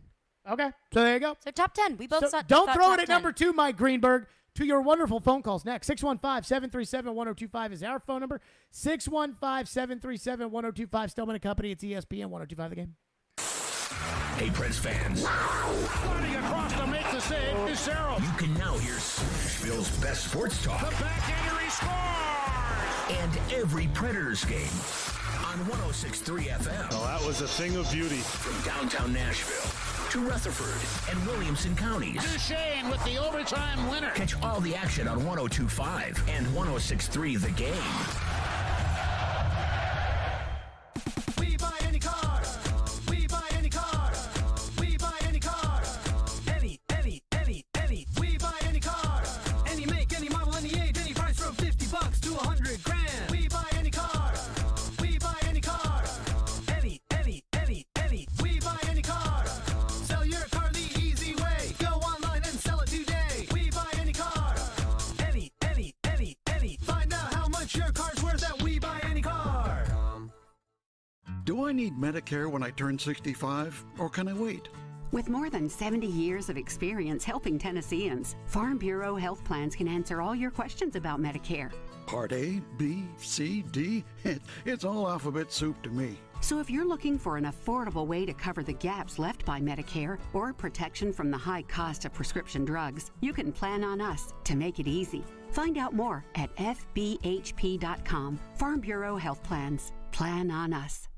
It's time to tee it up at Edwin Watts Golf Shops for the hottest gifts for dads and grads. Featuring the Ping G425 woods and irons. The G425 woods combine distance and forgiveness, while the irons are engineered for increased ball speed and higher launch. And from Bushnell, the Tour V5 and Tour V5 shift rangefinders inform you precisely how far you are from the pin. Whether you're a dad or grad, get a free custom fitting today. Edwin Watts Golf Shops, home of the 90-day satisfaction guarantee, and shop us online at worldwidegolfshops.com. It's the ultimate celebration of one of the greatest bands ever. The Nashville Symphony performs Winborn's The Music of Queen, featuring conductor Brent Havens and vocalist Justin Sargent. June 26th at Ascend Amphitheater. A night filled with the music of Queen, performed as you've never heard it before. Get tickets now at NashvilleSymphony.org. Visit WinbornMusic.com. Thunderous dunks, crunching body slams, blazing fastballs, heart-racing game winners. Women's work is never done. SiriusXM is recognizing the 50th anniversary of Title IX by shining a light on how far we've come and how much further we need to go to ensure women have an equal chance to be great. Hear women's games, news and analysis of women's sports, and more. The 50th anniversary of Title IX. Download the SiriusXM app and listen now. Progressive presents Forced Metaphors about bundling your home, auto, and other vehicles. In hockey, it's the goalie's job to protect the net. And in life, your net is your home and auto, but also your boat, motorcycle, RV, or ATV. And your goalie is the round-the-clock protection offered by Progressive Insurance. Well, and also the savings you get when you bundle. So in this metaphor, you have two goalies, which is okay because, it's just a metaphor. Forced Metaphors, presented by Progressive. Bundle and protect today. Progressive Casualty Insurance Company and affiliates. Discount not available in all states or situations.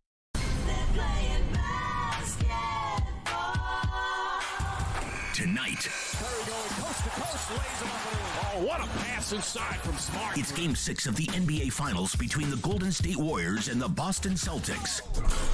Coverage begins at 7 on ESPN 102.5 and 106.3 The Game and the Game Nashville app. Hey Nashville, this is Laura Rutledge from the SEC Network, and you're listening to Nashville's best sports talk, ESPN 102.5 The Game. But right now, I think I would absolutely defend saying that I can talk about something that's happening with the Jacksonville Jaguars, and I choose them because I think that's probably the team that has the smallest fan base in pro football, the Tennessee Titans, whatever team we want to put in there, and more people will be interested in it than if I talk about what happened in last night's game between the Boston Red Sox and whoever. That was Mike Greenberg on Felger and Mass, 98.5 The Sports Hub in Boston. The smallest fan base in the NFL, the Jacksonville Jaguars, the Tennessee Titans, that crap fan base. And so we figured, seventh smallest fan base in the NFL probably? Around there, yeah. Yeah. I mean, I'm not saying Greenberg disrespected the Titans. It kind of feels like Greenberg disrespected the Titans a little bit. But question for you. Okay. Let's say... And then what are your phones? Let's say the Titans do have the smallest fan base in the NFL, which we don't think they do, but let's say they do. Does it matter? Yes. Why? Because it does. Why? It does. Phone line driven by WilsonCountyHyundai.com. Joe is up next. Thank you for calling. Go ahead, Joe. Hey, yeah, I was just going to comment on you guys talking about the fan bases. I don't know if you guys ever used Reddit, but Reddit basically works where you subscribe to certain things you like, and it's a great way to see what fan base is most liked or they have the most fans. So you go on there and see how many subscribers. So, for instance, I'm a Detroit fan, and we got like 110,000 fans. Who has the least? Whereas the Titans are like 95,000. So, do the Titans have the least? No, I mean, I haven't went through them all, but they are anything under 100,000 are the lower end of them. And yeah, Titans are under 100,000. Joe, we want to know who's the worst. Well, I was just giving you a place to get your data from. Joe, you're killing me. Thank you for your call, though. But we would agree, lower end probably. Yeah, no, we didn't argue that. Yeah. But if you're going to come here with Reddit and you're going to tell us we need to know who's got the least. Like, do the Arizona Cardinals have less people on Reddit than the Titans? My resident Phoenix insider is disagreeing with me about the Cardinals' take. Yeah, he can't even pronounce the quarterback's name. No, he can't. Dylan is up next. Thank you for calling the show. Go ahead, Dylan. Hey guys, I just wanted to make a quick comment about the World Cup and all that. I'm not super disappointed that Nashville didn't get it. That's understandable. But in my opinion, you're asking about a city that we should have got it over in. Now, I would say Atlanta, and hear me out. Like, I get Atlanta's a much, much bigger city than Nashville. It's huge. And they have a great stadium that probably won it over. But it's not a great sports town. And I know the Braves just won. And you just said earlier about, no one really cares too much about the NFL team down there that I cannot think of right now because I'm on the radio. But I just think Nashville's a much better event city, a much better sports city. I mean, you got the Preds at one end, the stadium on the other end. I just feel like it would have been better, but that's just my take on it. And so, Dylan, I appreciate your call. If FIFA was looking where to host the best bachelorette party, I would argue yes, Nashville over Atlanta. That's true. I mean, nobody goes to Atlanta to go to Atlanta. People go to Atlanta to do something. Mm-hmm. Either you have to fly through the airport, or you have like a business conference there. Great airport. Or you're going to a game there, or something. Like, I'll be in Atlanta in a week, and I'm not going to Atlanta because I want to go to Atlanta. In fact, I won't even enter the city of Atlanta, but I will be in Atlanta. So I understand that. But I do think that the fact that they have a much better stadium and bigger soccer fans, and this is another thing that I do think, if I was FIFA, and I could never be FIFA because I'm not that corrupt, and I'm really not corrupt at all, but I do think it would matter to me if I was making this decision. I mean, Atlanta is a very multicultural city. Mm-hmm. And I do wonder, given the demographics of soccer, if that plays a role in it. And they pack the stadium for soccer games in that football stadium that is a better stadium. To me, there's not a discussion between Nashville and Atlanta for the World Cup. Not a discussion. And you think about all of the major events that have gone down in that stadium, soccer aside. I mean, national championships, big-time college football games, Super Bowls. I mean, big-time events have gone down in Atlanta. And the city can support it has the infrastructure for a event of that caliber. Although I did go to the Super Bowl there, and it sucked. Tom is up next. Thank you for calling. Go ahead, Tom. Hey, Jared, I was born and raised in Louisville, and I'm about 20 or so years older than you. And the Cincinnati Bengals were the big support. Louisville supported them better than anyone. But as time went on, and I came back to Louisville for a while, there was a team called the Indianapolis Colts, and now they're the kind of the king of the Louisville area.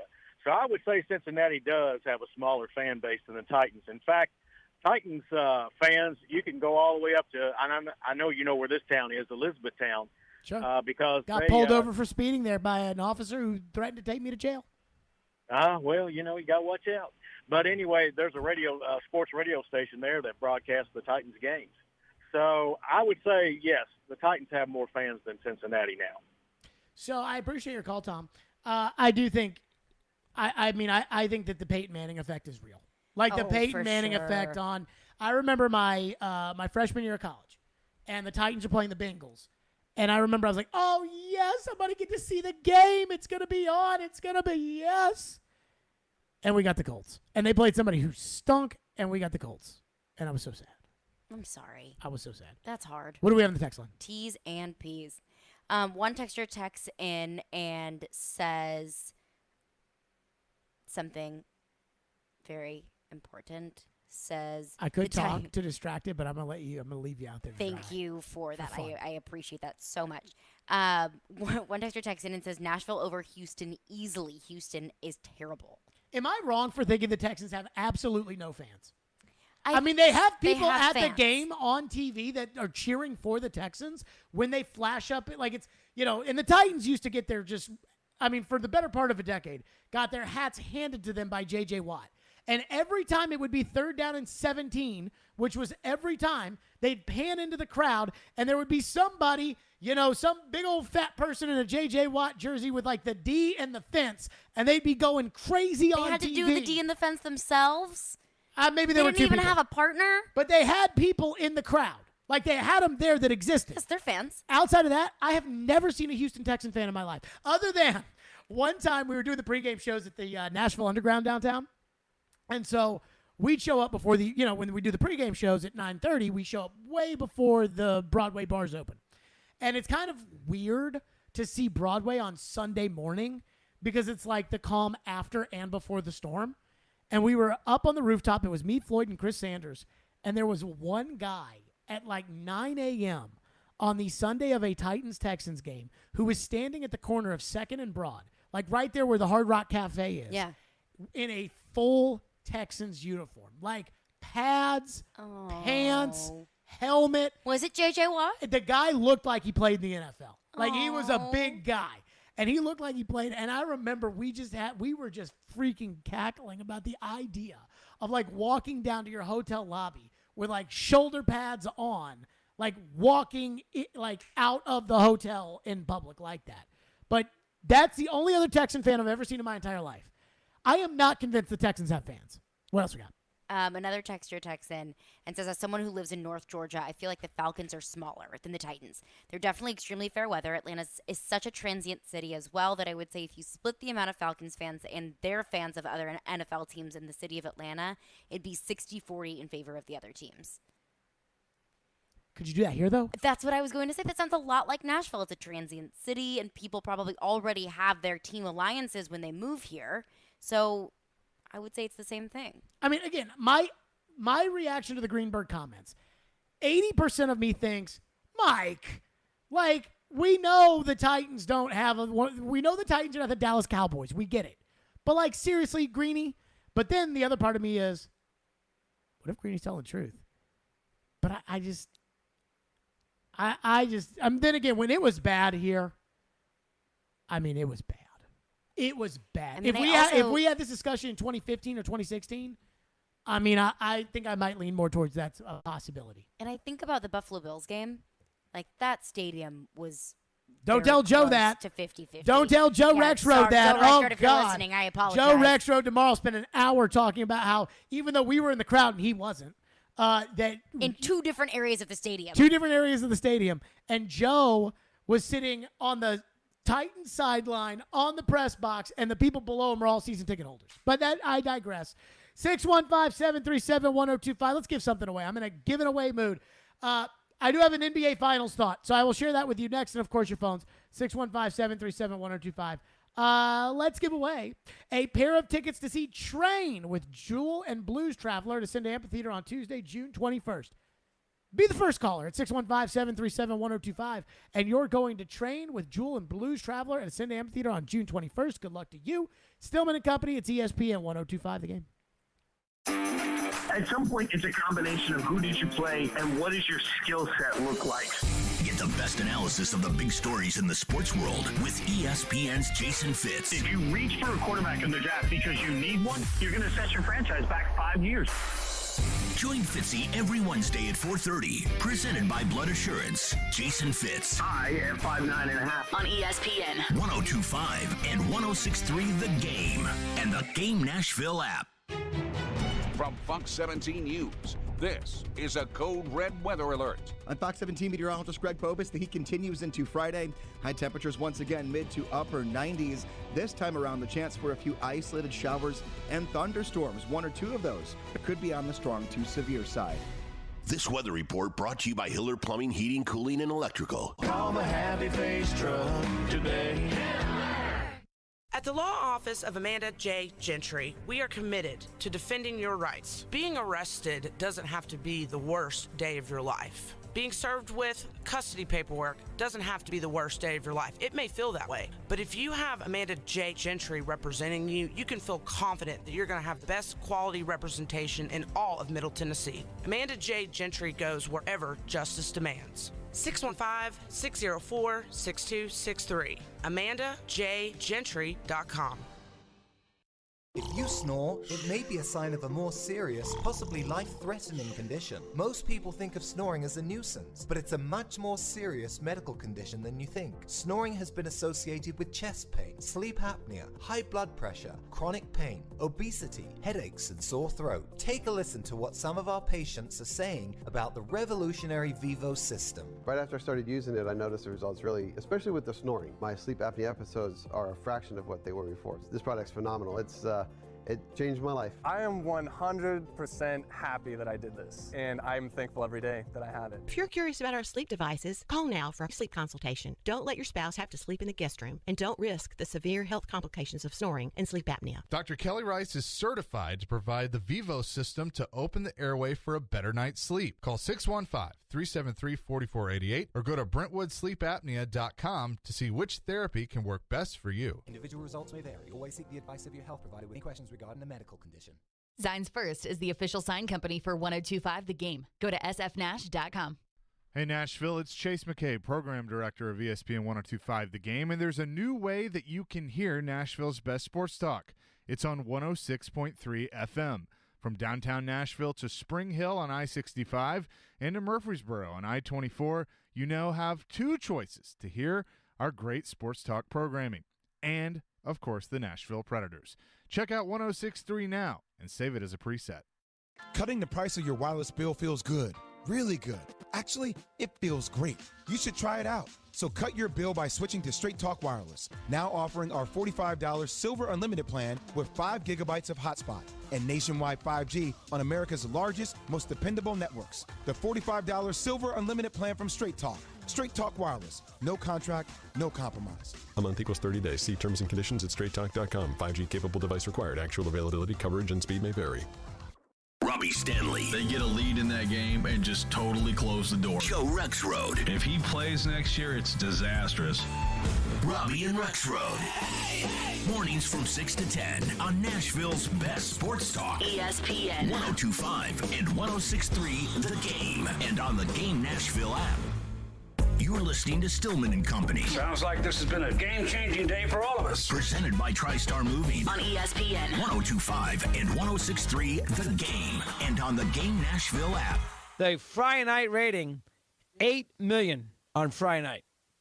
7,950,000. Hey, so let's give me 8 million. They had about 11.5. 8 million people on Friday. I mean, then you can play that in your backyard. You get more people watching. 8 million people for a game 4 of an NBA playoff series, and that was a close game. You figure there'd be eyeballs to the sets late in the night. You know, second half, 11 o'clock, I'll put the game on. What's the score? It's close. I'll watch. 8 million. Nobody's watching again. That's a horrendous rating. I mean, you're going to sit there and they're going to tell me, well, it's streaming and all. No, it's not. All right? That's a small amount of people who are sitting there watching the game on a Friday night on their phone. That was Mad Dog Russo on Sirius XM, Mad Dog Radio. Boy, Fitz, he was talking about, Dog might be antiquated in his thoughts because all these people on Snapchat watch. And I'm like, maybe. But I don't think there's 4 million people, as is reported, were the out-of-home viewers. Now, look, I say that as somebody who streams the game. Yeah, I don't have cable. Does YouTube TV count as streaming the game? I would think so, yes, because it's not cable. But when you open YouTube TV, it sends you a thing that says, do you want Nielsen to track your whatever? Does it? Look, I don't know. I don't even understand our ratings half the time. That's fair. I know they're good, but I don't know. Whatever. Anywho, it's above my pay grade. So here's my thing. Yeah, and I kept bringing this up yesterday, which was even, when they added, the Game 5 ratings were lower, even though they were close. They were lower than baseball Game 5 of the World Series, which went up against the Dallas Cowboys on Sunday Night Football. That's inexcusable. Tonight's a closeout game with perhaps a generationally great player in Steph Curry and perhaps a dynasty in the Golden State Warriors. If people aren't watching this game, then the NBA's got a real freaking problem. With that being said, are you excited or planning to watch the game tonight? I will watch the game, yes, but I feel like I'm watching the game out of I feel like I'm obliged to watch the game. A lot of times, let's say on a Saturday or a Sunday when college football or NFL is on, are you watching this game because we might talk about it tomorrow? Yeah. Or are you watching it because there's nothing else to do? Or are you watching it because you want to watch? Because I'm not convinced that we're going to be talking about this tomorrow. I'm watching it, one, because we might be talking about it tomorrow, and two, just because that's what's going to be the talk around the sports world, but I'm not shaking in my boots, so excited to watch this game. Ian, you are smack dab in the demographic. You have 2 kids and a family. Are you watching the game tonight? Are you excited to watch the game tonight? And if you are watching the game, why? If I do watch the game, it will be because in case we bring something up about it on the show, I want to make sure I kind of know what you guys are talking about. Overly excited. I mean, thinking about it, if I were a kid, again, I think I would just love Steph Curry. He would be probably my favorite player. He is just super fun to watch. I'll probably have it streaming on my phone with my headphone in and halfway watching. Oh, because you got to have Coco Melon. I got to have, hopefully not that. Baby But Shark. we'll have, or hopefully not that, but we'll probably have something. Paw Patrol? Hopefully not that Moana. either. Maybe What is Moana. It's like the Hawaiian Disney show, Disney We movie. do love some Moana in our house, or Bluey. That's What is that? That's a good kid show if anybody's into that. But so yeah, I hear there's some show on Netflix that's like Japanese anime dinosaurs fighting each other or something the kids watch now. Like, what was that show back in the day? Some Dinosaur Tales? Oh, That was a good one. Remember. Anywho, I just want you guys to know this, and I am going to watch the game. I'm excited to watch the game. I think Boston's going to win because you know how the NBA, they want 7 games, and so Scott Foster's probably reffing tonight, and when Scott Foster refs, there will be his nickname is the Extender. And there is a chance that I would expect, somebody like that to extend this series. I mean, that Tony Brothers the other night, that referee, he's got kind of a reputation. Oh, my God. Anywho, I will watch. I'm not watching because we might talk about it on the show tomorrow. Now, if, Steph Curry, smokes a guy in the face, we're probably talking about it on the show, right? Oh, If absolutely. he turns the right, if we talk about the Michigan coach knocking someone in the face, we're talking about Steph Curry. So if something off the wall happens, we're for sure talking about it. If it's just a run-of-the-mill boring game and Golden State wins, I mean, I think we're probably not talking about it tomorrow. I think there's probably other things we're talking about. I'm going to watch. I think Boston will win. I think they will get massive ratings. And I think Game 7 will get massive ratings, and basketball then can feel good about itself. If they don't, oh, my God.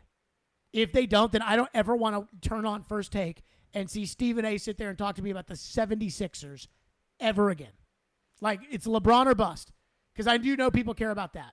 But that's even it. now, like, That's how it. much do people care about LeBron? I don't know. I think people are so sick and tired of LeBron's crap. I agree. I But think people are tired of Ben Simmons stuff, and LeBron's been doing it much longer. I think, but LeBron is more polarizing because LeBron is more popular. I would Yes. say that the polarization of LeBron, people watch He is LeBron the most polarizing figure in basketball, and you could even make the argument in sports. Yeah, but again, not enough people care about the NBA for him to be the most polarizing person because the size is just not that big for the NBA because they just don't have that many fans. Catch the NBA Finals on 102.5 and 106.3. The game is the Golden State Warriors take on the Celtics. Tip-off is at 8 o'clock tonight. Ian, your kids will be in bed by then. Coco Mellon does not even need to be on. NBA Finals coverage is powered by FanDuel, America's #1 sportsbook app. That's going to do it for us. Our coverage at ESPN Radio starts at 7 o'clock. ESPN Radio is coming up next, and we will see you for a Fireball Hot Take Friday tomorrow at 2.